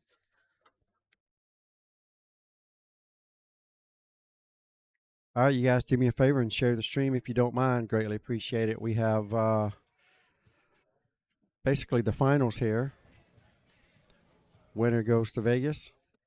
Loser goes to the loser's bracket and tries to grind it out the rest of the way. And let's get the stream shared so we can show everybody what the USA Pool League is all about. You guys anywhere near the Sanford area? That's where we're located. Rack's Billiard Sports Bar, and we have probably the nicest pool room in the Central Florida area. It's very large. We have 30 plus pool tables here or so, something like that. Well, maybe not 30. Definitely 25 plus. Anyhow, great food. Watch all the games here, football games. They do the MMA fighting every month here. All you have to do is just show up.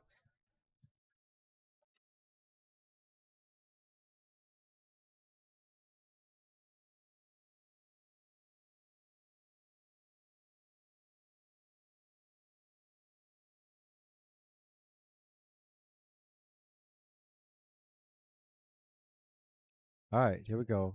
Caitlin Kinsley at the table now. She needs to hit the 8, break open the 2. She got the 2 open, and she has a shot. Straight in on the 2 ball. I think she is. Or she can cut it in the side. Either way. She definitely has an available shot. Looks like she's going to play it down table. In her case, up table. Solid. Very nice shot by Caitlin.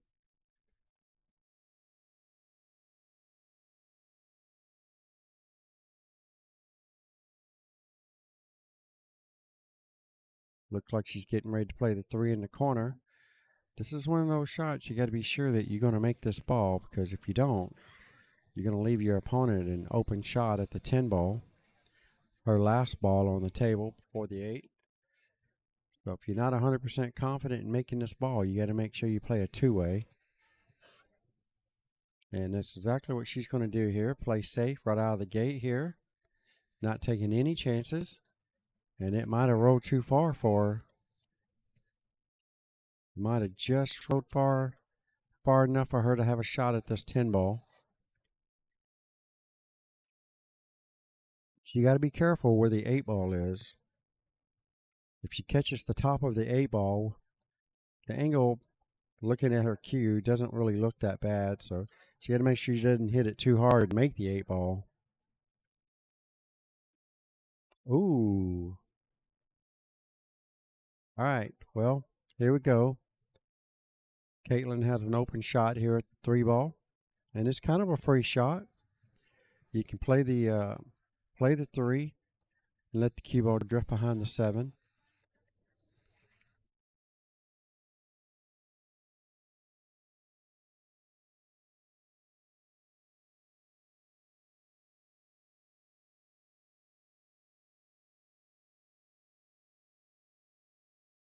Nice shot. Oh, look at the position on the 7 ball. Very nice shot. Well, she still has a lot of work to do. The 4 ball is not a gimme by no means, so she's going to need to figure out a way to get up table for the 4 ball.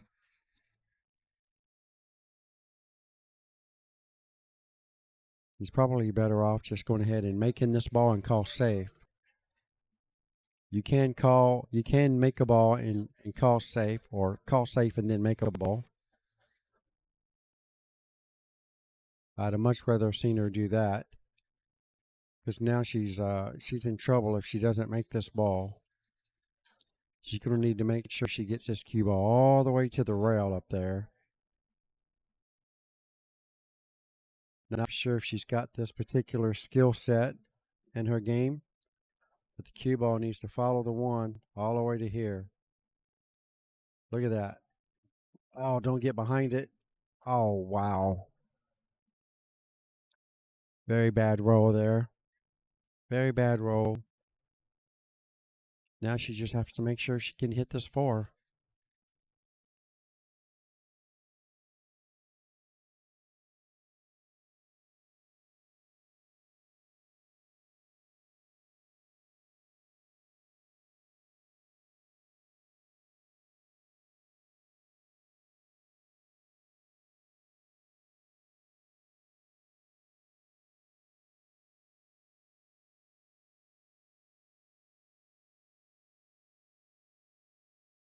Well, it's still better than ball in hand.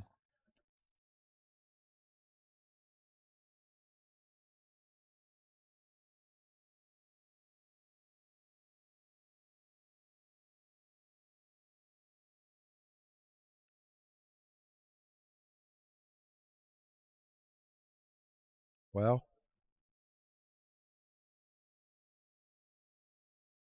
she does have an open shot.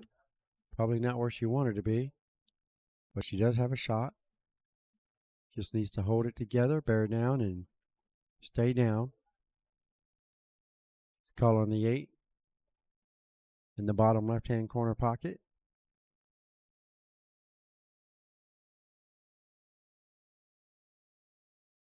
All right, here we go.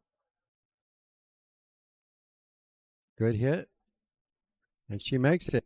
All right. Karuna takes the first rack here. 14-6.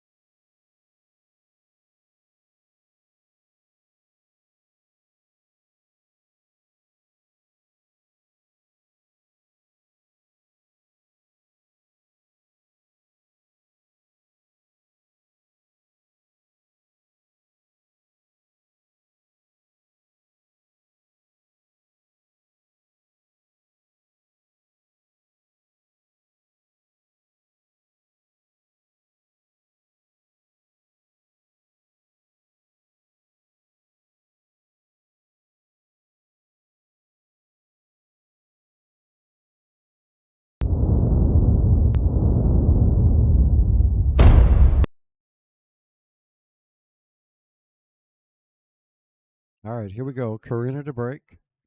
She's leading this match 14-6 over Caitlin Kinsley. Karuna going to 40 and Caitlin's going to 36.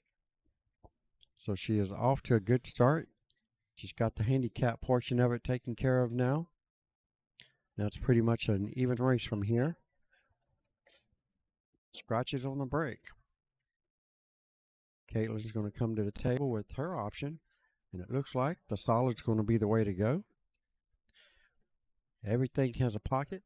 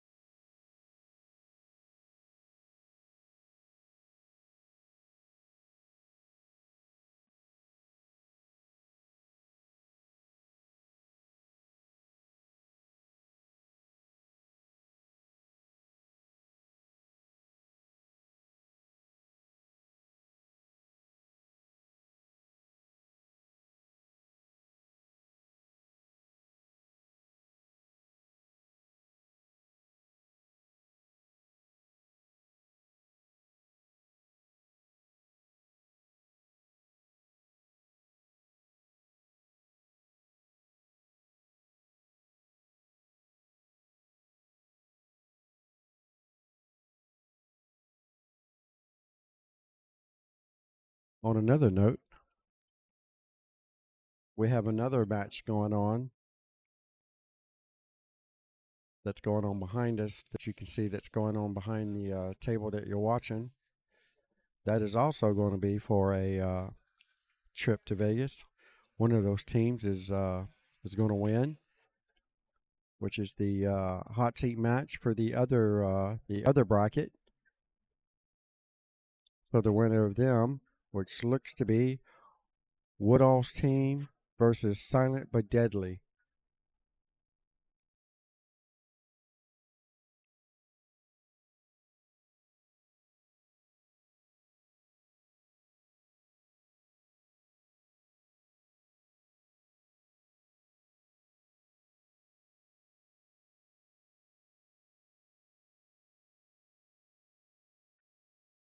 Sorry, that is incorrect.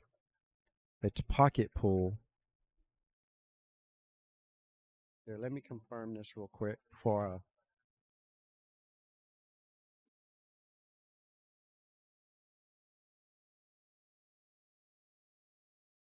yeah, we're watching Diamond Family versus 50 Shades now. And the other hot seat match is Pocket Pool versus Silent but Deadly. There we go. That is correct. That's what's going on behind us here. The stream that you are watching now, that table that's going on right beside it. That's Pocket Pool versus Silent but Deadly. The other hot seat match on bracket A. You guys are watching bracket B now.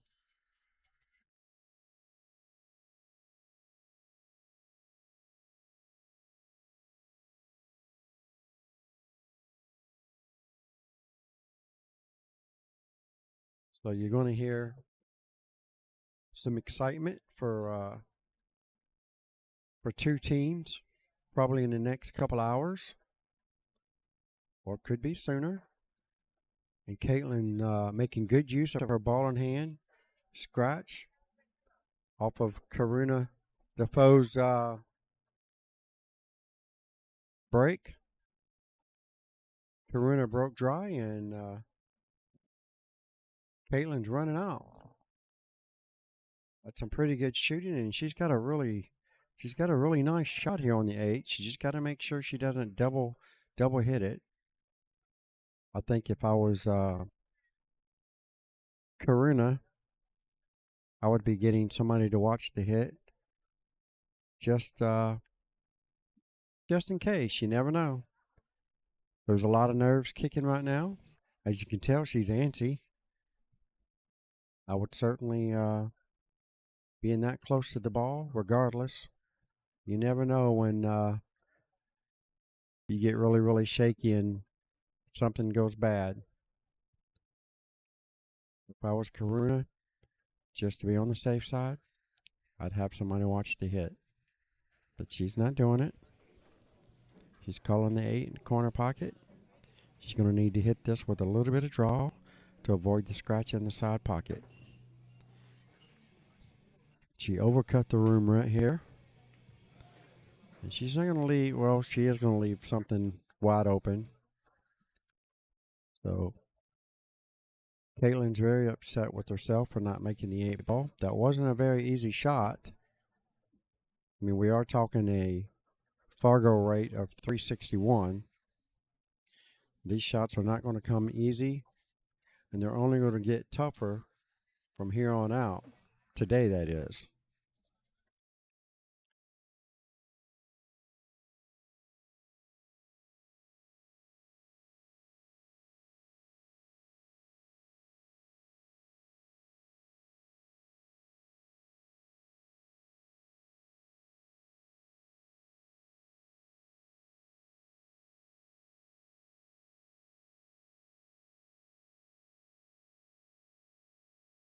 Melinda's not going to have anything easy here. She's got the 15 and the 11 to deal with.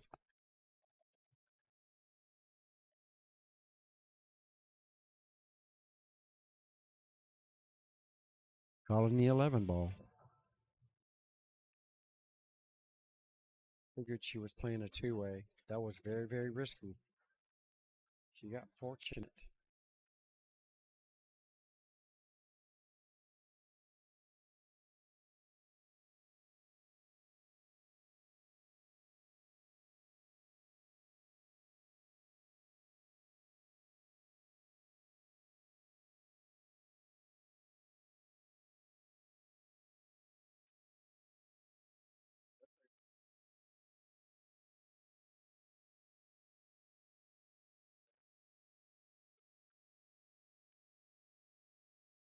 Wow, she made that ball. I need to see that. I didn't even get to see that. Let's do a replay, see if I can catch it. Oh, here we go. Instant replay. Doesn't even look like she has room to make that ball, much less, or hit it, much less make it. What a shot that was by Caitlin. She wins this rack 14-3.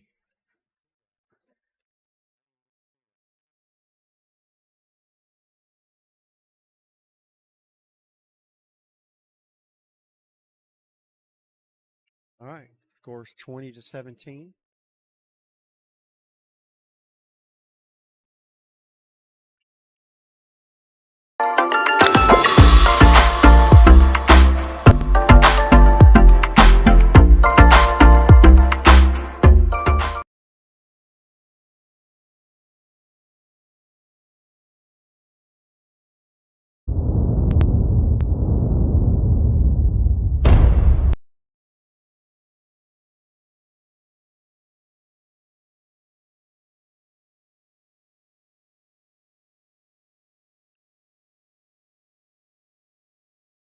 Nice solid break by Caitlin. Unlucky nothing went on that break. She hit it solid. Can't ask for much better than that. Nicely done.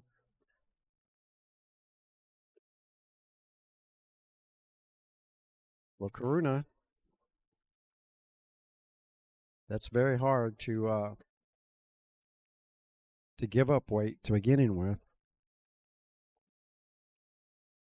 Caitlin made a very nice run out of the break. Wasn't able to make the 8-ball. She was very fortunate to get back to the table and then to have an open shot at the 8 at the same time. Very fortunate to get that last win. And she's 2 points from getting on the hill, so if she can at least make 2 balls, which she probably not going to have a problem with that, seems how she's got ball in hand. She needs to make sure she makes at least 2 balls. That way she's guaranteed to be on the hill, win or lose this rack.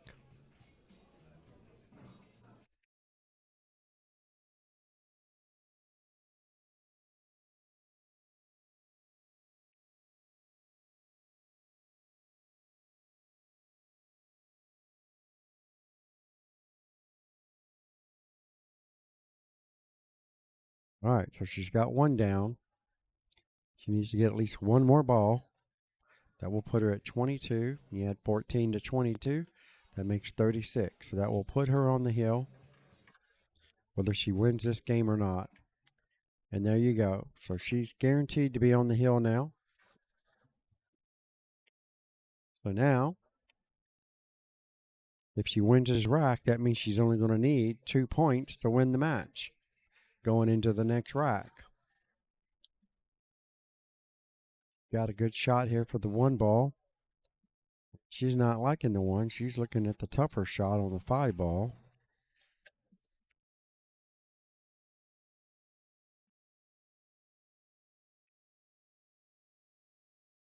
Just hangs it up.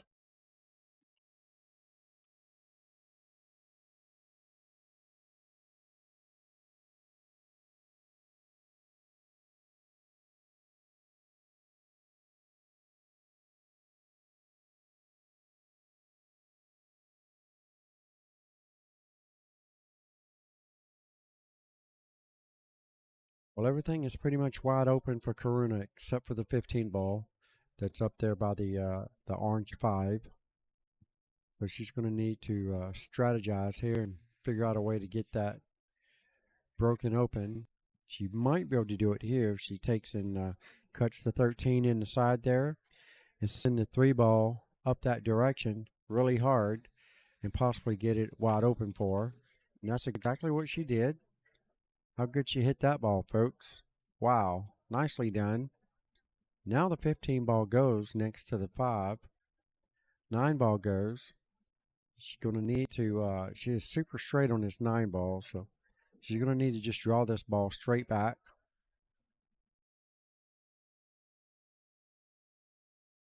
So the cue ball's not on the rail, but the 9 ball is, so it's possible she can just put straight draw Not really sure. I guess you're slow rolling to play the 11 up table. Kind of didn't like that shot.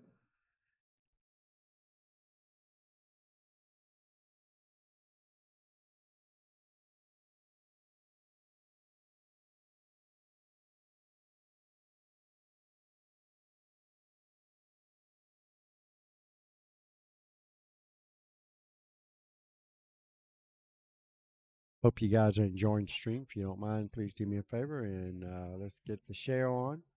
We need to get the USA Pool League out there and continue to grow. Janine and I are up to about 230 or so teams between Jacksonville and the Central Florida area. So we want to continue to grow and give out more trips to Vegas. This is your best odds of winning a trip to Vegas. Started out with 40 teams, and you know, 4 of those teams are going to win an all expense paid trip to go to Vegas. You can't get that anywhere else. We have leagues at Rax Billiards Monday, Tuesday, Wednesday, once a month Sundays, once a month Saturdays. We got lots of stuff going on here at Rax. Just pick your day. We have leagues going on at Q4 Billiards and Cafe in Winter Park. We have Tuesday and Thursdays. Tuesdays we have 8-ball and 9-ball double play. Thursdays we have 10-ball and 8-ball double play. So if you want to get your 10-ball on, great place to do it. Also, we have leagues going on at Mad Hippo and Kissimmee. We have a 8-ball league going on over there on Tuesdays. You guys interested in joining a league? Hit us up. We also have leagues going on Wednesday at Fat Cats in Mount Dora. You guys can get in contact with any of our captains, any of our league reps, myself, Janine Phillips, any one of us. Pick your poison. We can hook you up. Also, for those of you that are in the Jacksonville area, we have Thursday night 9-ball on the big tables at Park Avenue Billiards in Orange Park, Florida. That's Thursday nights. Also have on Thursday nights we have 9-ball on the 7-foot bar boxes at Q and Shisha, which is also in Orange Park, Florida. They're actually about 10 minutes apart from each other. And then in Green Cove, which is about 30 minutes away, Mondays at the Corner Pocket in Green Cove Springs, Florida. We have our 8-ball and 9-ball double play on Monday nights over there. You guys in that area, hit me up. We can show you the way. Jacksonville, we have Cue Ball Billiards in Jacksonville, Florida on Beach Boulevard. We have a Monday night 8-ball league. We have a Tuesday night 9-ball league. And I'm also running a BCA. Wow, what a shot by Caitlin there. That's a 14-4 win for her. And that's going to put her up to 34 points. And like I said earlier, she only needs 2 to win now. And Karuna got 4 points, so that's going to put her up to 21. Get the scores updated here. All right, there we have it. Caitlin on the hill only needing 2 balls to win. And anything after that is going to be a bonus to help the team win more bonus points. So like I said, we have Cue Ball Billiards, Monday 8-ball, Tuesday 9-ball. I'm also doing a Thursday daytime league, BCA, using the APA Masters format with the BCA rules. 8 games of 8-ball, 8 games of 9-ball and 5 games of 8-ball. Race to 7. And it's not match wins, it's game wins. 3-man teams. Anybody interested in joining that league in the Jacksonville area, hit me up. And we're currently getting ready to put another one at the newly opened. They've been open, I guess, about a year now. The Beaches Cue Ball. They opened up a second pool room, and it's called Beaches Cue Ball, which is about 10 minutes further down Beach Boulevard, and it's about 1 minute from the actual beach itself. Very nice pool room full of 8-foot and 7-foot diamond tables. Getting ready to do an 8-ball Thursday night league out there. So if anybody's interested in joining the USA Pool League, please hit us up. We'll get you on a team. You want to bring a team? That'll work too. So like I said, we've got plenty of locations to choose from. All you have to do is say the word, and let's get it on.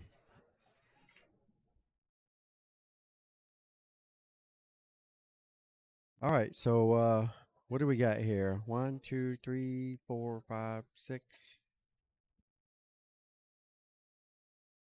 We have 7 stripes on the table. Like 6 solids. I'm guessing the table's still open as she's looking around at all the different shots here. The thing about it is there's a solid missing here. Am I right? 1, 2, 3, 4, 5, 6, 7. No, my bad.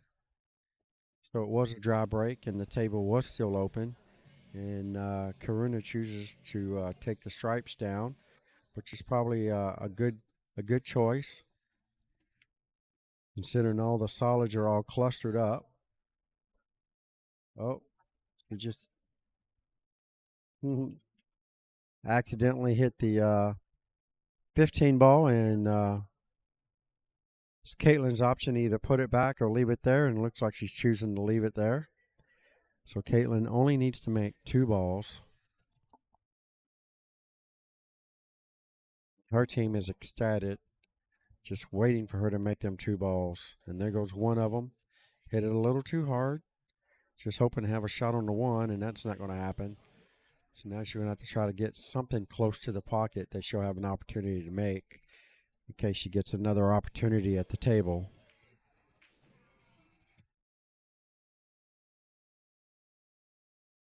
There you go. Take the back cut on the 1. Leave the cue ball down table. That way, in case you miss, at least the 1 will be hanging in front of the pocket. Oh, look at that. Wow, what a nice cut shot that was.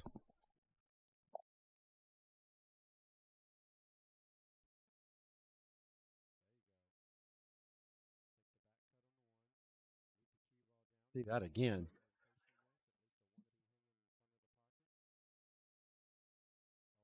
Excellent shot. And she misses here, so she's got her 2 balls to win the match. So she's in good shape. Everything from this point on is going to be nothing but bonus. Whatever she can keep Corona from making, she will basically receive. Corona is 19 points from winning the match. But Caitlin's already won the match. Corona has no chance to win this match, so whatever she doesn't get, Caitlin gets times 2. So if she was to win this match right now and leave Corona at 21, she would get 38 bonus points on top of the 100 points for winning the match. So that'll be a really good win, really good start for the Diamond family. And let's see if Caitlin can clear out the rest of this table. Got an open shot, looks like, on the 3. Don't know if the 14 is in the way. Well, she clips the 13 going in. So Karuna has ball in hand. The only thing I really see that's going to be an issue is she's looking at it, the 9 and the 11. I think the 9 goes past. Well, on second thought, the 9 does not go past. But it will go in the corner. And if you're going to shoot that, you better be prepared to run out. Otherwise, I would leave that right there. Make a couple balls, get a couple balls off the table, and play safe.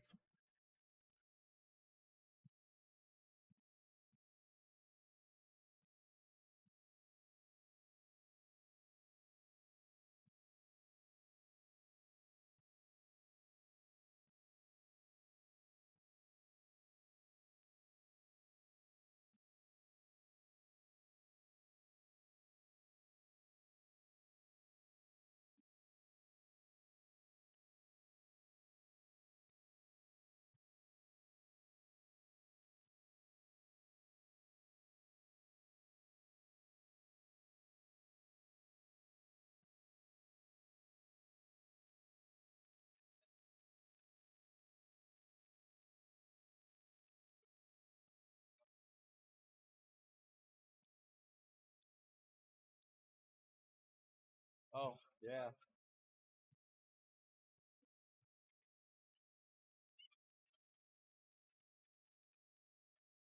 Sometimes if there was a ball, if there wasn't a ball in there because it's plastic, boing, was it? Oh, in that case, yeah, I probably did that.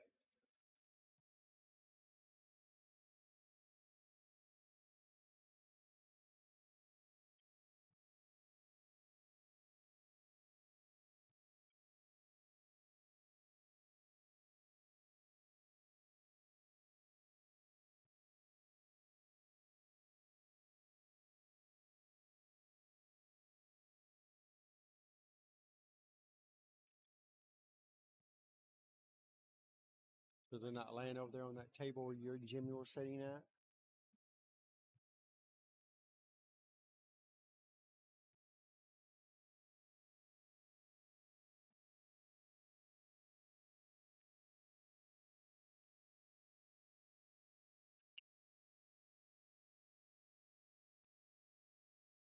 Cross bank on the 15?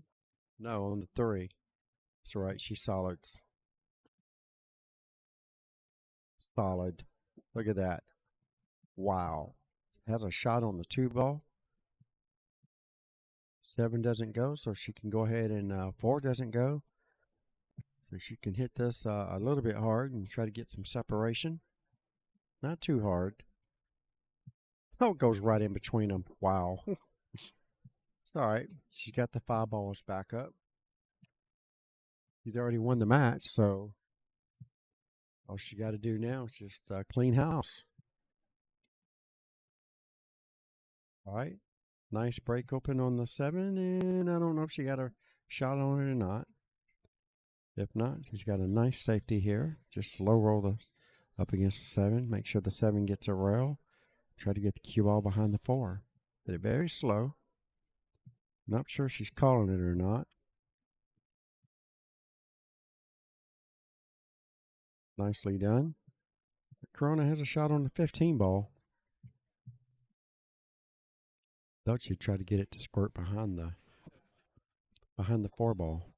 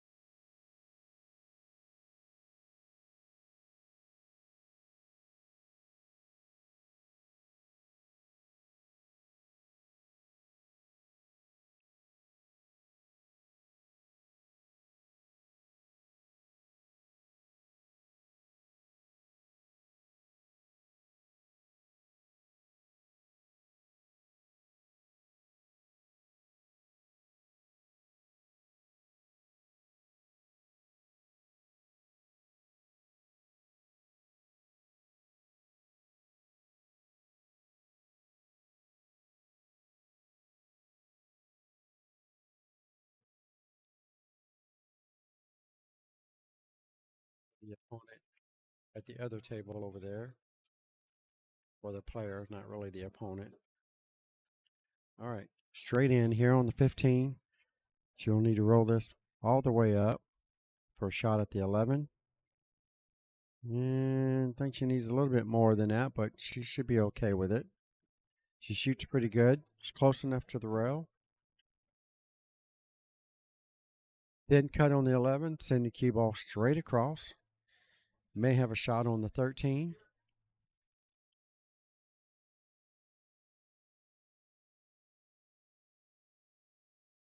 We'll go ahead and play the 13 now.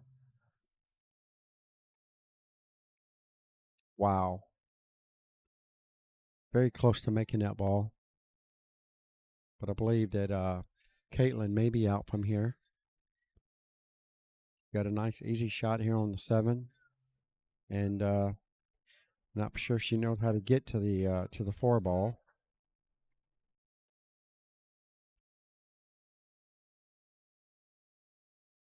She hits it a little too hard, so now she's got an extreme back cut on the 4 in the same pocket.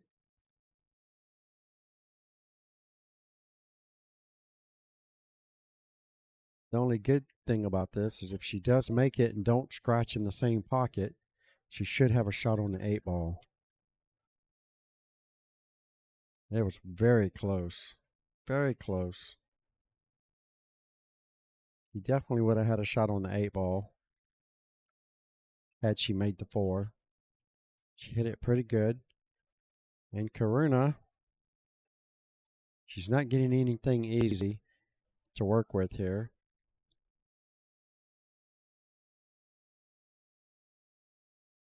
Pretty sure she already knows that she's lost the match already.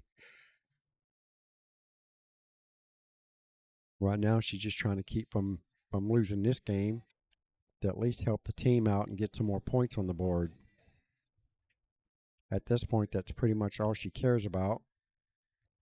And 4 balls hanging in the pocket. Caitlin just has to slow this ball with just a touch of right hand spin. Not much. Just to have it go a little towards the 8 ball. And that might be too hard. Yep.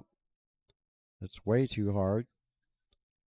Now she's going to be forced to bank the 8 ball in. Cross bank for the win. Now if I was her, I'd hit this ball very slow. Leave it. That way if she does miss it, hopefully leave it hanging in the pocket.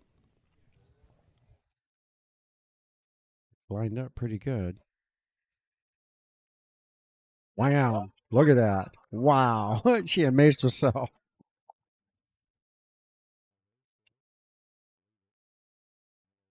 What a shot that was.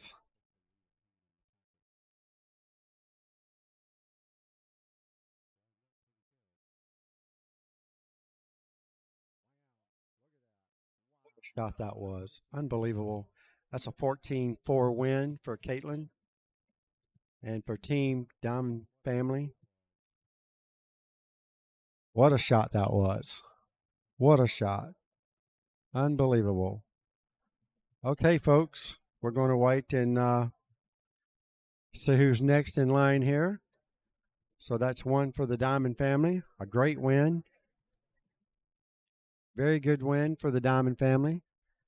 See if they can keep it rolling. And, yeah, like she said, all positive energy. That's what you need. Work it out. Thank you guys for tuning in. And give me a second. We'll have the next match lined up for you.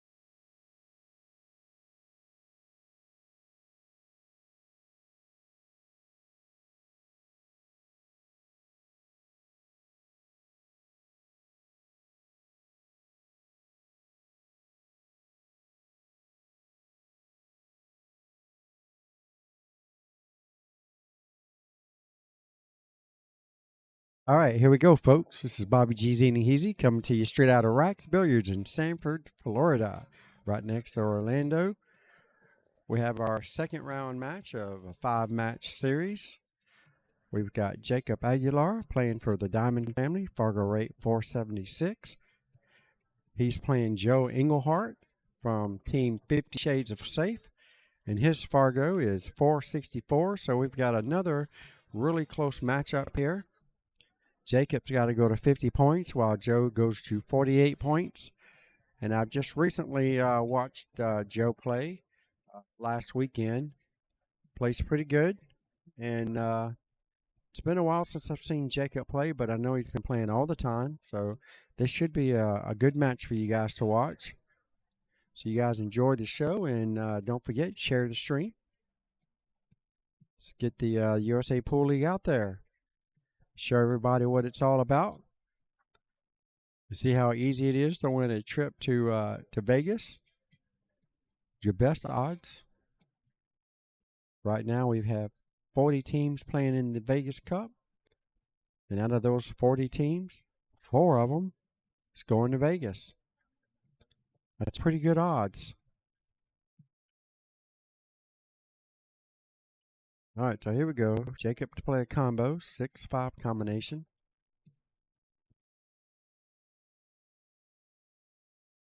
Great shot. He hit it absolutely perfect. Not sure if that's where he wanted to get with the cue ball. Kind of got an awkward shot here on the one. I think it goes on the side. Not sure what he's doing here. Okay. 4-6 combo. I wasn't sure if the 4 went past that. I thought he called the 1 inside, but I must have been mistaken. I got too many screens I'm looking at over here.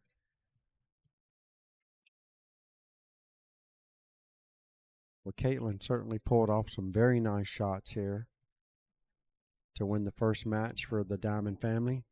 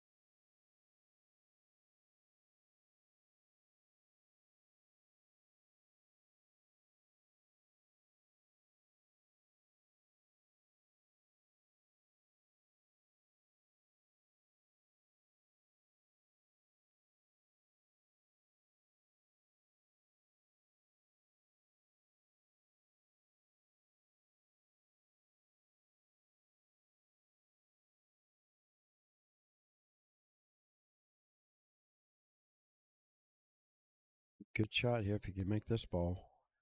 Should open up the other 2. Nicely done. Got great shape on the 9 ball. You can use that. Get the cue ball to come off the 9 and possibly spin right into the 15. At least get it out in the opening. Possibly. Oh, that's exactly what he tried to do, and he hit it good. He would have had a shot if 9 ball would have went in. Yeah, I believe the 15 would have went if the 9 ball would have went in. So now Jacob's in a world of trouble now because the 4 and the 7's tied up pretty bad over there with those stripes. So I certainly wouldn't try to do a whole lot with this.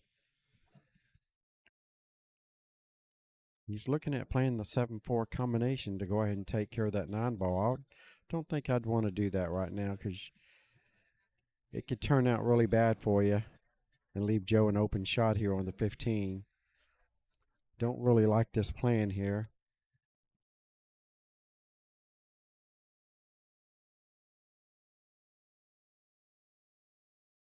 That's exactly what he did.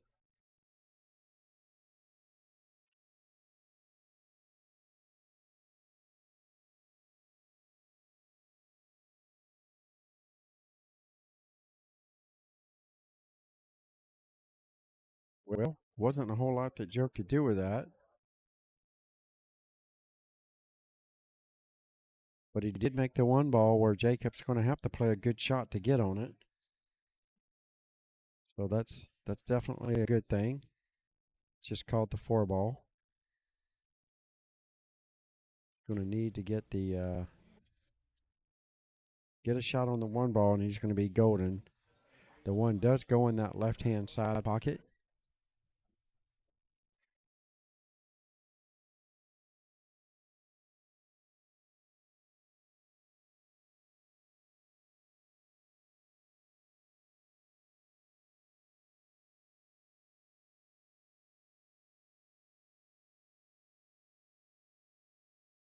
Really surprised that he missed that ball.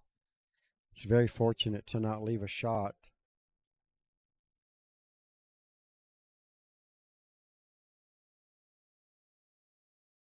Joe was able to hit it. It needs to stop.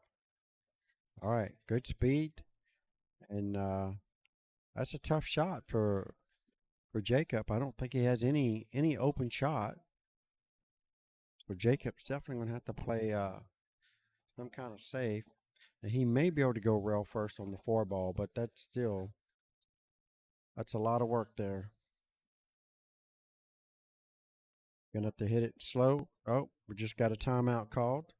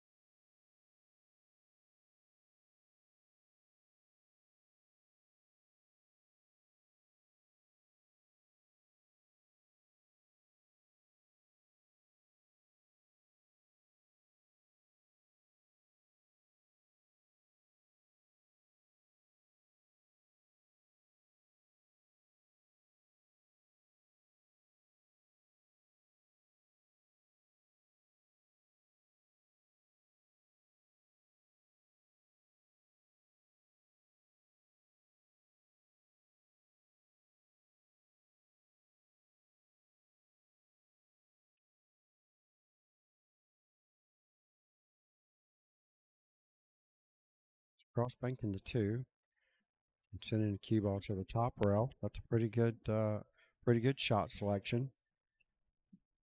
It's calling the 2 just in case he accidentally makes it. Well, he hit it super hard. I'm really surprised he hit that ball that hard.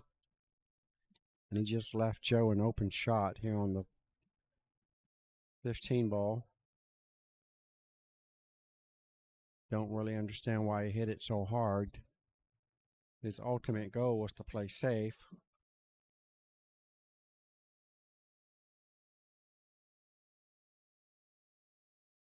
All right, so here we go. Joe's got a difficult shot here.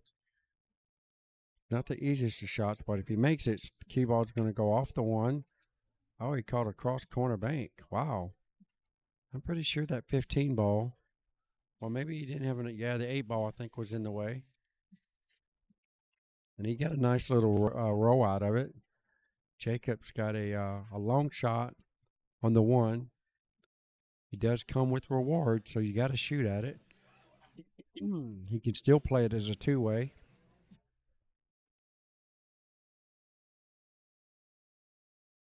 Yep. There's definitely playing it as a 2-way. I think he went back a little too far, but he should be okay. Can't slow roll this. He's going to have to just put a pure stroke on it and go crisscross. Try to get straight in or close to it on the 7. 3 rails or 2. And he hit it very, very slow.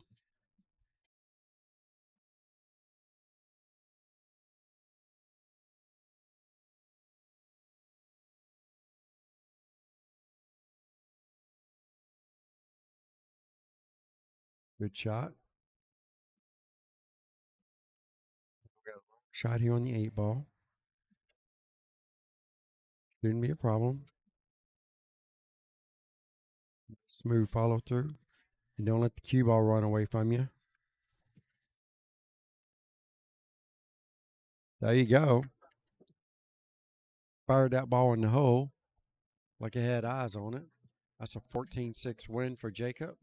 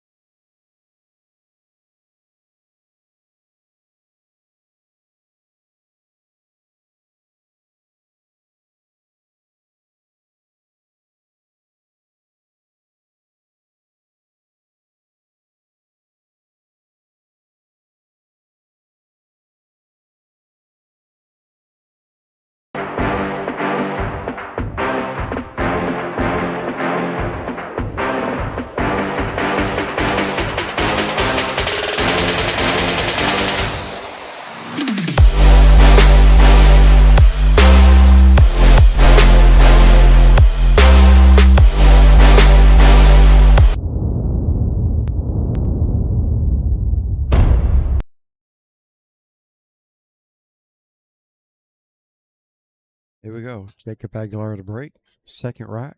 This is alternate break. And he's leading the match 14. Oh, I forgot to put his score in there.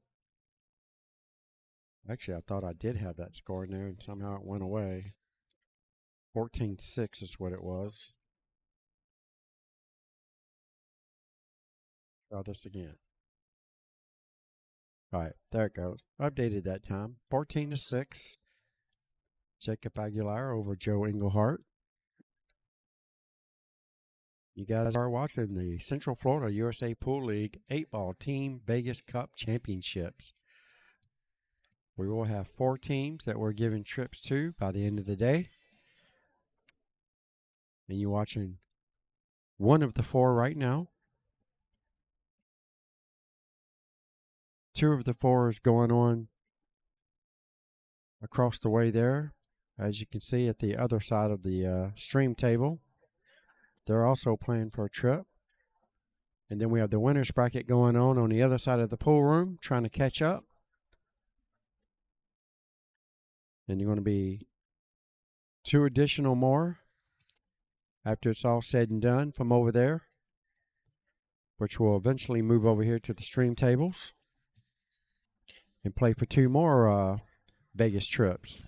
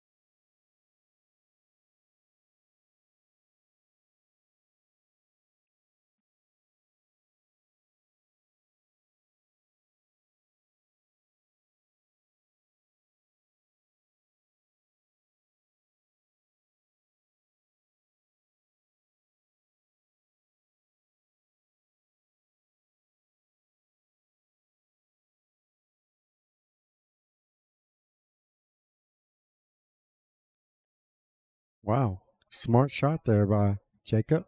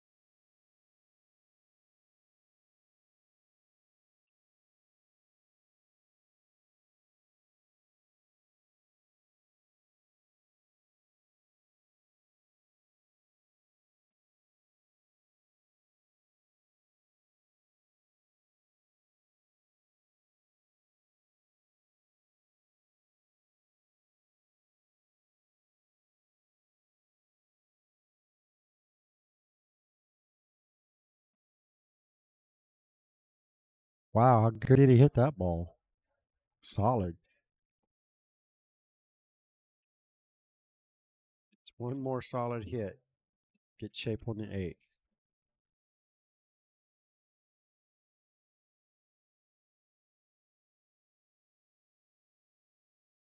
Very nice by Jacob Aguilar for a chance to go up.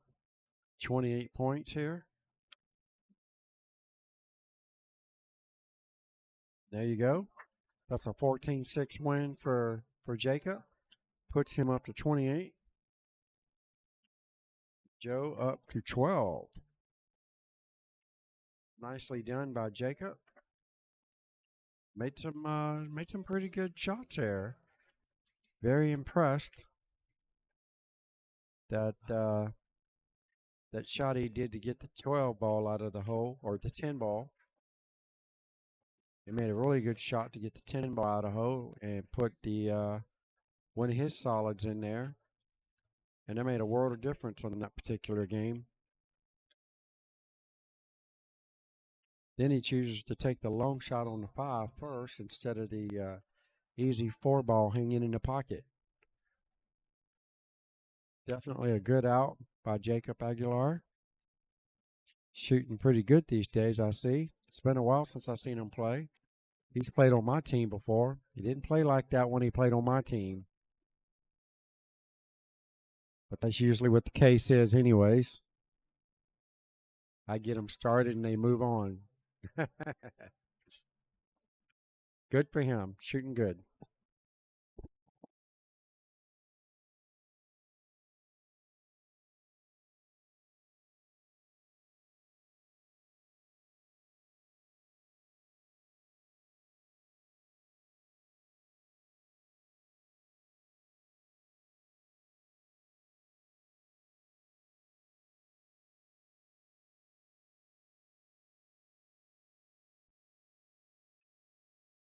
Definitely in store for another long day. It's 5 p.m. already. We're just now playing 2 of the winners to go to Vegas. Still have a few matches going on the other side, trying to get caught up. We didn't get out of here till 2 a.m. this morning. Back at it at 8 a.m. this morning. And it looks like we'll probably be here again to at least 10, 11, or 12. Who knows? And this time, we get to drive back to Jacksonville tonight. So certainly going to be a long one. But this is what we strive for. And this is what it's all about right here. Winning that trip to Vegas to play in the USAPL League World Tournaments. Right at the Rio Casino and Hotel in Las Vegas.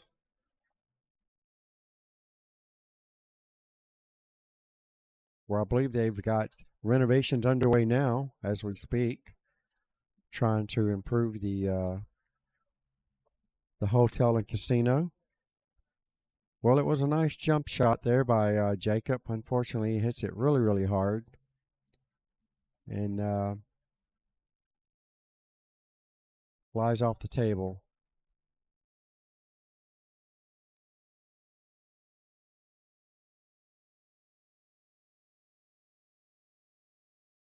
Well, not really off the table, but in the table. How about that? All right, so Joe comes at the table, and he's got kind of a mess right there in the middle there.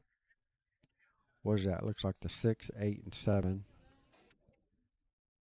All clustered together right there. Then you have, I don't think he has a problem making the 4, or the 3, or the 1, or the 2, or the 5. So it's going to be all about getting the 6, 7, 8 untangled there. So it looks like he's playing a 6-2 combination. Oh, okay. So he had all the pocket, played the 6 straight in. That was a nice shot. And he's probably going to have to do the same thing with the 7 ball. Maybe.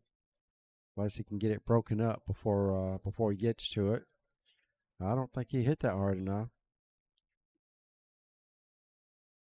Yeah, didn't get a rail, so wow.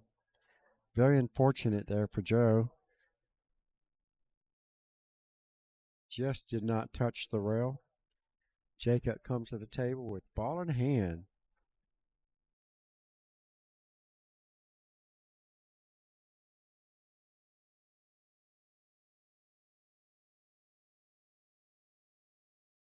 Naturally, he's taking care of his trouble ball right out of the gate, which is what you want to do when you have ball in hand. Still not the easiest of layouts. Probably run the cue ball all the way up. Don't think the 4 goes in the side. Maybe it does.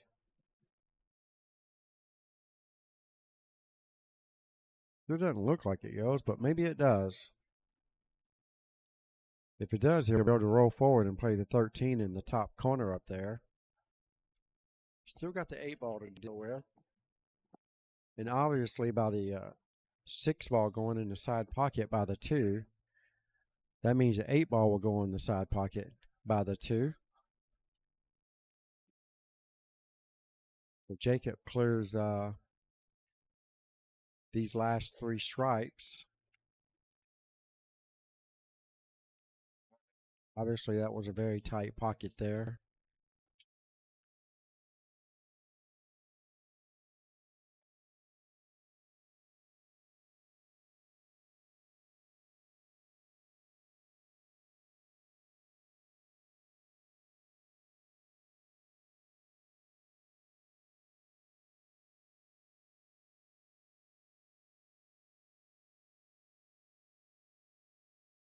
All right, here we go.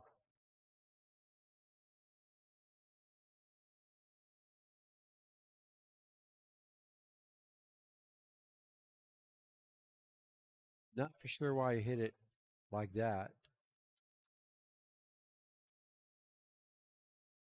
The 7 ball may go now. It's hard to tell how close the 7 is to the 8. If there's any kind of gap there, it should go.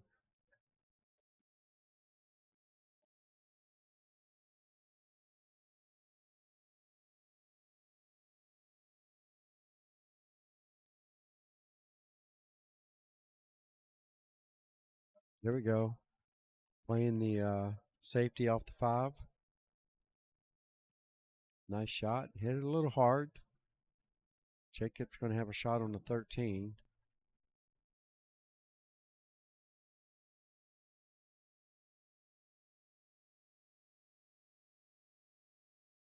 He's going to be asking for a lot if he's trying to back cut this 11 in the side pocket.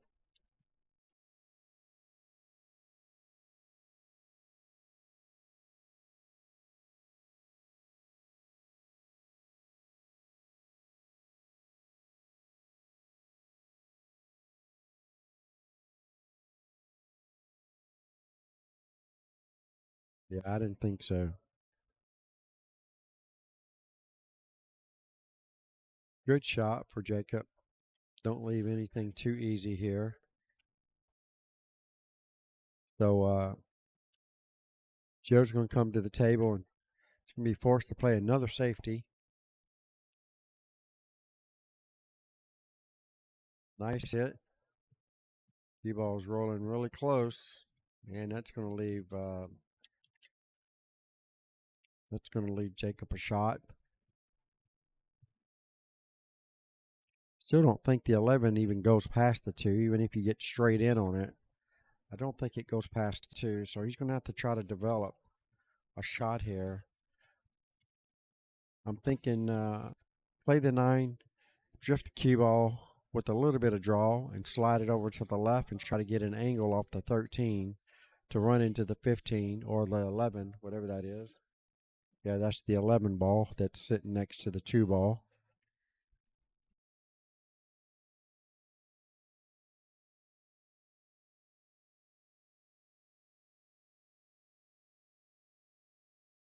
All right, calling a timeout here.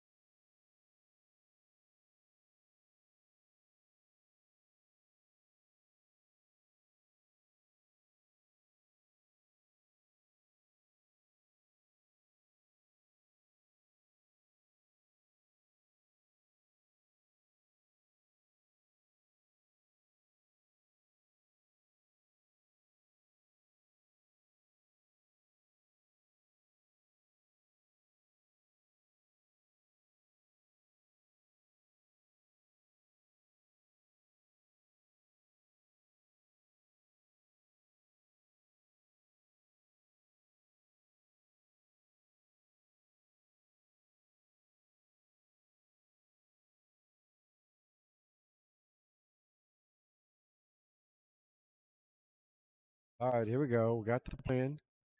Let's execute. See the plan in action. Let's see exactly what he told Jacob to do here. I'm thinking you make the 9 ball in the upper right corner pocket, slide the cue ball to the left, shoot the 13 in the same pocket, slide the cue ball. You can even make the 2 if you wanted to. That's still going to leave you a shot on the 11 ball.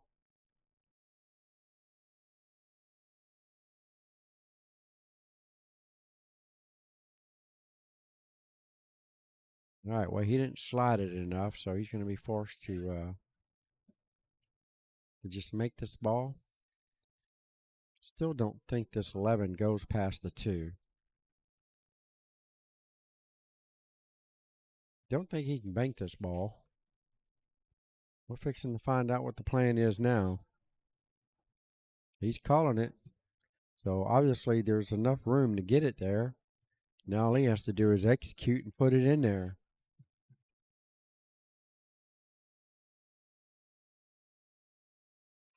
Yeah,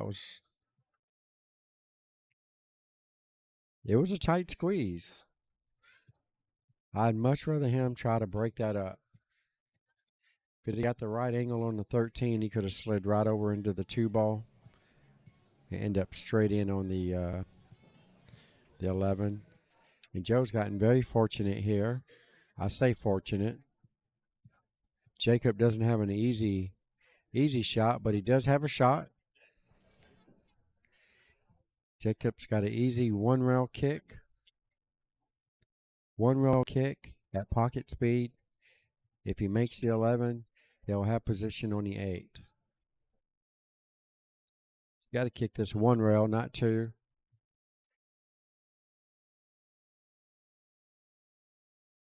Yep, he's calling the 11 ball, side pocket.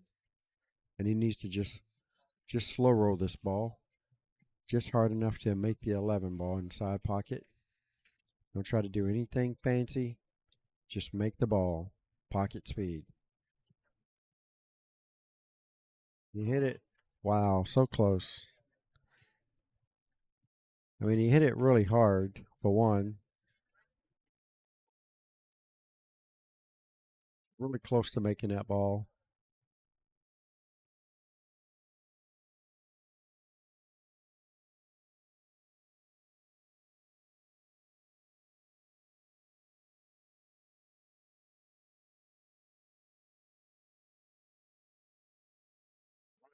Joe has a little bit of a reprieve here.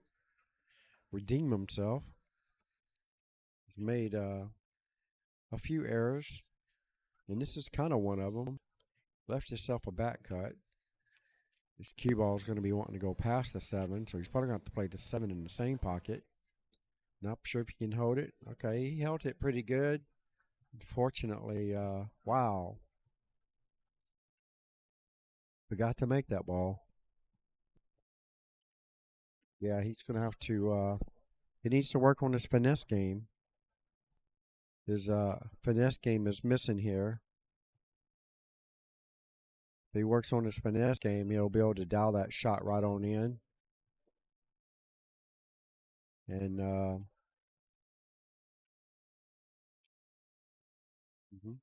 Jacob's going to be, he's not really straight in, but he's like first cousins. He's not really on the rail, so good chance of making this ball for Jacob. And there you go. That's a 14-5 win. Puts him up to 42.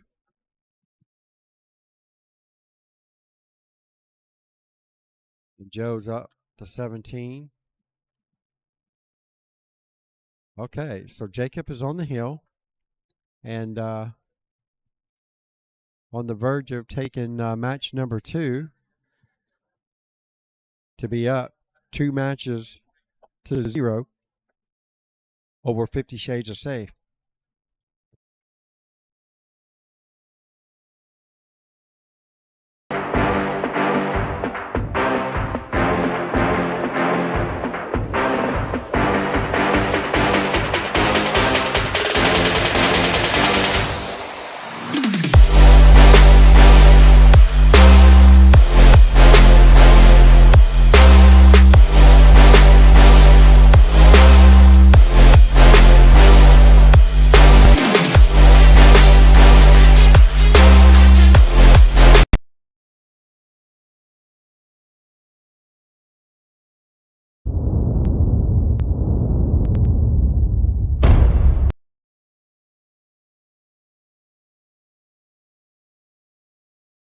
All right, here we go, folks.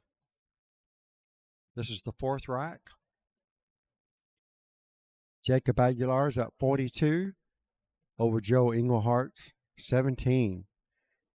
Joe's in dire stress at the moment. He needs to keep Jacob from winning this rack. Jacob needs 8 more points to win the match, so that basically comes down to the 8 ball. Needs to make this 8 ball for the win and the match. Joe needs to win this game just to be in contention. He needs 2 racks to get to the hill. Because if he only wins this rack, that only puts him up to 31, and that's not enough to get on the hill. So he's going to need 2 racks to get on the hill before Jacob makes 8 points, 8 balls.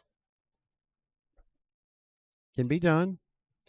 All he has to do is break and run out right here, which he's got a good roll going.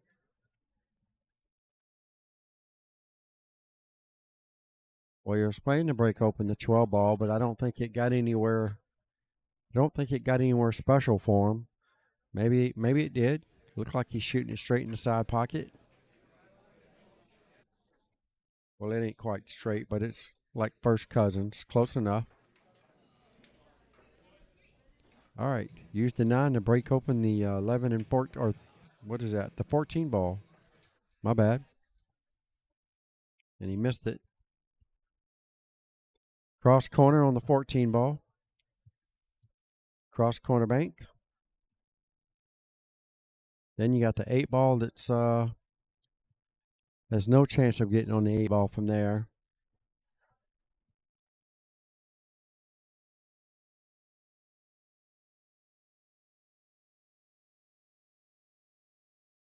All right, this is Jacob Aguilar's time to shine. Everything is wide open except for the 7-ball. Oh, wow. Very fortunate to not leave Joe some kind of shot. Joe's going to be forced to kick at this ball. So he's playing safe. So he's going to kick one rail. I would at least call it just in case you get lucky and make it, especially right there. You never know. Kick that ball in 2 rails. You'd be kicking yourself for not calling it. And if Hattie would have made that ball, look where the cue ball's sitting, straight in on the 8-ball. But either way, Jacob's got, like I said, he still has a wide open table except for the 7-ball. And he's got plenty of obstacles to shoot to take care of that scenario there, or that situation.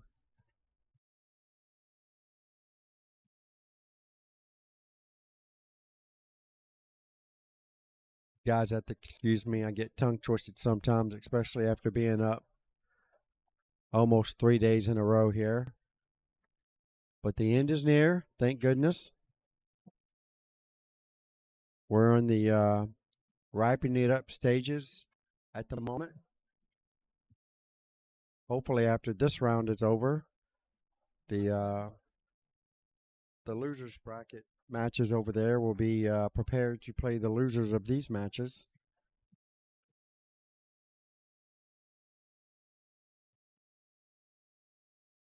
Wow.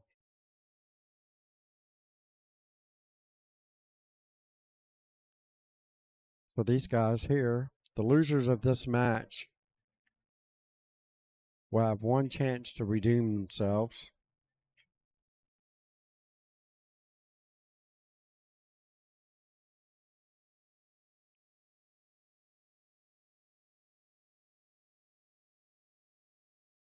Well, left himself a very long shot here on the 8-ball, but it does go. You don't have to worry about touching the 7. If he makes it, it's a good hit. 7 moves, it's a bad hit.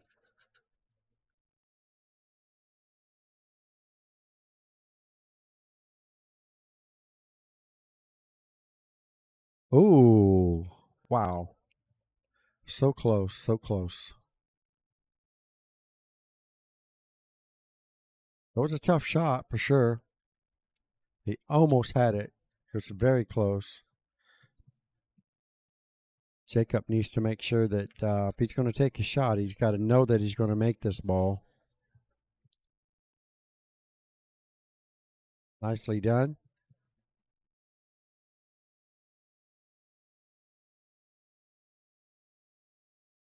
Try to get straight in on the 7-ball. If you can get straight in on the 7-ball to do a stop shot for the 6, draw it straight back off the 6 for the 8, that will be golden. And he doesn't like the 4, so he's going to go ahead and take the 7 out now. There's nothing wrong with this either. He's hitting, is he hitting bottom? Yeah, he is hitting bottom. I liked him setting up for the 6-ball first, but this works too. It's more than one way to skin a cat. Oh, I should say a squirrel. I was looking for Janine to see where she was at. All right, here we go. High right English. Get it back to the center of the table. And he just draws it to the center of the table. That works. All right, just a nice little stun draw here. I mean, it goes from where the 6-ball is now, so anything is better than nothing. Just don't overpower it. Solid. All right, here we go, folks. One more 8-ball for Jacob, and that's going to seal the deal for this match. And the Diamond family is going to be up two matches. The first 2 matches goes to Diamond family. There you go, folks. Nicely done by Jacob Aguilar for Team Diamond Family. And Team 50 Shades of Safe is in, they're in trouble. They need to put up, a good player that's going to handle their business.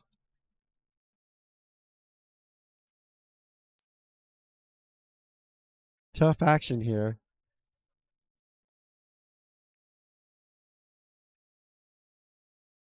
All right, give me a few minutes, and we'll get you guys set up for the third match here.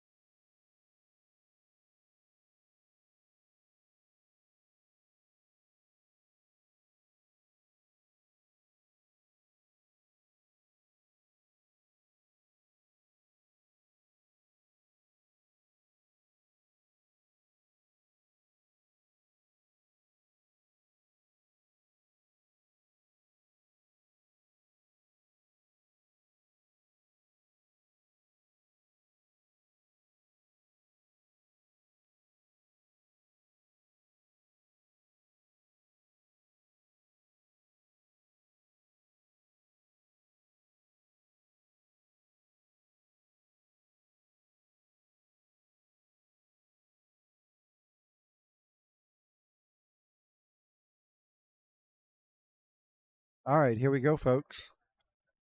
Third match of the 5-match series. Thank you guys for tuning in.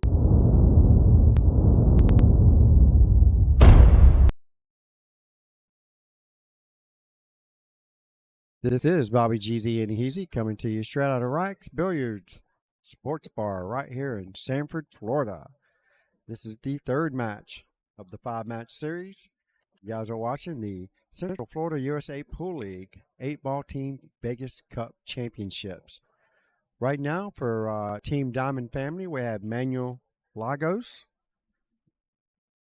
and playing for Team 50 Shades of Safe, the team captain, Jimmy Phillips. Manuel's Fargo is a 448, and Jimmy's Fargo is a 508. So therefore, Manuel is going to 44, while Jimmy is racing to 56 points. Okay. So it comes down to the wire here. This is a must-win for Team 50 Shades of Safe.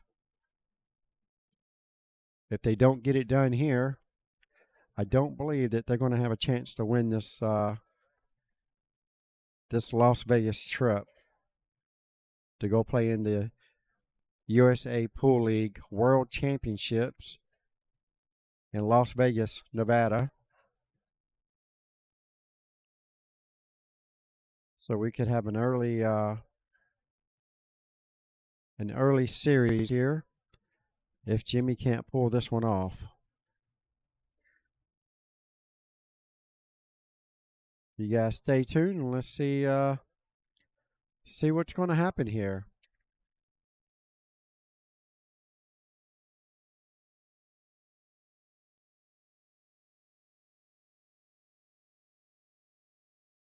Jimmy has been shooting pretty good from the times that I've watched him play. Seems like he's moving the ball quite well today and this weekend. He's probably one of the reasons why his team is still in it. He's come in at some clutch times to handle his business and getting it done. And he's going to need to do it one more time just to keep his team alive, as they've dug themselves in a pretty deep hole at the moment.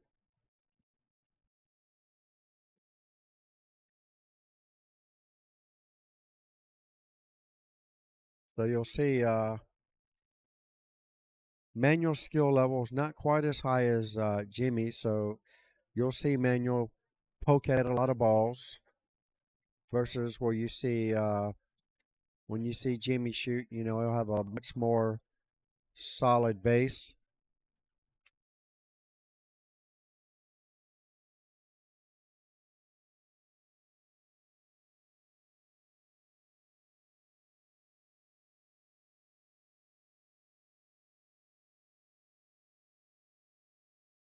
Now, Manuel can make some balls.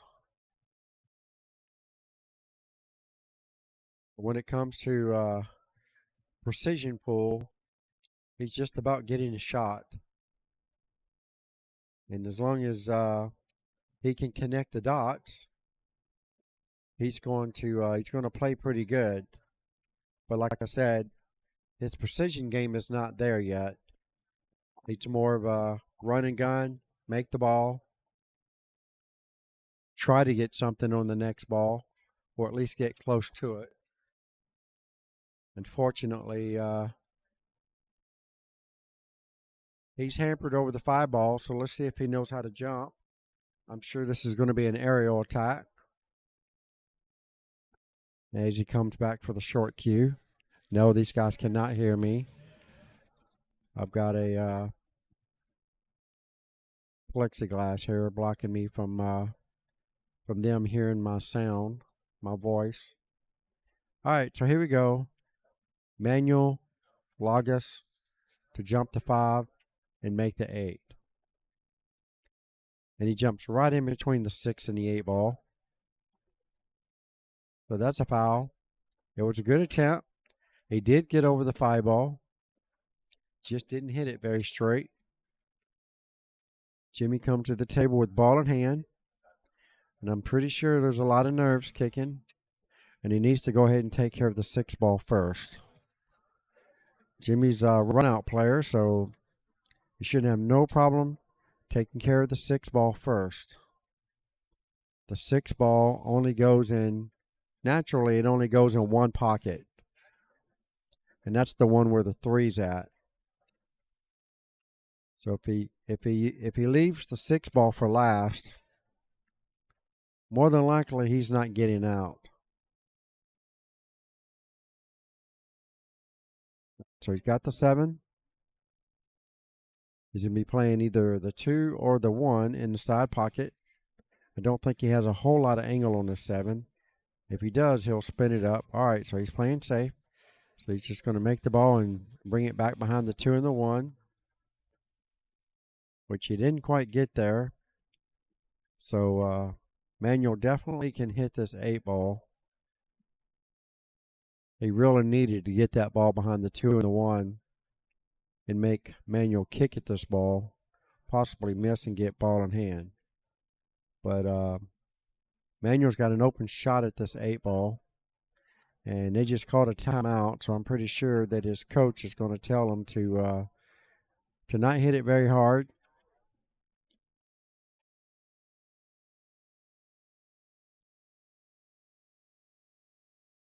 Not really seeing a whole lot of options here.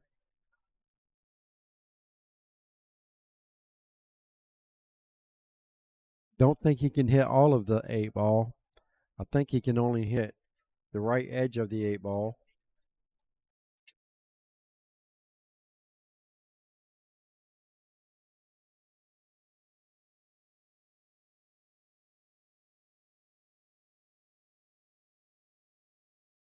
All right, here we go. See what his coach told him to do.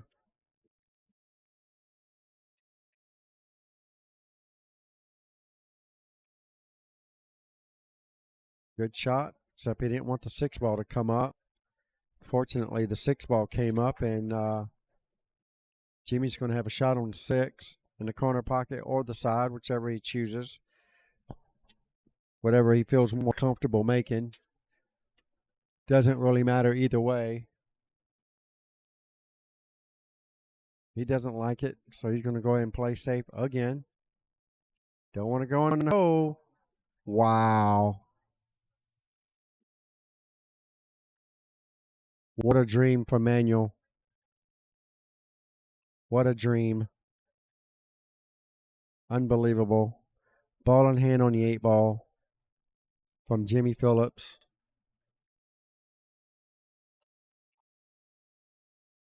And that's a 14-2, 14-3.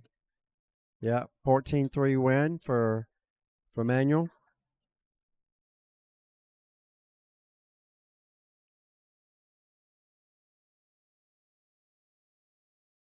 And that's a lot more extra pressure on Jimmy Phillips, giving up the first rack in this match.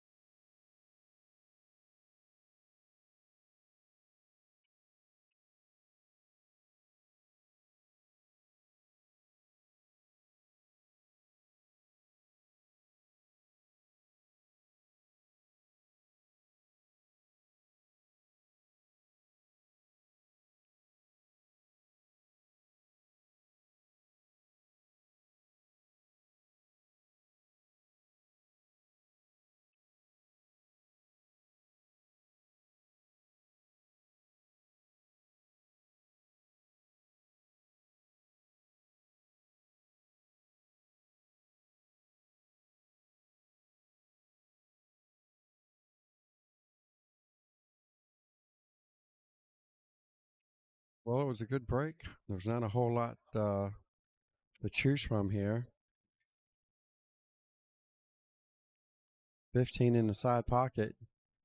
Really, that's the only thing I'm seeing at the moment. Don't think the 1 ball goes anywhere. 7 doesn't go. I don't like it. I think I would just push the cue ball on top of the 4 and leave it there. Play a soft rail safety right there on top of the 4. He's calling a 15. I would just tap the cue ball to the 4 and just get a rail.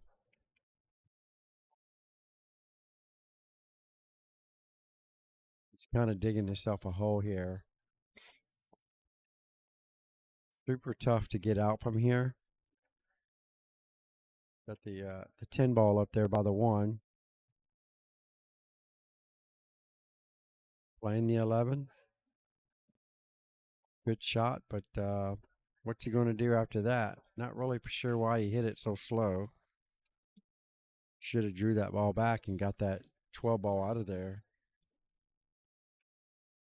Whichever ball that is. Hard to tell from the monitor.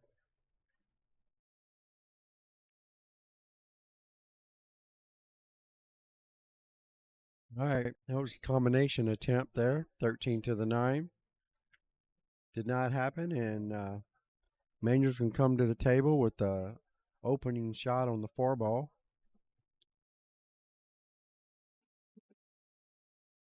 And I don't know if Manuel knows to not mess with the 10 until he knows for sure that he's going to be able to get out. Like right here, I wouldn't even mess with that. I'd go ahead and just take out the 6 ball and get the 3 ball open.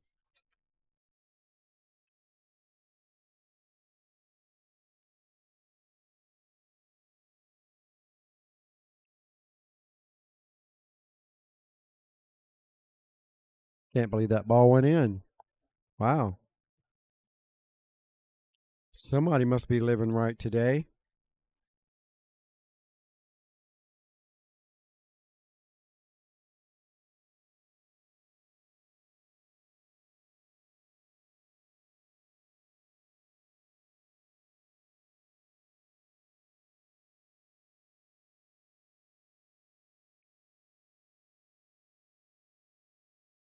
Wow, he hit that ball hard. Doesn't have a lot of stroke to his game. It's more of a punch and power through the shot. He's not getting a lot of reaction out of it, even though he's hitting it hard. There's not a whole lot of follow through to his stroke. But he's making the balls, and that's all that matters at this point. Getting the shot.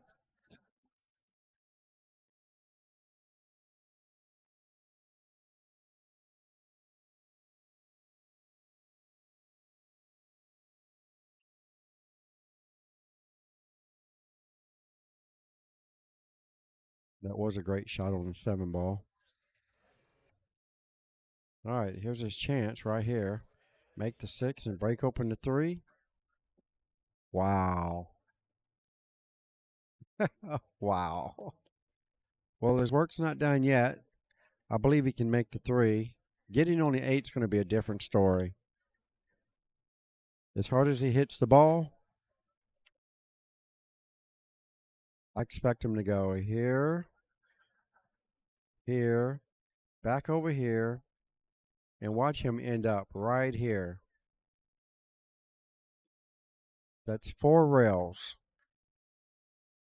1, 2, 3, 4. Watch. There's no way he slow rolls this ball. 1, 2, 3. He was trying to get 4, and he made a great shot. Unfortunately, he hit that with a bit of inside English, and the cue ball went to the wrong end of the table. But it definitely was going 4 rails for sure.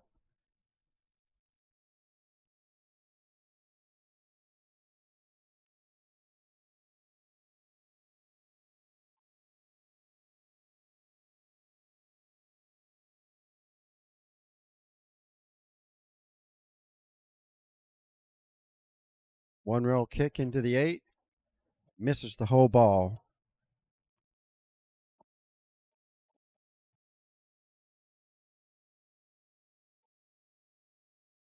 Well, that was a pretty good run there for Manuel, considering what he had to work with. He got through that whole rack. One more good roll, he could have been on that 8 ball. So I expect Jimmy to take care of the rest of this rack. He is the 508. Shouldn't have a problem running this, but I know pressure's very high at the moment. Sometimes you get to a point where you feel the balls just aren't rolling your way, and then you don't shoot up to your skill level. So here he is, making sure he's going to get on the right the right line here for the 10 ball that's going to lead him back up table for the 14. He can be straight in or whatever if he wants. This is not a bad shot to draw straight back, which I think that's what he did. He might be able to go 2 rails high. Now he's coming straight back. And he just gets past the 8 ball. Nicely done. He'll hit this with high English. Might even play shape for the 8 inside. That's what he's probably thinking right now.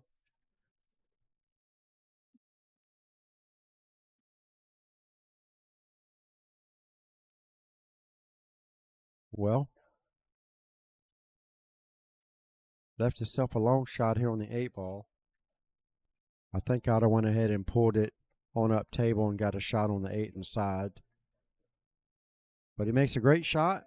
Jimmy takes one down for his team, 14-7. So that gives him 17 points.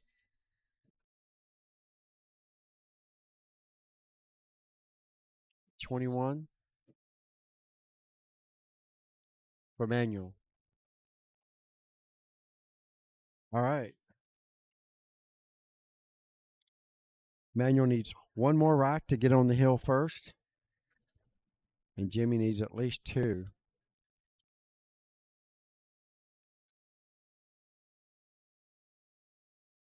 Jimmy needs at least 2 racks to get on the hill, while Manuel needs 1 to get on the hill.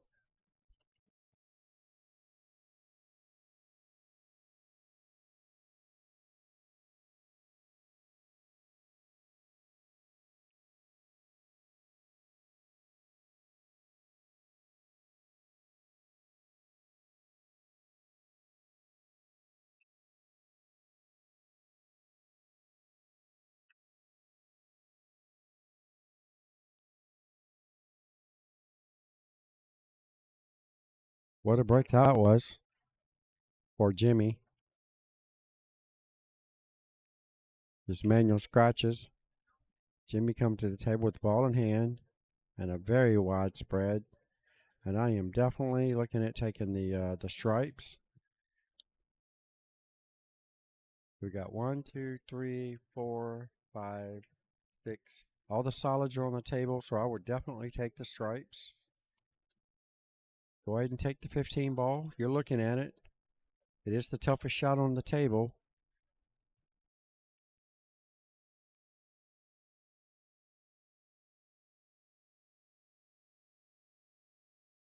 I would take the 15, slide the cue ball up.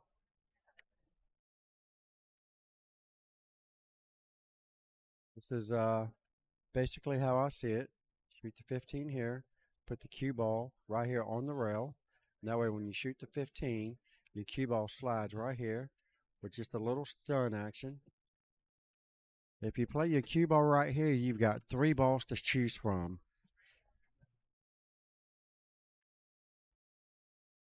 He's not doing that.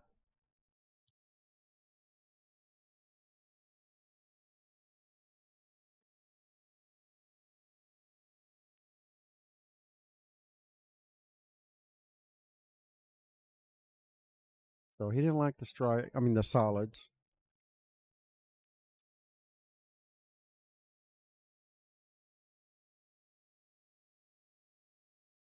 All right, so here we go.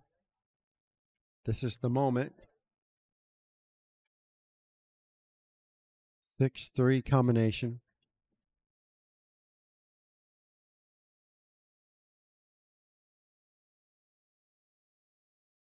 He's calling the 6 ball.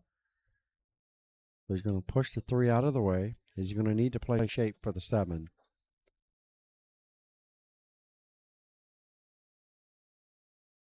Not sure what he had in mind there. I don't know if he was trying to play a 2-way there, but he ended up getting one.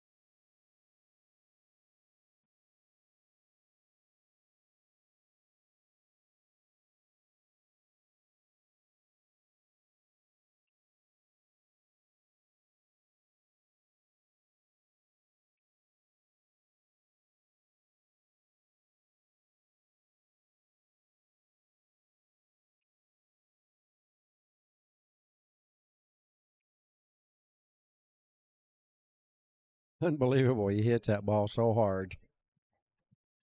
Cue ball doesn't hardly go anywhere.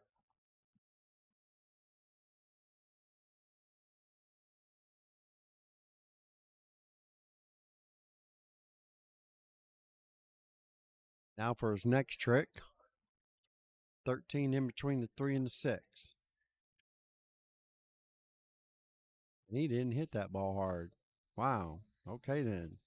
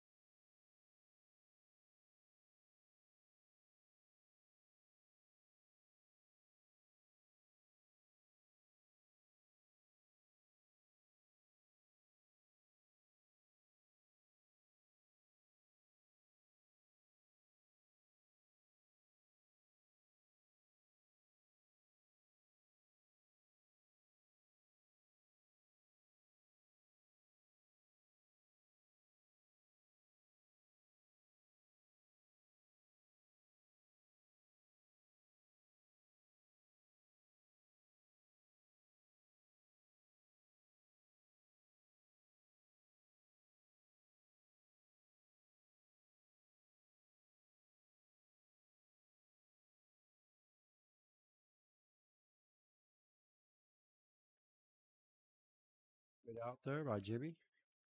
Takes this rack 14-5.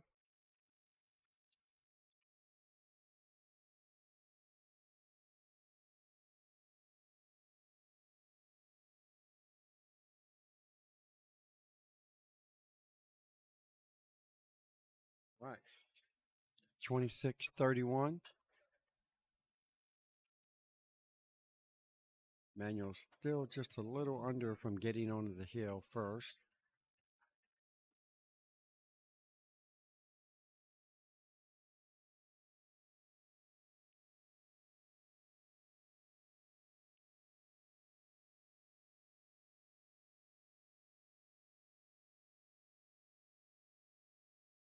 Basically, he needs 4 more points. So if he can get 4 balls in this rack and lose, he will still be on the hill. And Jimmy will need, if he gets 14 points right now, that will put him at 45. And that will put him on the hill as well. So Manuel needs this rack to put some extra pressure on Jimmy. And vice versa.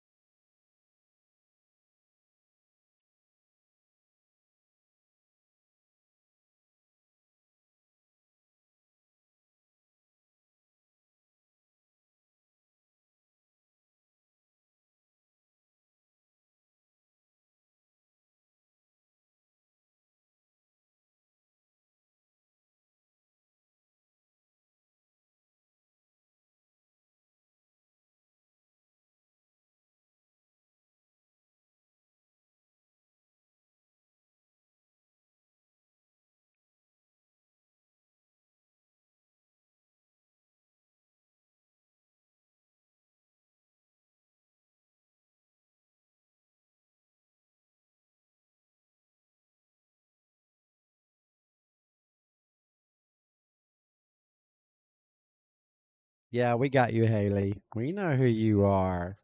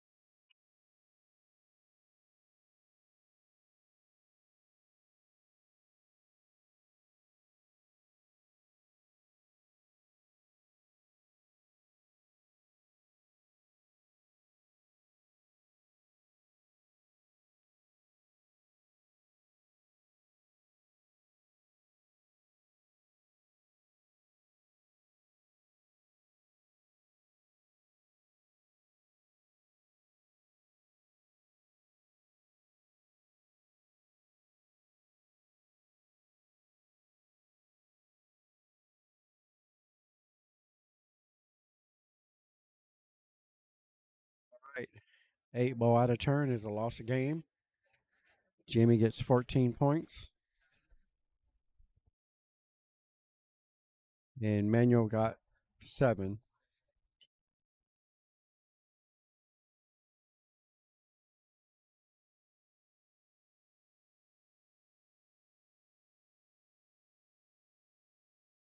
So that puts him on the hill. So we have a hill thriller. Because if Manuel gets 14 points, that puts him at 47. And he only needs to go to 44. And 14 points to Jimmy's score. Well, that puts him well over the 56 limit. So here we go, folks. Once again, like 90% of the matches, equal opportunity. Hill thriller.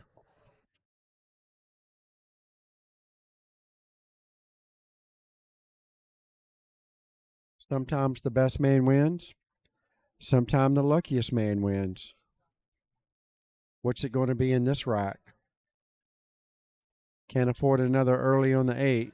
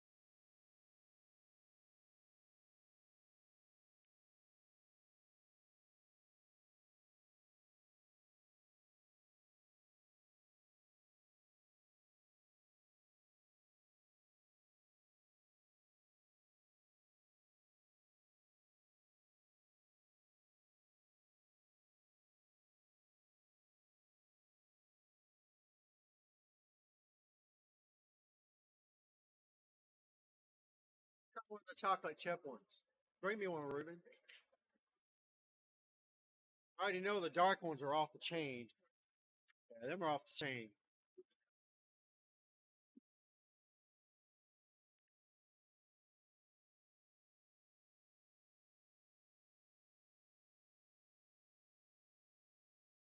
I stole a cookie.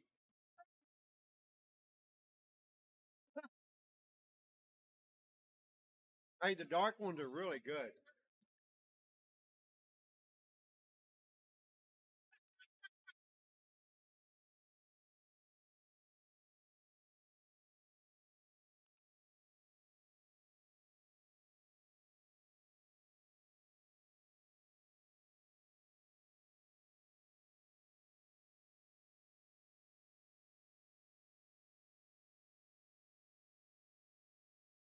They were to die for. They were. Did. Did I say that out loud? Thank you guys. They're delicious.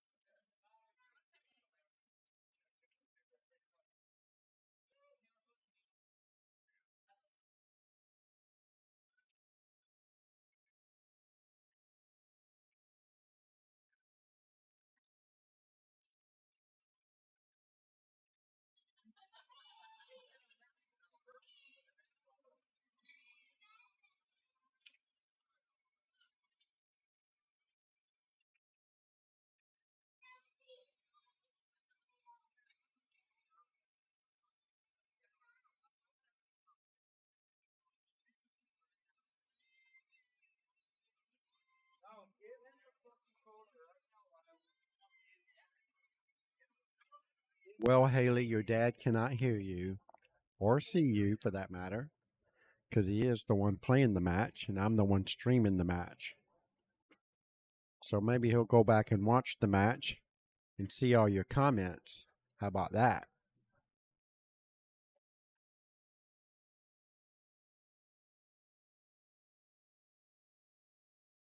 All right. Just a containing safety here from Jimmy.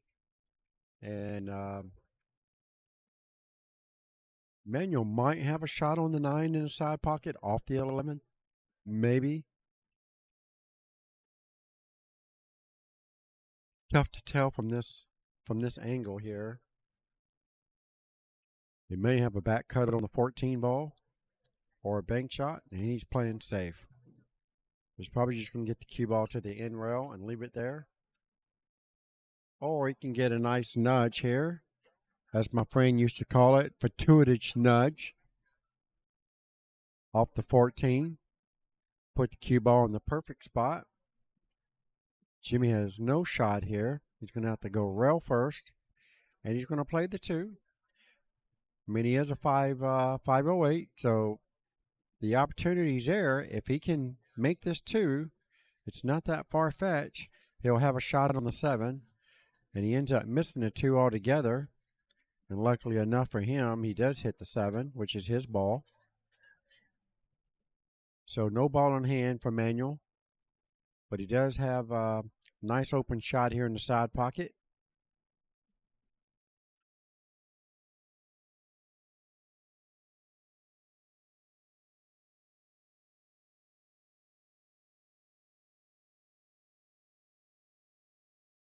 I believe he's calling the 14, and he does. Wow, he's very fortunate not to scratch off of that, coming in behind that ball like that. And now he's got a nice line here on the 11. Just don't know if he can get to it from the 15 ball. There's a slight angle on the 15. He's going to have to roll it all the way to this bottom rail here.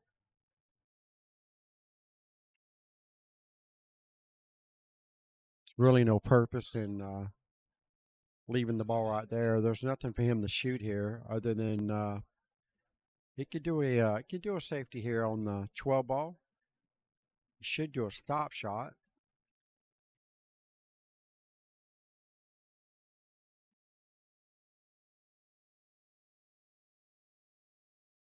Definitely don't like I don't like making his balls for him. Not yet.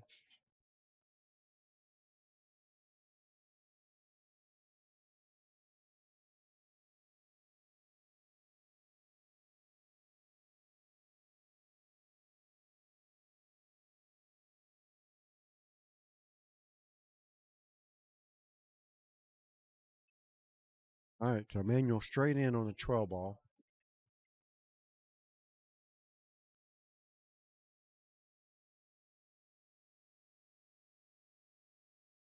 Slow roll this ball up and take try to get himself a little angle on the 11.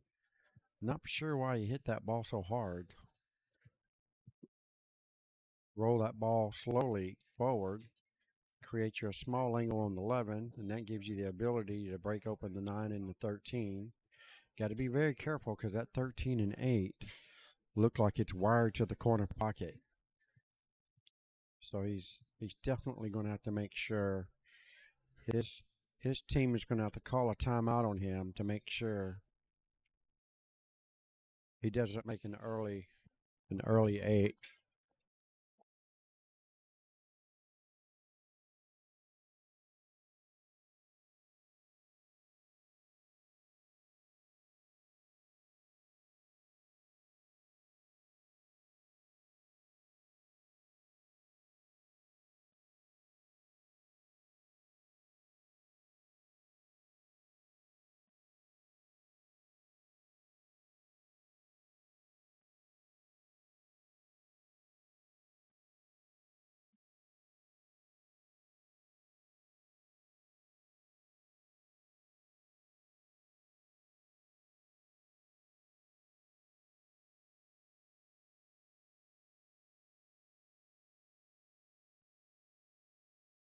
All right. Well, it was a good attempt, but I think Jimmy's going to have a shot here on the 2 ball. And if he can get anywhere close to straight in on this 7, this should be the match. Because the 7's going to go right where the 8's going to go right where the cue ball is now. Now, if he has to shoot this 2 into the 7 in order to make the 2, then he's going to have to roll forward. Looking at the wrong screen.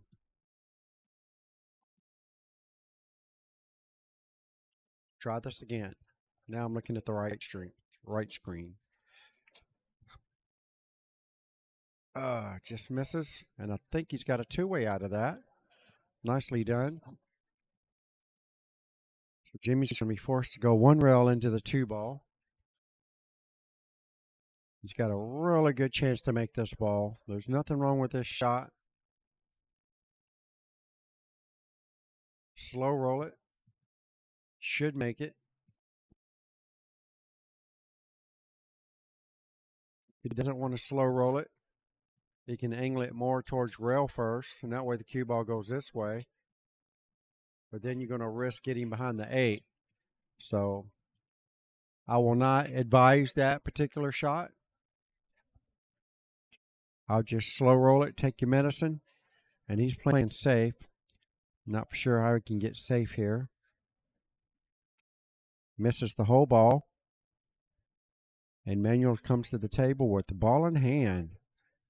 4 balls left on the table. And it's not an easy out by no means.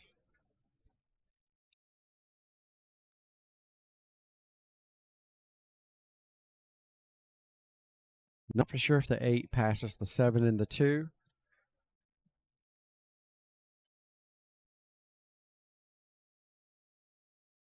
If the 8 doesn't pass the 2, then Manuel's going to need to play shape for the 8 for the other corner pocket.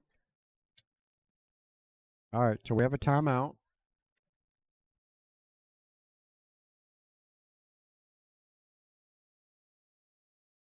I think this is the final timeout. The last game anyway, so there you have it.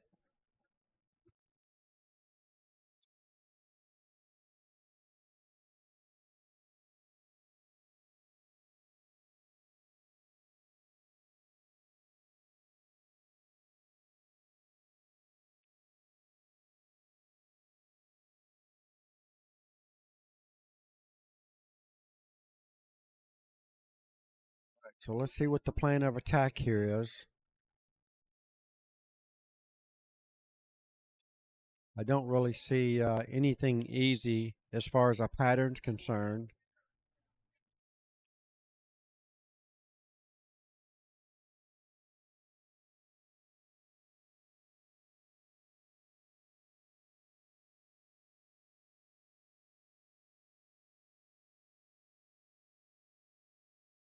All right, I like this setup. It's a little tougher to make the 11, but you do have ball in hand, so you just got to stay focused and don't roll your cue ball in the side pocket with the 11. Find your little your line you want the cue ball to stop at.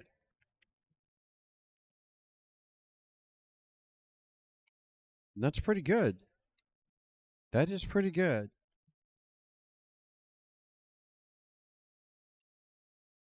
Now he's going to need to get a small angle here in the 9 ball. That might be too much. That's probably going to leave him, unless he can spin his cue ball and clip the 7, it's probably going to leave him a strong cut shot here on the 8 ball, which it does. All right, so here we go. This is going to be for the match win and possibility of not playing any more matches. This is the 3rd match. He takes it down. Wow. Takes it down. 14-5. And the Diamond family has won 3 matches in a row.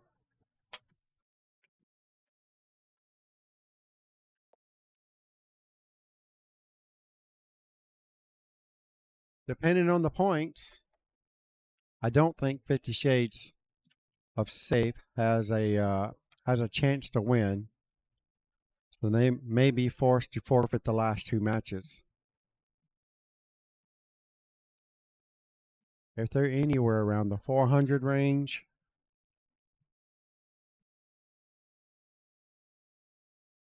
um, 50 Shades of Safe have no chance.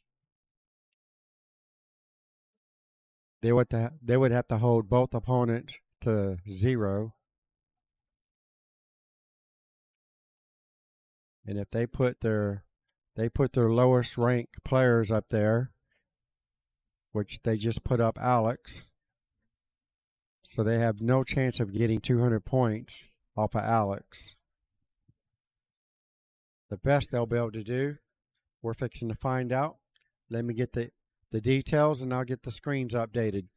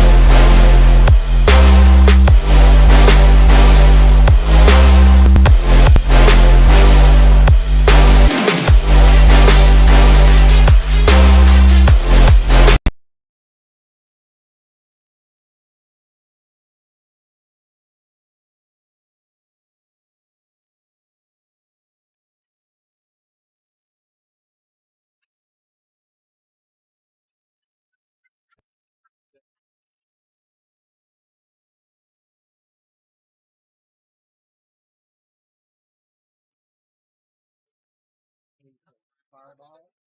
Don't forget my fireball.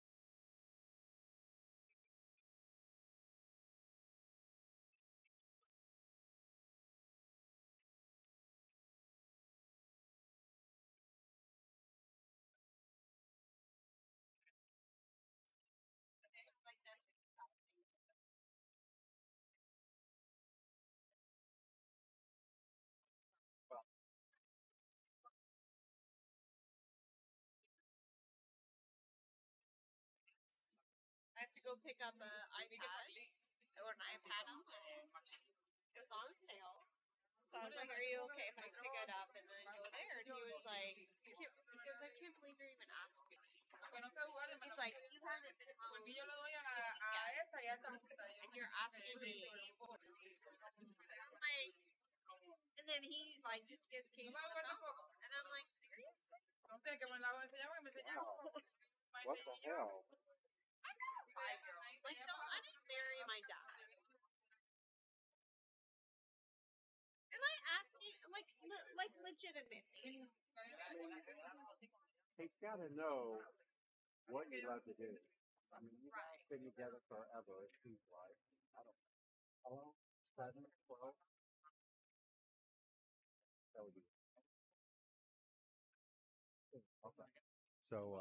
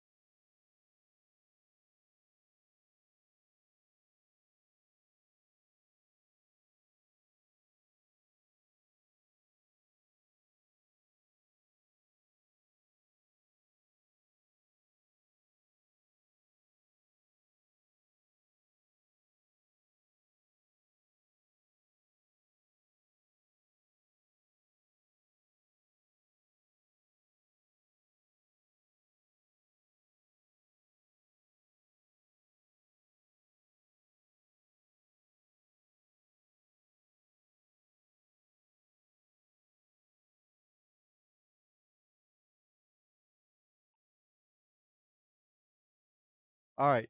Sorry about the quietness there, folks.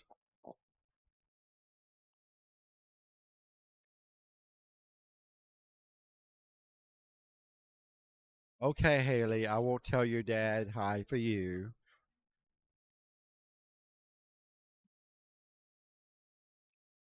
What do you mean, are you at home right now? Haley, who are you talking to? If you're talking to me, yes, I practically do work here. If I don't work here, I work in another pool room. If I don't work in another pool room, well, I work in a different pool room. Anyhow, I will send word to your dad that you said hello.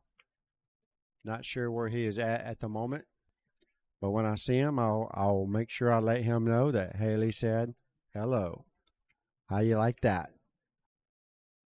Meanwhile, back at the ranch, we've got Chrissy on the live stream here, and she's fighting for the 50 Shades of Safe team. He is shooting the solids. Right now, all the solids look pretty good except for the 7 ball.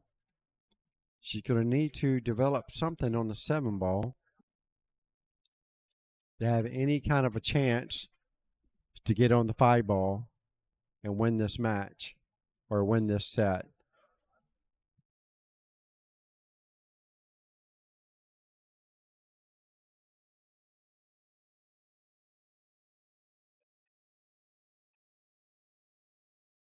There she is.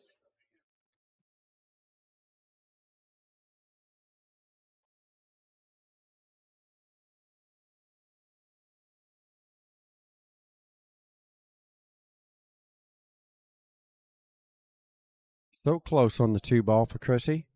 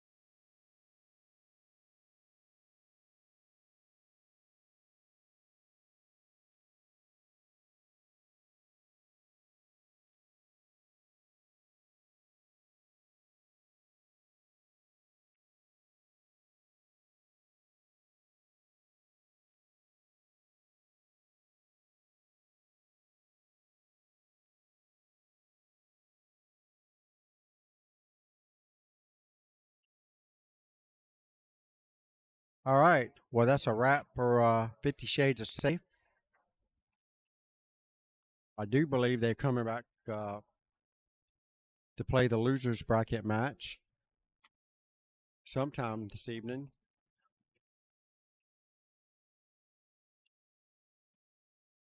So, congrats to the Diamond family taking out 50 Shades of Safe. They are going to Vegas. What a deal. And they did it in about 3.5 matches.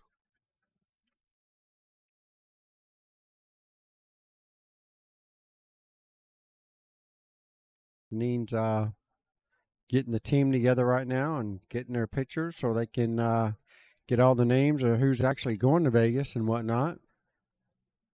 And then we're going to get another match set up for you guys. It may or may not be another Vegas matchup. It might just be a losers bracket match, but I'm not for sure yet. Janine's kind of busy at the moment.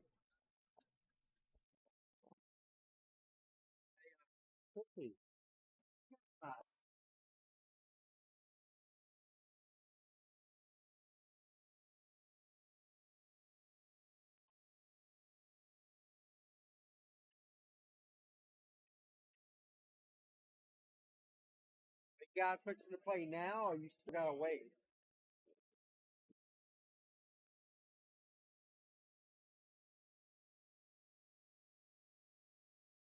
All right, Haley. I talked to Chrissy. Jimmy already left the Fat Cats, I guess, to go play in a match or something. I'm not for sure. So I told Chrissy to make sure that she told Jimmy, your dad, that you said hello.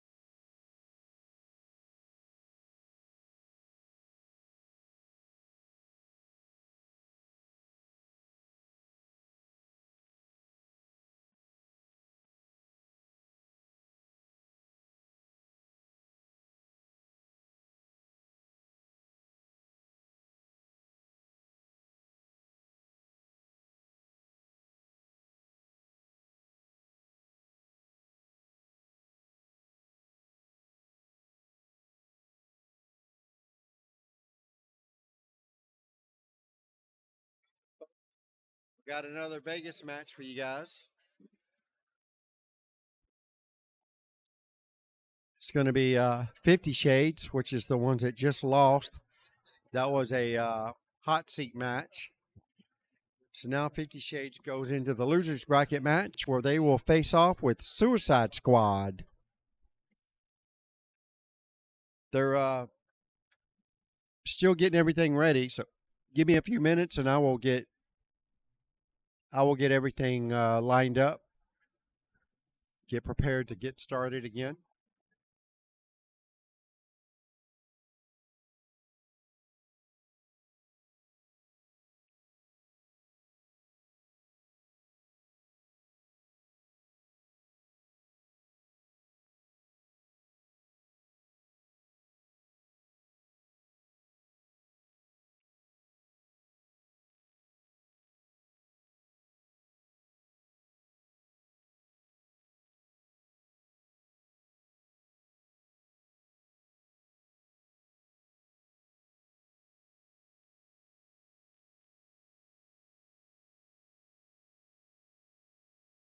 All right. Definitely down to the nitty gritty. We still have the other bracket A hot seat match going on right now. They should be pretty close to wrapping it up. So you're probably going to hear some loud excitement again when they win. So yeah, Pocket Pool versus Silent but Deadly over there, still going at it.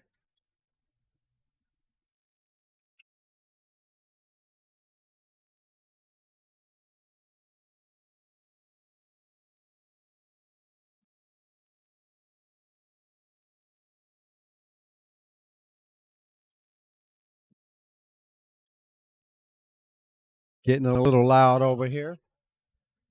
Bunch of smack talking going down right now.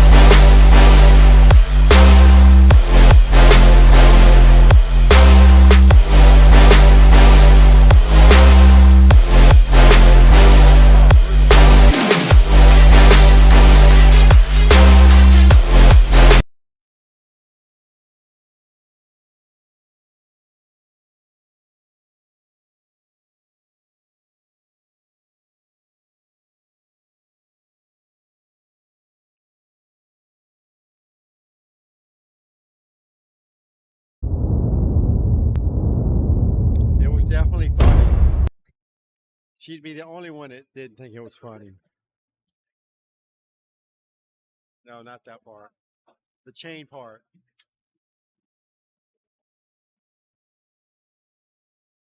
All right, looks like we're getting ready to put some teams up. So let me go get some details for you guys, and we'll get this. I believe this is going to be our last match. There's going to be another one that gets started after they get finished over on the other side over there. So hopefully they'll be done soon because we have another winners bracket, well not winner, another losers bracket finals to get started over there as well, where they're playing at behind the live stream table.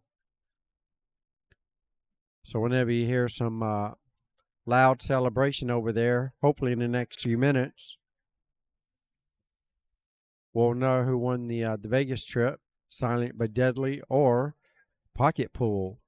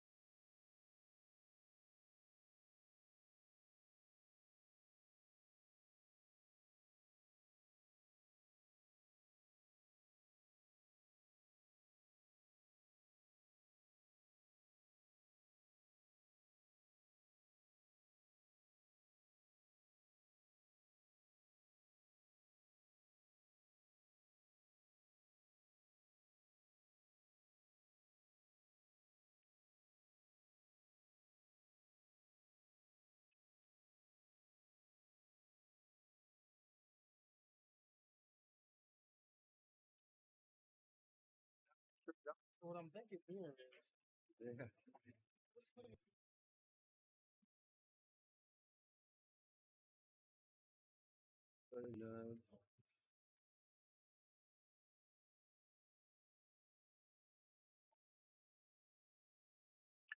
All right, here we go, folks. This is Bobby G. Zini coming to you straight out of Racked Billiards in Sanford, Florida. You guys are watching the Central Florida USA Pool League 8-Ball Teams Vegas Cup Championships. We are down to the nitty-gritty here. Once again, this is going to be the finals of the losers bracket action, where Suicide Squad's going to attempt to take down 50 Shades of Safe. Should be a great match for you guys. We have Forrest Wathel playing for Suicide Squad. His Fargo's 415. And then we have Karuna Defoe for 50 Shades of Safe. Her Fargo's 388. So therefore, Forrest is going to go to 43 and Karuna is going to go to 39. So it's going to be a neck-and-neck ball game. As long as they each play up to their skill level, you should probably see a heel thriller.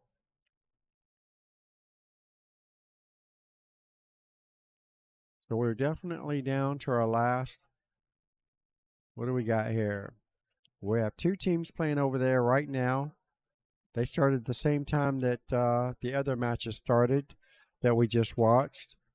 So maybe they're going the whole way, 5 matches. And then we have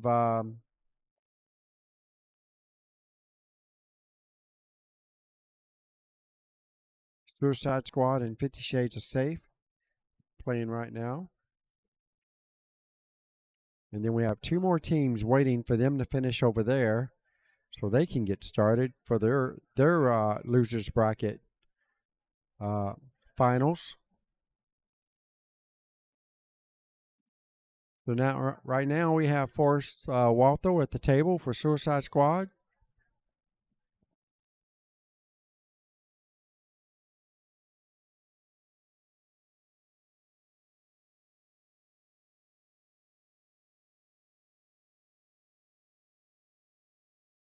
All right, so Karuna's got ball in hand. Looks like, let's see here. The 6 ball's tied up. Better yet, the 8 ball, I think, is tied up. No, that's not the 8 ball. That's the 4-6 combination there. It's kind of tied up. So Karuna's got the, looks like she's shooting stripes. And I don't think that I think the 10 ball is clean. I don't think it has a problem going behind the 6 ball.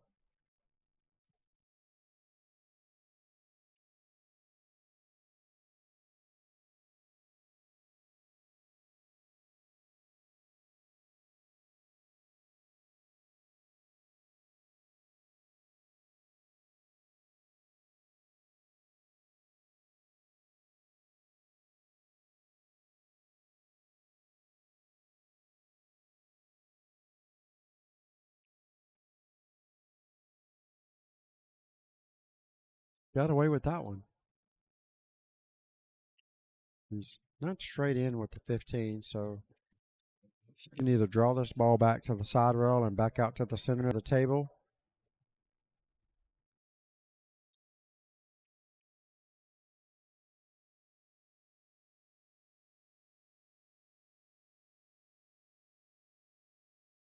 Or you can just run into the 12 ball. That works. And I believe she's got enough room to make the 12 and not hit the 6 ball as long as she doesn't hit it too hard. Let the ball roll through the 12 with left English. And she should be able to go around the 9 ball and possibly get straight in the corner pocket.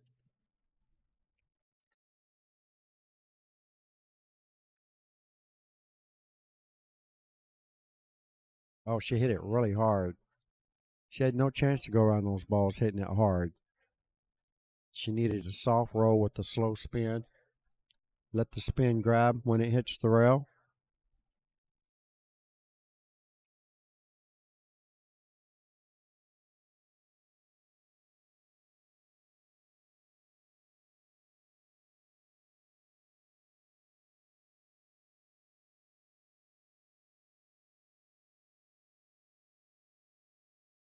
I believe she has a small cut here on the 9 ball. It's going to be very close, but I think she can make it. And the cue ball should come straight out, push the 8 ball. She ended up getting behind the 9 ball. So four's going to come to the table and got a nice line here on the 4 ball. Just hit it straight top English and let it roll past the 6.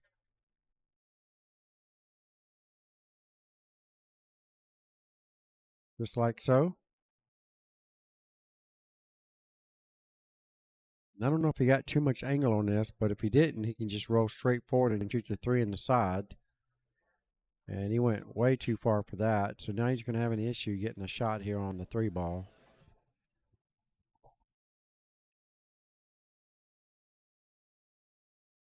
Thing about this shot, if he does hit it too hard, he could play shape for the 3 in the side.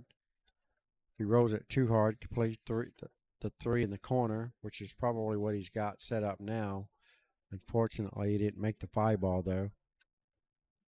It's a good try, and he didn't leave nothing easy for Karuna.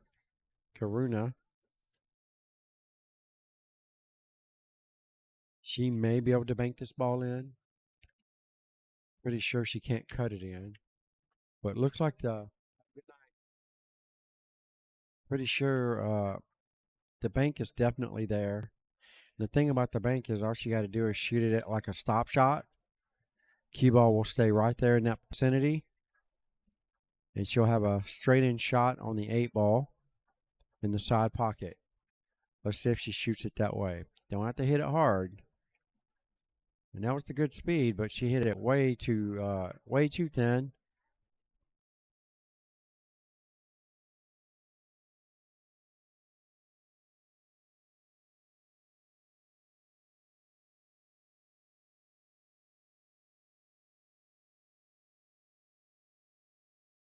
Force has got a pretty good shot here on the 3 ball in the side pocket.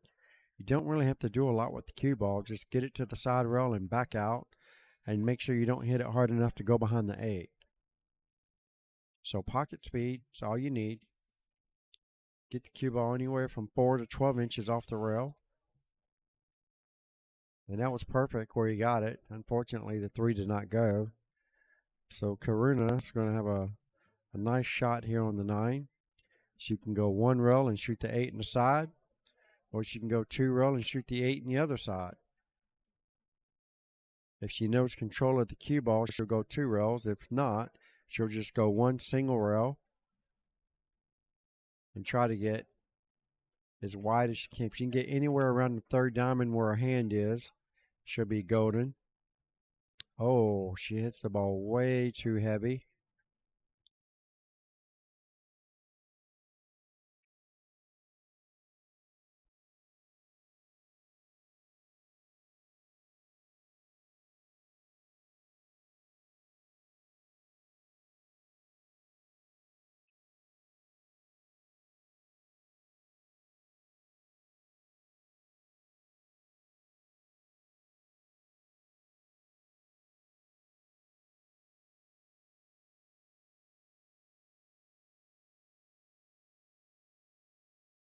Force doesn't have anything easy here. I think he just needs to play safe, send the 3 to the end rail, and try to get the cue ball to stop practically around where the 5 is, behind the 8 for sure. That's exactly what he's trying to do. And it looks like he hit it pretty good. This should be good enough to get him ball in hand, unless she knows a little bit of a masse. And if that's the case, she may follow it in, depending on how good she hits it. All right, so he's got her going 1 rail. And again, if she hits it too good, and hits this 9-ball full in the face, our cue ball could easily just follow it right on in.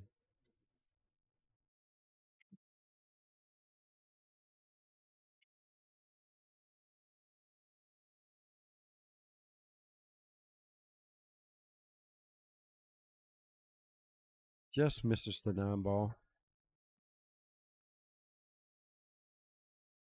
All right, Forrest comes to the table with ball in hand. 3 balls left on the table.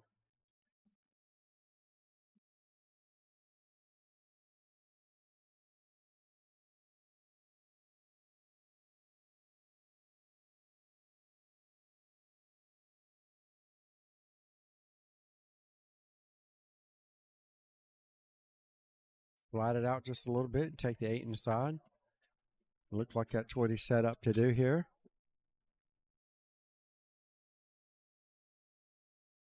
Looks like Forrest is going to take the first game. Yep, yes he does.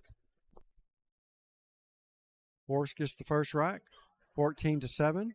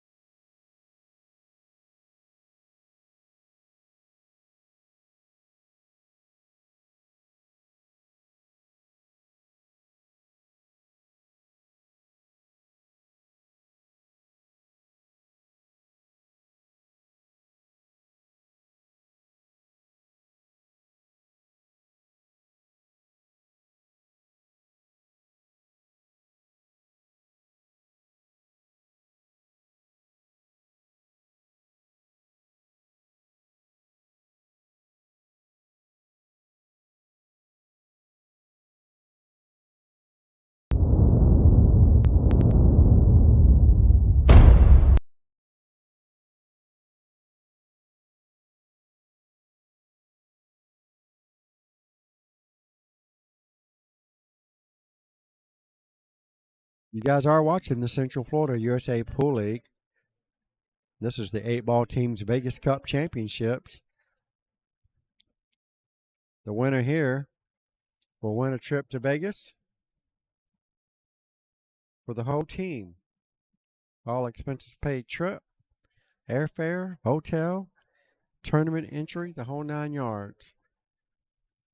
All they have to do is win right here. Be the best out of 5-match series. Whoever has more points at the end of the 5-match series will win the Las Vegas trip. How you like that? Started out with 40 teams. We're down to 3. Well, that's not true. We're down to 3 matches. More like it. So that's 6 teams. 4 of them are playing right now. Actually, we're down to 5 teams. We have 1 team waiting for the losers of the other bracket B hot seat match, which is underway for quite some time now, just behind where Karuna is standing at.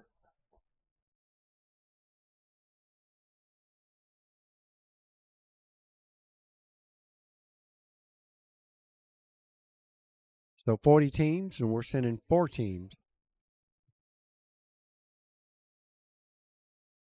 Did she? Oh. Saying that she had a 9-ball sitting in the pocket. It's 14-6. All righty then. That could have been my bad.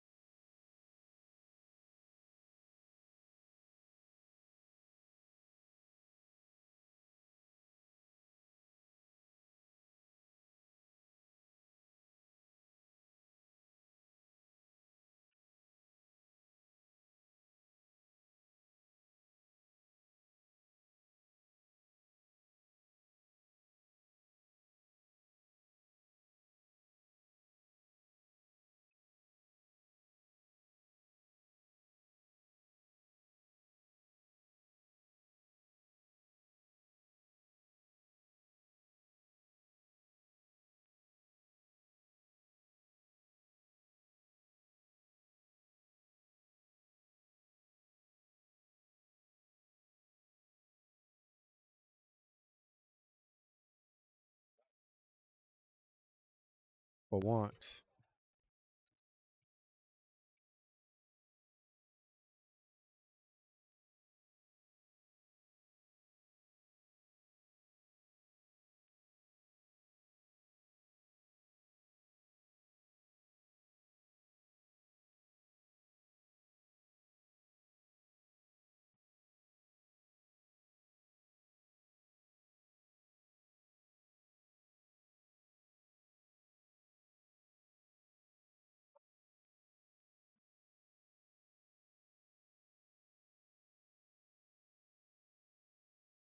All right, here's a good shot for Karuna. What is that, the 10 on the rail? Come off the 10 and slide the cue ball right into the 5 or the 3, and that will make the 13 ball for her. That is the 10 ball. She didn't like it.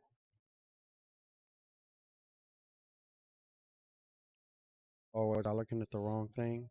Was she shooting solids, not stripes?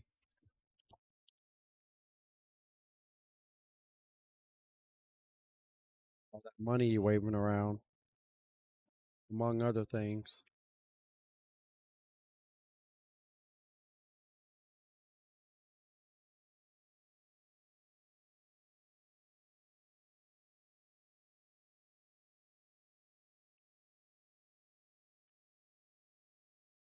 That's the left.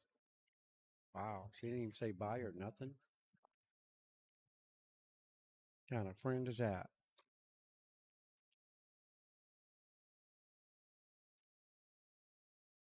All right, just barely gets a rail there. And Karuna, don't see anything visible here. Don't think she can get the 11 ball. She may be able to go around the 6 and at least kick at the 11 ball.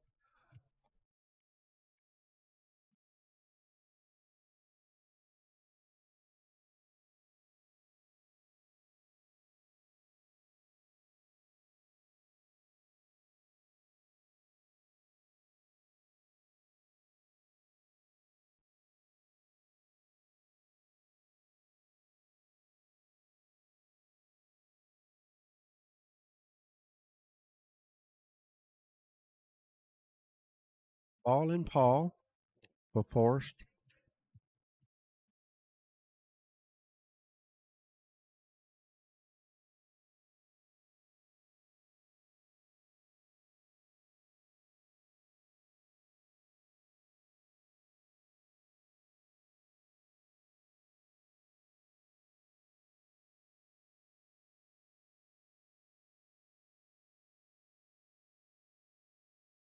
Says that.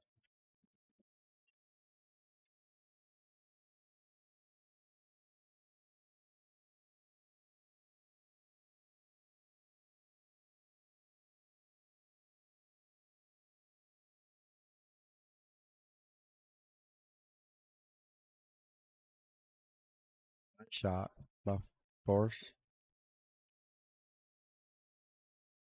All right, go ahead and take the 2 in now and go ahead and get the 3 ball broken open from the 13. Don't hit it too hard. Just make sure you develop a shot. And he barely developed a shot. I didn't mean to hit it that soft, but it works. He does have an open shot.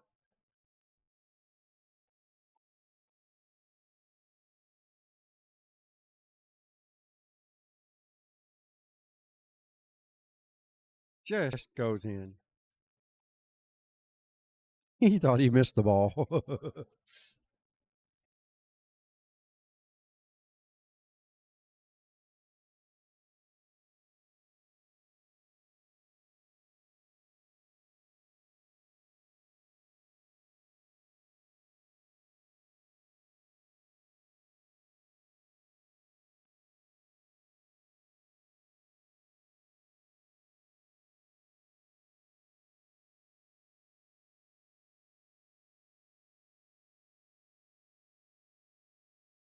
Suicide Squad just got done playing James Harper's team with Autumn French on it.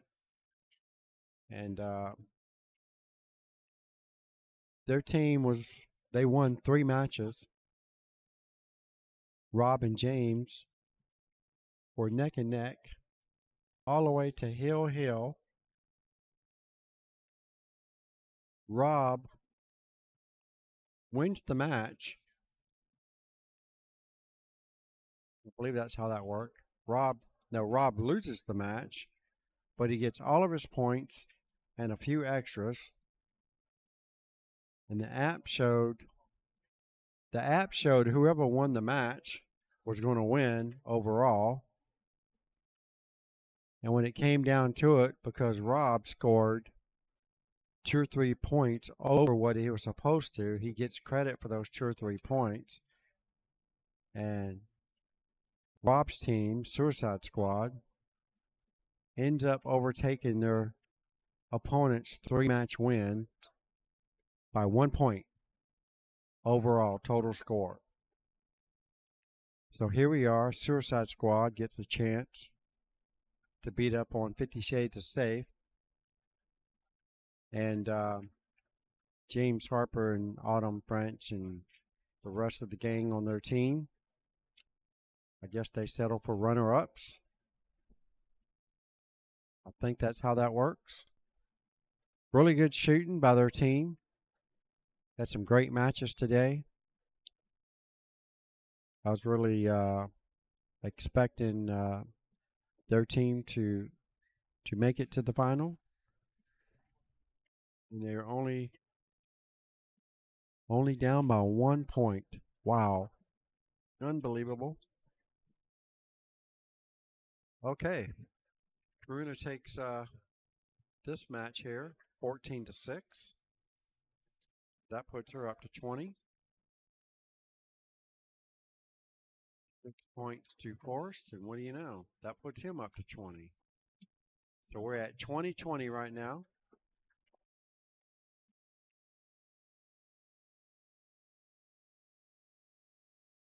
Forrest had 2 balls left on the table? Oh my goodness, what's wrong with me? I can't even see straight today. All right, so it's 19-20. All right. You guys got 19, they got 20. Right on. I got it right now. See if I can stay focused here and still trying to stay awake. Still have to drive back to Jacksonville tonight. It's going to be brutal.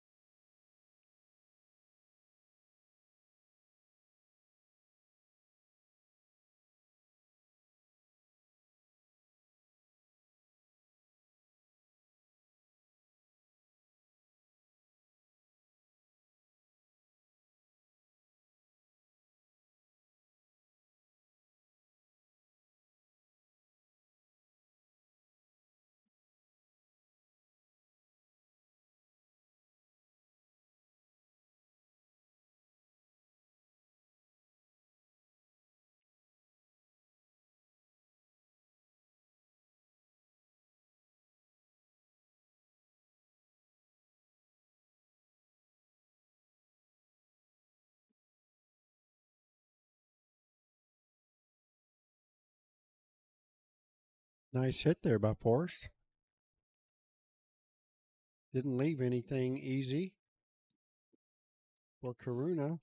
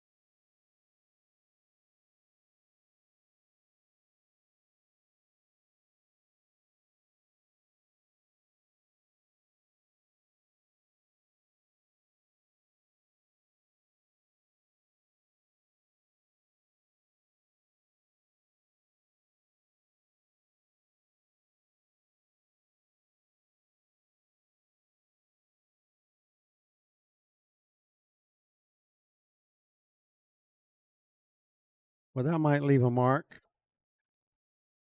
Forrest can make this ball and get something on the 8.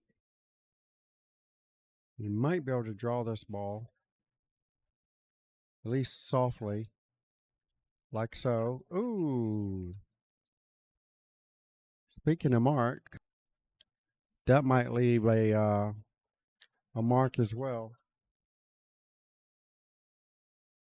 Karina needs to take the 11 ball out and draw the cue ball back anywhere about where it is right now. And that would be ideal. And she didn't quite get there, so she's either going to slow roll this and take the cut on the 8, or she's going to need to hit it very high with the medium speed pace and come straight back across the table so she can shoot the 8 in the same pocket it's a 15 the 12 ball is going into.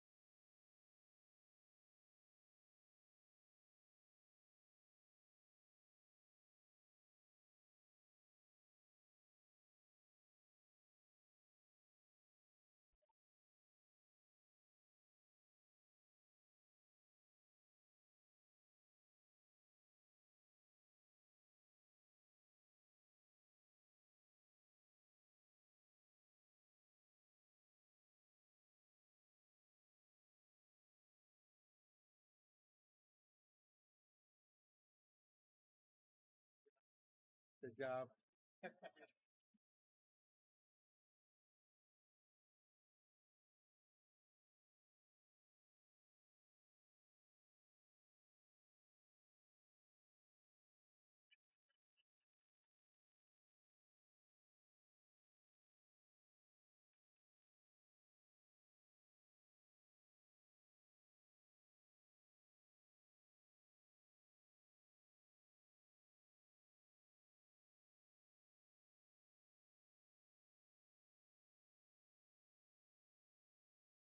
That was actually a pretty good shot there by Karuna. puts the 8 ball in play. So Force is really going to need to make something happen here with this 5 ball. The only thing I can really think of is shoot the 5 ball very thin, let it bounce off the rail, and try to use it as a blocker. It's a very risky shot, but I don't see any other option here other than trying the bank. And that is super risky. But you know, if you don't make the bank, you're definitely giving up the game. At least this way, you have a chance to get the speed right. All right, so he's got him kicking this ball. Probably 2 rails. Kick this ball in and get shape for the 8.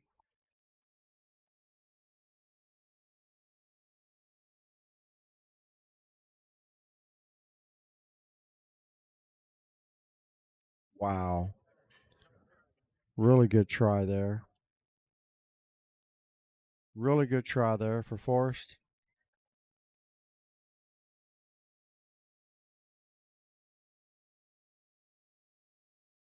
All right, so here we go. Now Karuna's pretty much do or die. She's all in right here. She has to make this ball without scratching in the side pocket. That's the other issue. Cue ball's going to be tracking towards the side pocket on the left-hand side. If she makes the 8. Got to watch the cue ball here.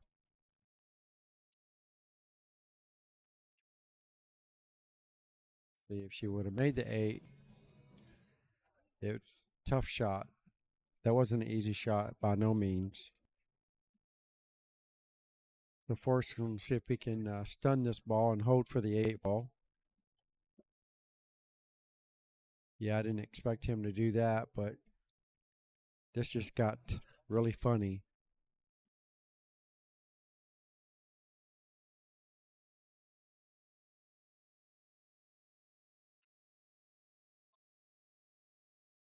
Can't believe he just cut that ball in. What a shot that was. Unbelievable. All right, so that is 14-7. I am clearly seeing the table now. There's no balls on it. So Force gets 14 balls. That makes it 19, 29, 33.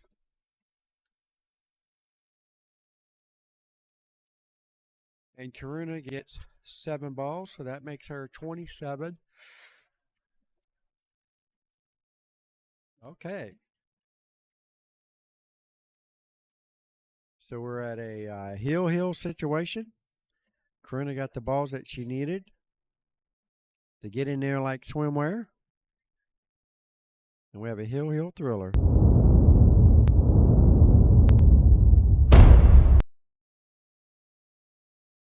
Nicely done. Now this is heel, so whoever makes the 8, it's kind of like a sudden death. Whoever makes the 8 in this rack wins the match.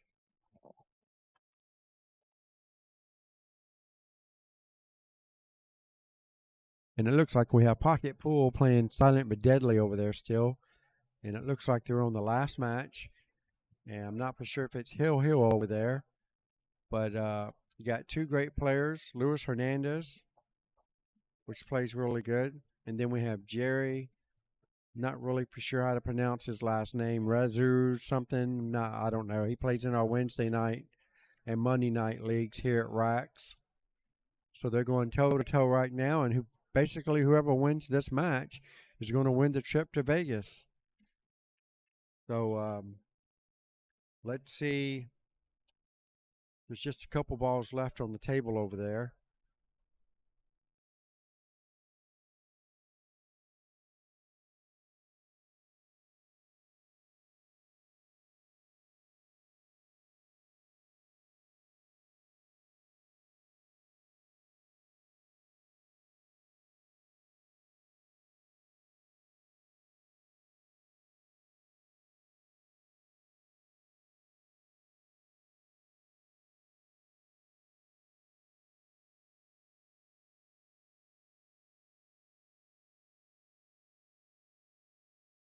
Lewis is shooting the 8-ball right now for Silent But Deadly, which plays out of Mad Hippo and Kissimmee. If he makes this 8-ball. No, he does not. Jerry's got 2 balls left on the table. One of them is hanging in the pocket, and the other one's like really close enough to go ahead and shoot it now. It's easier to get position for the 8 with the ball that's hanging in the pocket because they're on the same end of the table. And I think let's see if this is going to be a heel thriller over there. Pocket Pool plays on our Monday night league right here at Racks.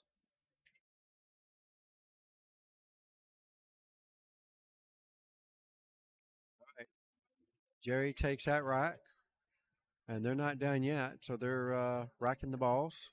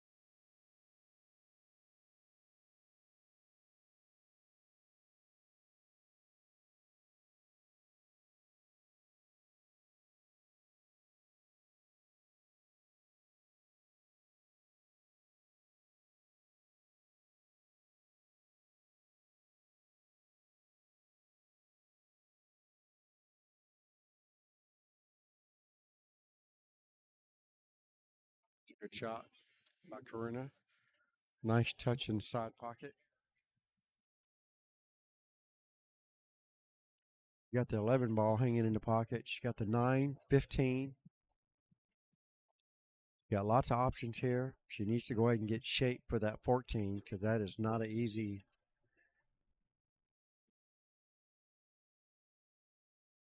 Not an easy shot to get onto from this position.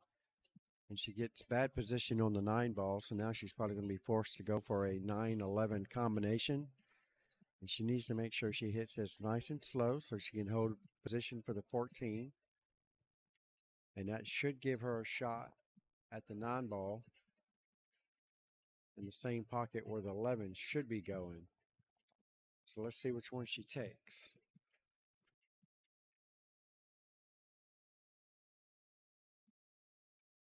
Wow. Did not know the ball went. She makes a really good shot. Doesn't really get position on the 14, so her work is not finished yet.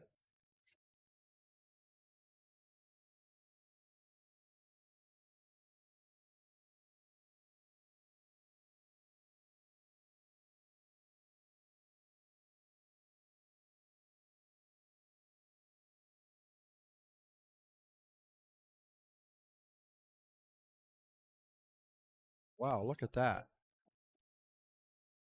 Oh, she called safe. It was a nice shot.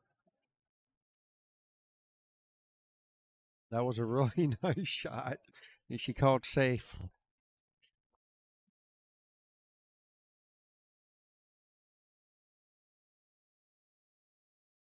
All right. Force has got a tough situation here where her ball is hanging in the pocket. So any miss, it's going to be hard to get safe. Just like I said, 11 balls hanging in the pocket for Karuna. She's not going to have a problem making this ball. Her only issue is because the 2 is right there by that side. It's getting position on the 8 for another pocket. So really, she needs to hit this ball really thin.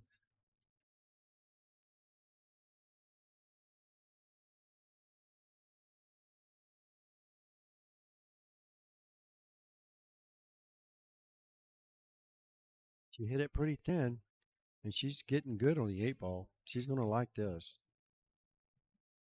Nice and smooth, and just let it roll.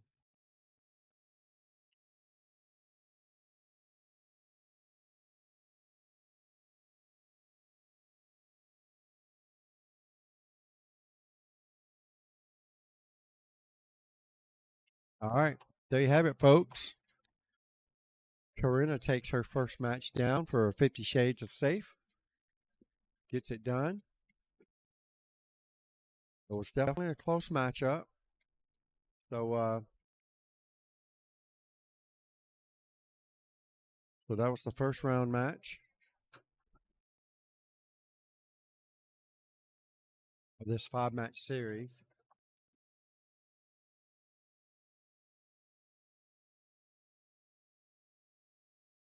So let's see who they're going to put up next.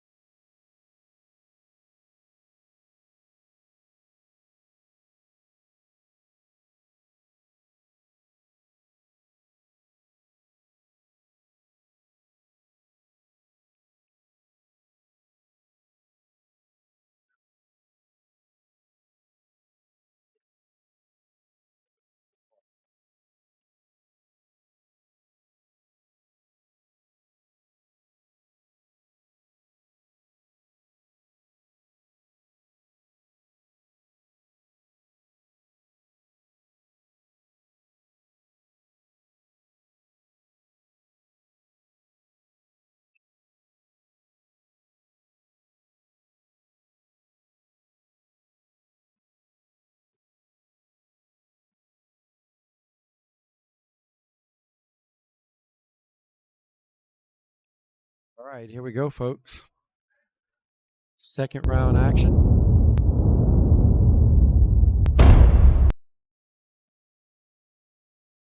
We have Derek Chartier playing for Team Suicide Squad versus Joe Englehart playing for Team 50 Shades of Safe. Derek's Fargo is 748 versus Joe Englehart's Fargo is 464. No, I just said 478. I didn't say 748. 478 for Derek Chartier. 464 for Joe Englehart. Races, Derek goes to 50, Joe goes to 48. Should be a tight-knit match here for you. You guys enjoy the show. Don't forget, share the stream. Send me, don't forget, no one has sent me not one sticker for my Monopoly Go game. I'm really upset about that.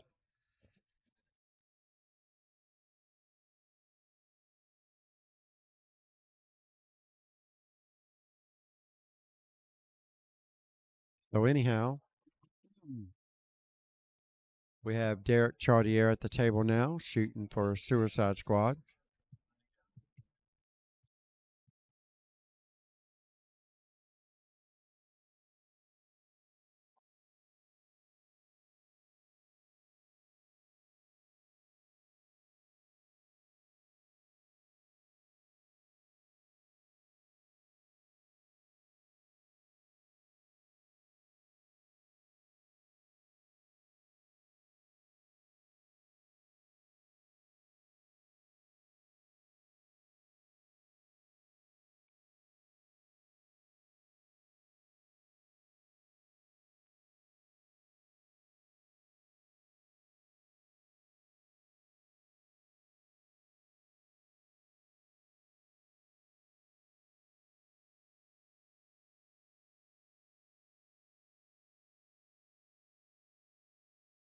Uh-oh, we have an issue on the other side of the matches over there. Looks like players are dipping in when they're not supposed to.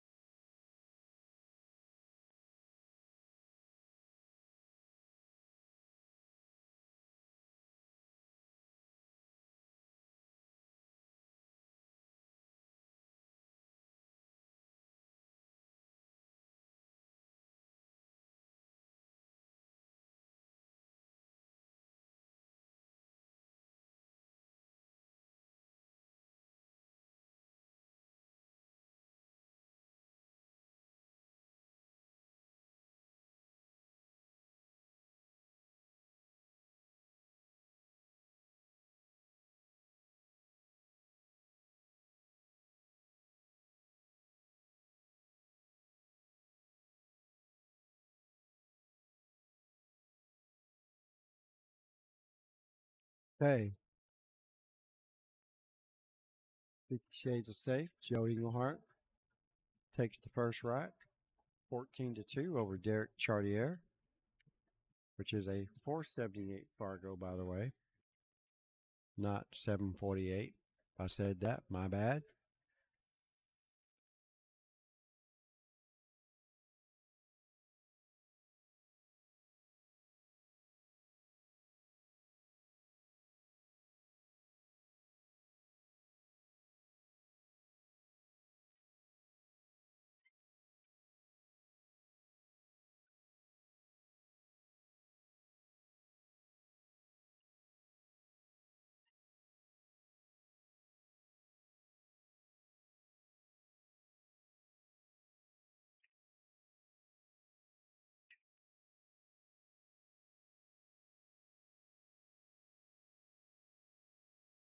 Sounds like a dry break.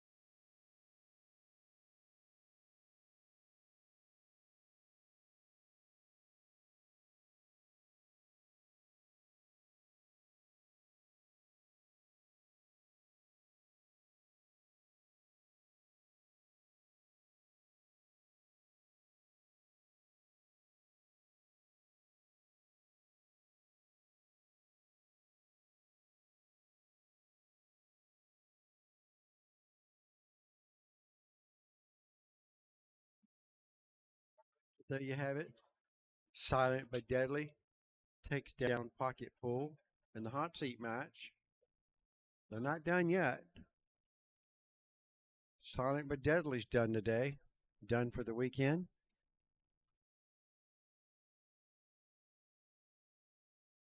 They win the trip to Vegas.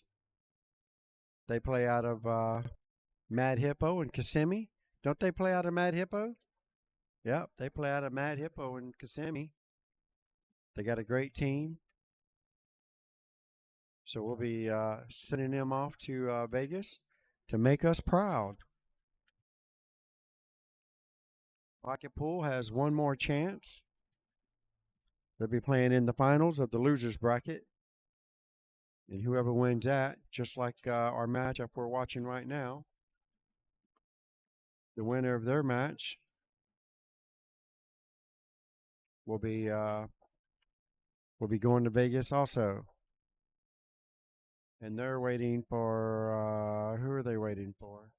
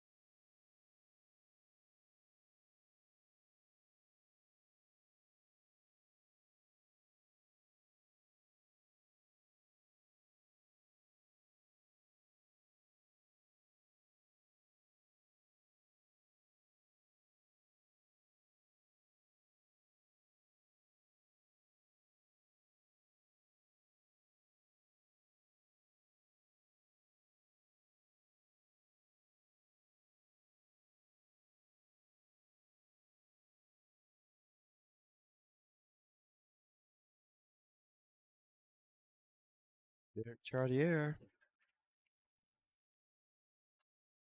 just couldn't quite get that one done, but he didn't leave nothing easy for Joe. All right, so Pocket Pool.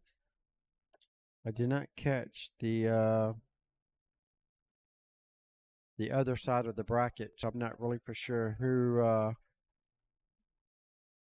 who's going to be playing Pocket Pool for the finals, the losers bracket.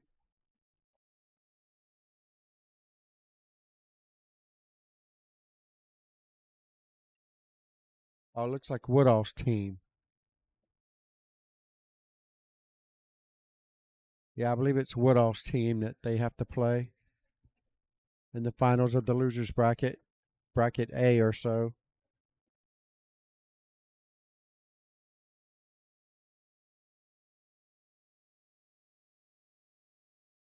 All right, so here we go. Derek Chartier, aerial attack. It's kind of straight in, so he's got a possibility on this 8-ball. I've never seen him jump before, but we're fixing to find out. Ooh. That is no good. Joe should not have a problem running the rest of these balls out with ball in hand.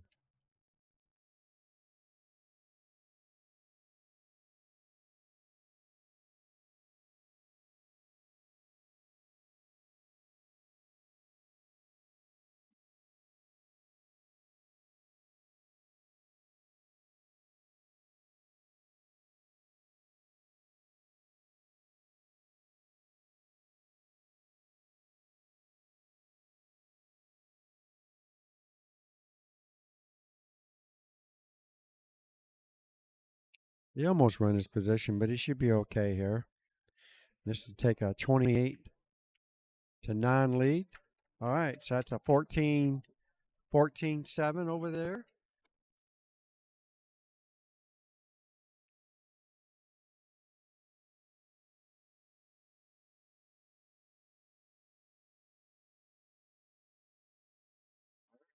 So Derek's got some serious playing to do here.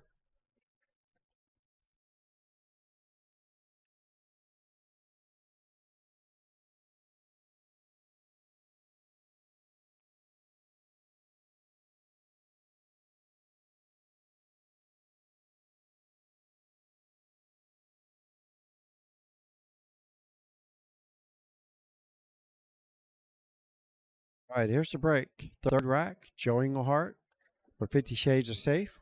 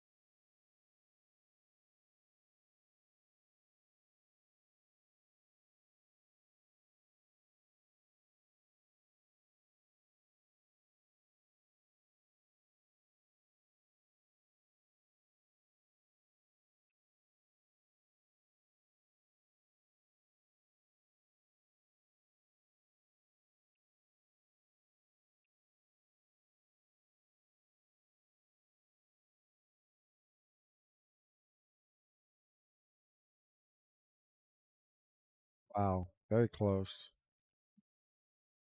Derek trying to make something happen here. He might be getting too overly aggressive. Got to still, you got to play smart.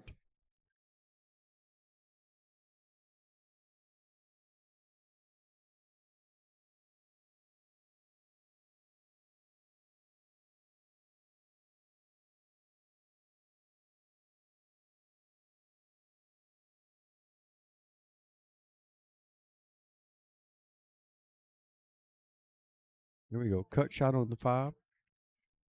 All right. Didn't even try it. Pretty much an all-out safe. Pretty good one at that. Don't think Derek has anything to shoot at here, especially that's pocketable. About the only thing I really see him having a shot at is the 12 ball. Shoot it towards the 2 and let it go in off the 2.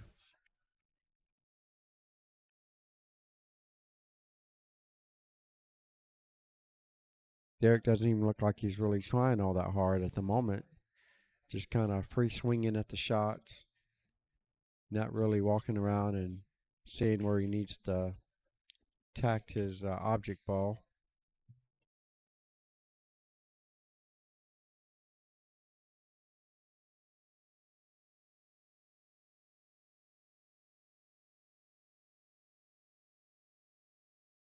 Wow.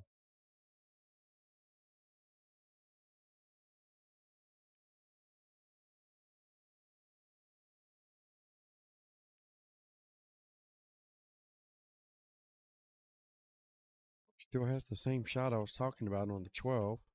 Shoot it into the 2 and let the 2 push it towards the 9 in that pocket. So you're going to bank the 11 into the 9 ball. Good speed. I think he hit this really good. Oh, not quite hard enough. Wow. It was a great try. I thought he hit it plenty hard enough. As soon as he hit it, it just kind of died out there at the end.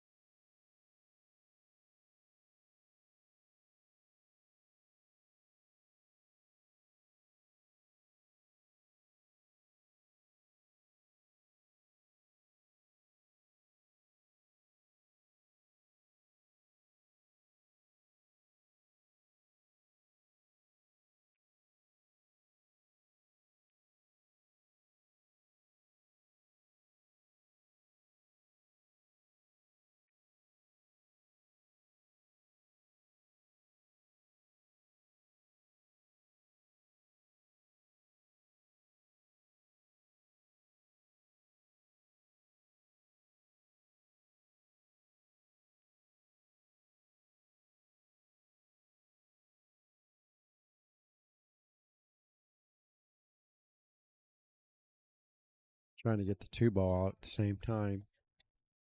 Just didn't quite get it there. He needed more draw. Don't really understand why he's shooting this bank shot when he's got an open shot on the 5. And another opportunity to get the 2 ball out. So, and again, he can hold his cue ball and keep that same angle where the 4 and the rail is. Hit it way too wide. Look at this. Wow.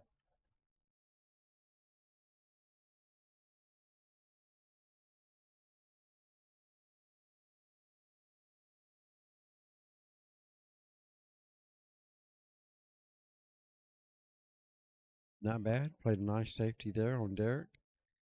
Derek can hit his balls, but I'm not really seeing him making one.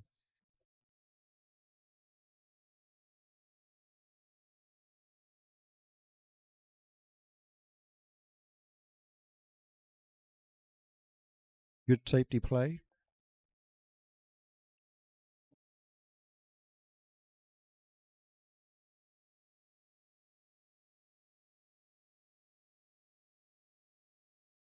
Derek has a shot at this 10 ball, or 12 ball, better yet.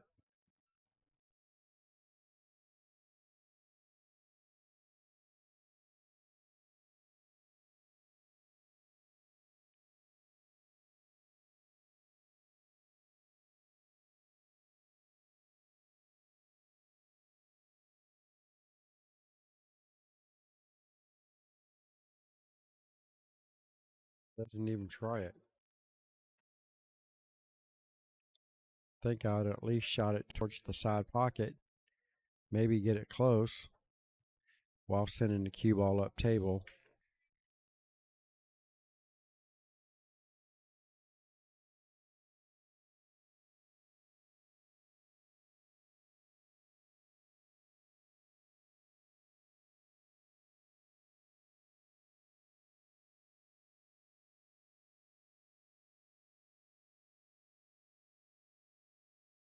Didn't quite get him.